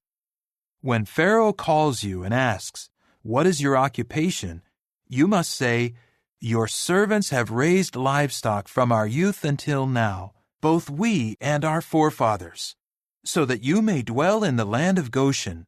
For every herder of sheep is detestable to the Egyptians. Chapter 47. So Joseph went and reported to Pharaoh, My father and my brothers and their flocks and their herds and all that they possess have come from the land of Canaan, and they are in the land of Goshen. He took 5 of his brothers and presented them to Pharaoh. Pharaoh said to his brothers, What is your occupation? They replied to Pharaoh, Your servants are herders of sheep, both we and our forefathers. Then they said to Pharaoh, We have come to reside as foreigners in the land, because there are no pastures for the flock of your servants, for the famine is severe in the land of Canaan. So please let your servants dwell in the land of Goshen. At that Pharaoh said to Joseph, Your father and your brothers have come here to you. The land of Egypt is at your disposal. Have your father and your brothers dwell in the very best part of the land. Let them dwell in the land of Goshen. And if you know of any capable men among them, put them in charge of my livestock. Then Joseph brought in Jacob his father, and presented him to Pharaoh. And Jacob blessed Pharaoh. Pharaoh asked Jacob, How old are you? Jacob said to Pharaoh, The years of my wanderings are 130. Few and distressing the years of my life have been, and they are not as long as the years of the lives of my forefathers during their wanderings. After that, Jacob blessed Pharaoh and went out from before him. So Joseph saddled his father and his brothers, and he gave them a possession in the land of Egypt, in the very best part of the land, in the land of Ramesses, just as Pharaoh had commanded. And Joseph kept supplying his father and his brothers and the entire household of his father with food, according to the number of their children. Now there was no food in all the land, because the famine was very severe, and the land of Egypt and the land of Canaan became exhausted as a result of the famine. Joseph was collecting all the money that was to be found in the land of Egypt and in the land of Canaan for the grain that people were buying, and Joseph kept bringing the money into Pharaoh's house.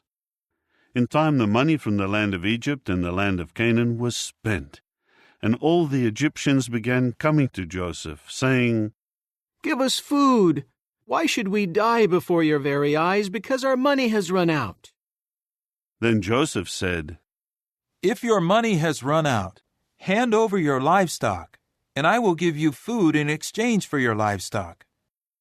So they began bringing their livestock to Joseph, and Joseph kept giving them food in exchange for their horses, the livestock of the flock and of the herd, and the donkeys, and he kept providing them with food in exchange for all their livestock during that year.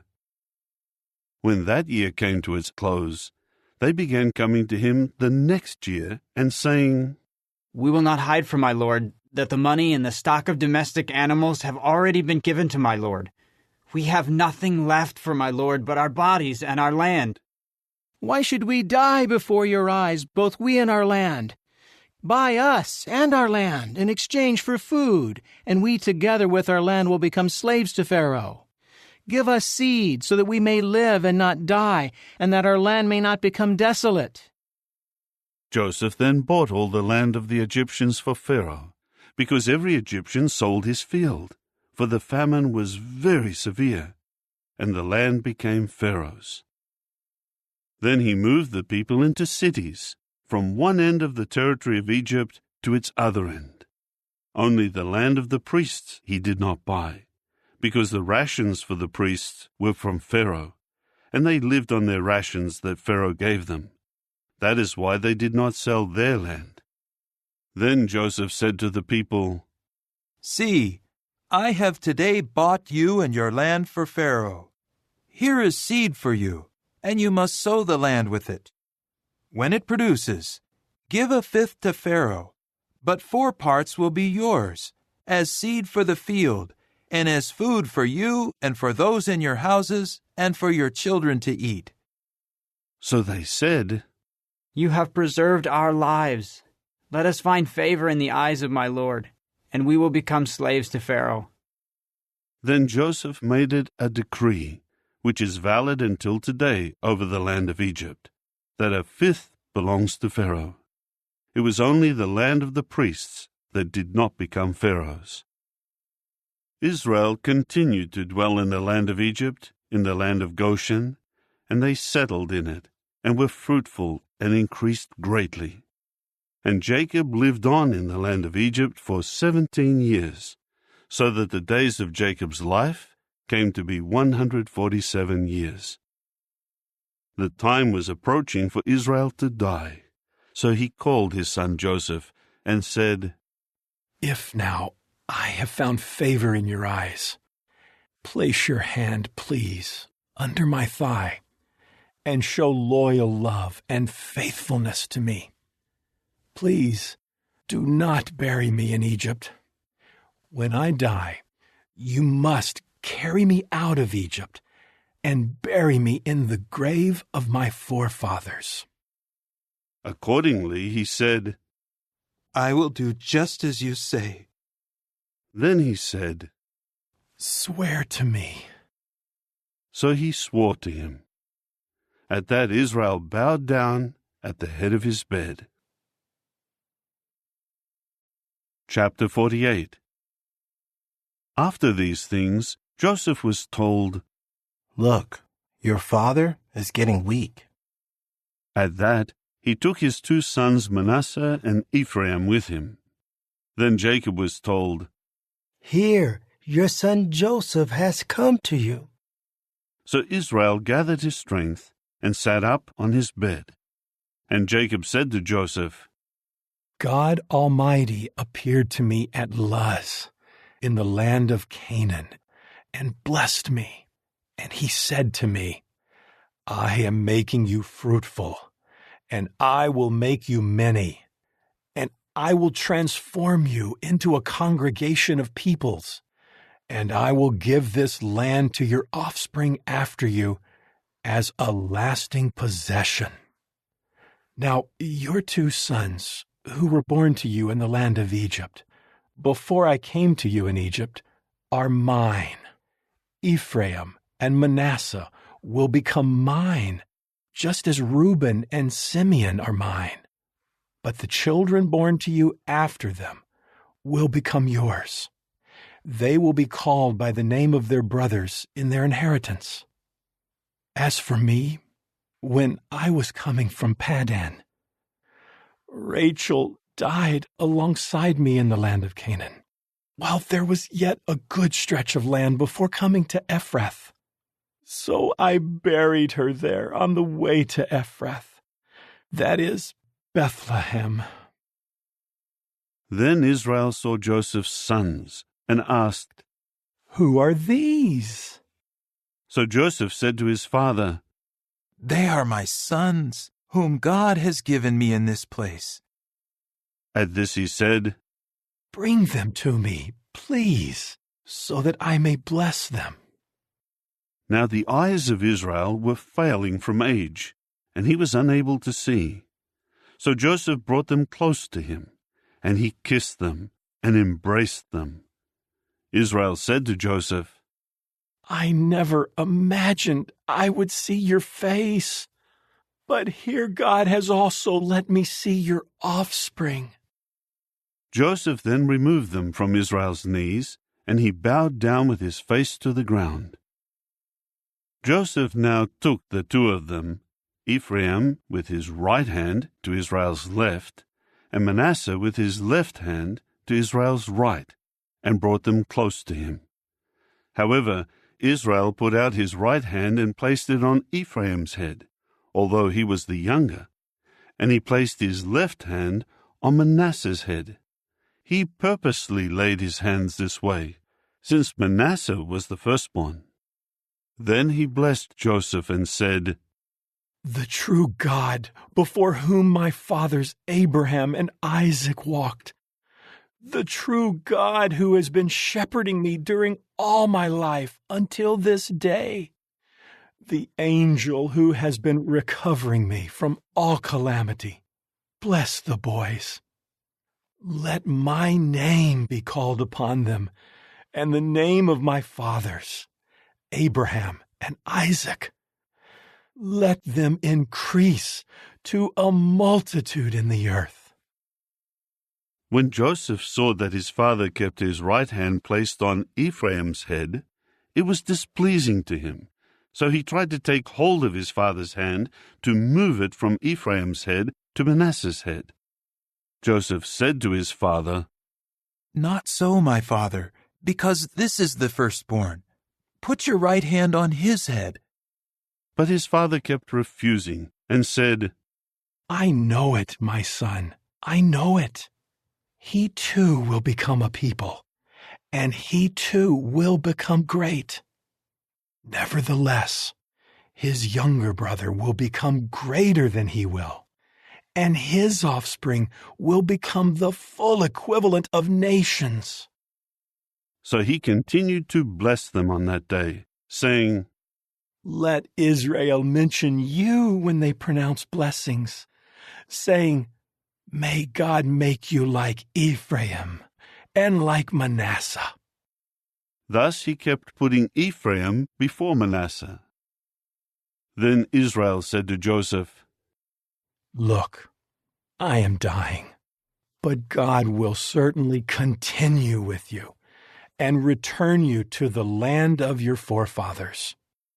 As for me, I do give you one portion of land more than to your brothers, which I took from the hand of the Amorites with my sword and my bow. Chapter 49. And Jacob called his sons and said, Gather yourselves together, that I may tell you what will happen to you in the final part of the days.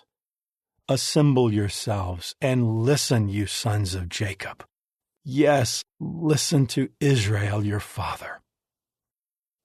Reuben, you are my firstborn, my vigor and the beginning of my procreative power, the excellence of dignity and the excellence of strength. With recklessness like turbulent waters, you will not excel, because you have gone up to your father's bed. At that time you defiled my bed. He actually went onto it. Simeon and Levi are brothers. Instruments of violence are their slaughter weapons. Into their company do not come, O my soul. With their assembly do not join, O my honor, because in their anger they killed men, and for their pleasure they hamstrung bulls. Cursed be their anger, because it is cruel, and their fury, because it is harsh. Let me disperse them in Jacob, and let me scatter them in Israel. As for you, Judah, your brothers will praise you. Your hand will be on the neck of your enemies. The sons of your father will bow down before you. Judah is a lion cub. From the prey, my son, you will certainly go up. He has crouched down and stretched himself out like a lion. And like a lion, who dares rouse him? The scepter will not depart from Judah, neither the commander's staff from between his feet, until Shiloh comes, and to him the obedience of the peoples will belong. Tying his donkey to a vine, and his donkey's colt to a choice vine, he will wash his clothing in wine, and his garment in the blood of grapes. Dark red are his eyes from wine, and his teeth are white from milk. Zebulun will reside by the seashore, by the shore where the ships lie anchored, and his remote border will be towards Sidon. Issachar is a strong-boned donkey, lying down between the two saddlebags. And he will see that the resting place is good, and that the land is pleasant. He will bend his shoulder to bear the burden, and will submit to forced labor.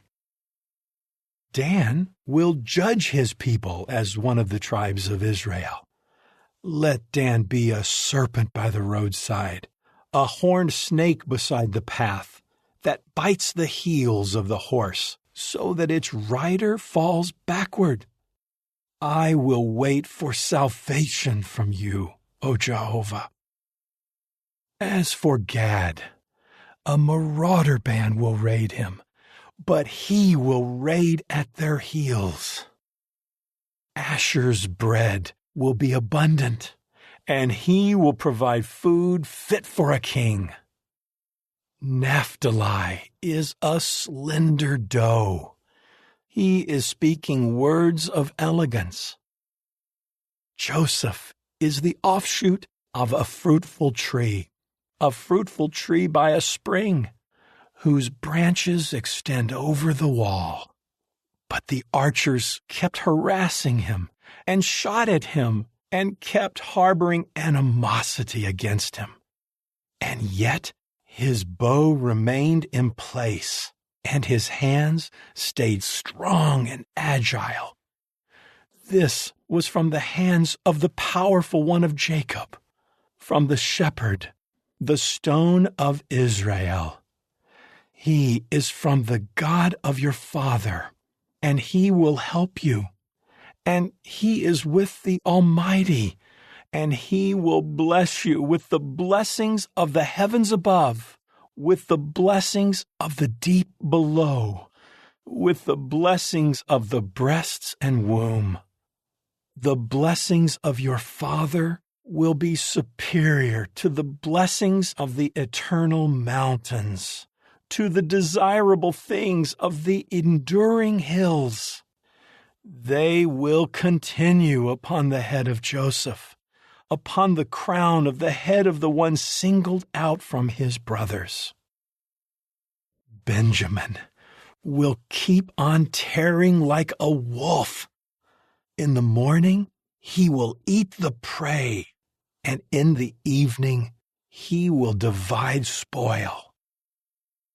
All of these are the 12 tribes of Israel, and this is what their father said to them when he was blessing them. He gave each of them an appropriate blessing. After that, he gave these commands to them. I am being gathered to my people. Bury me with my fathers in the cave that is in the field of Ephron the Hittite, the cave in the field of Machpelah, in front of Mamre in the land of Canaan, the field that Abraham purchased from Ephron the Hittite, as a property for a burial place. There they buried Abraham and his wife Sarah. There they buried Isaac and his wife Rebekah.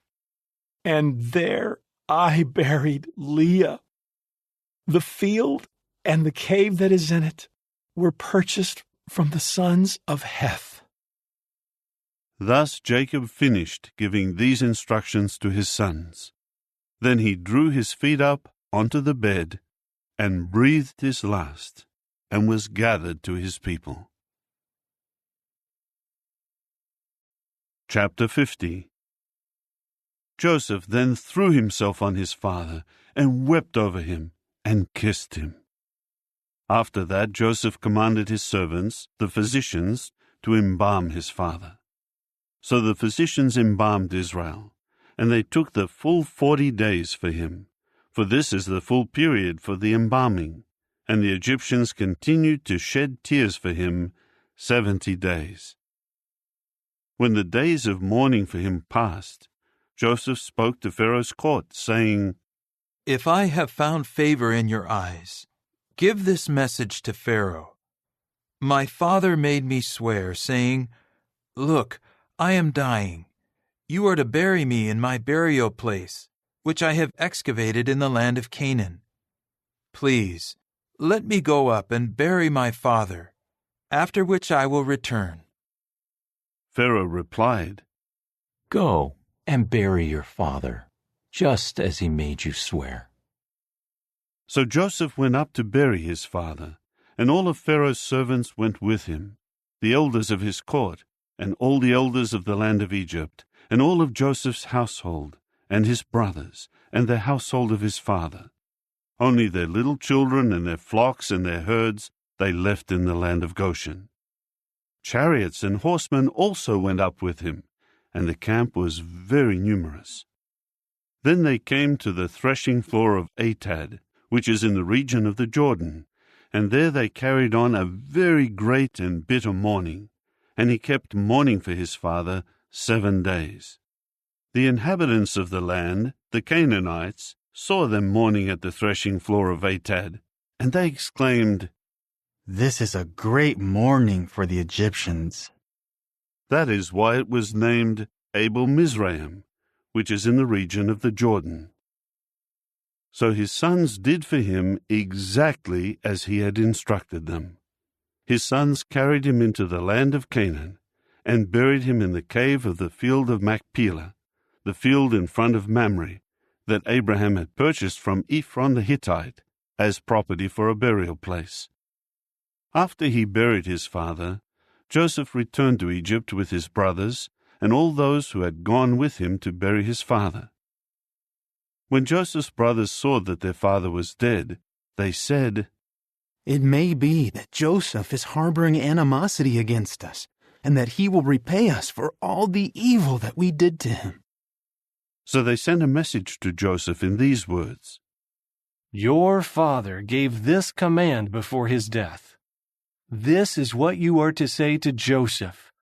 I beg you, please pardon the transgression of your brothers and the sin they committed in bringing such harm to you.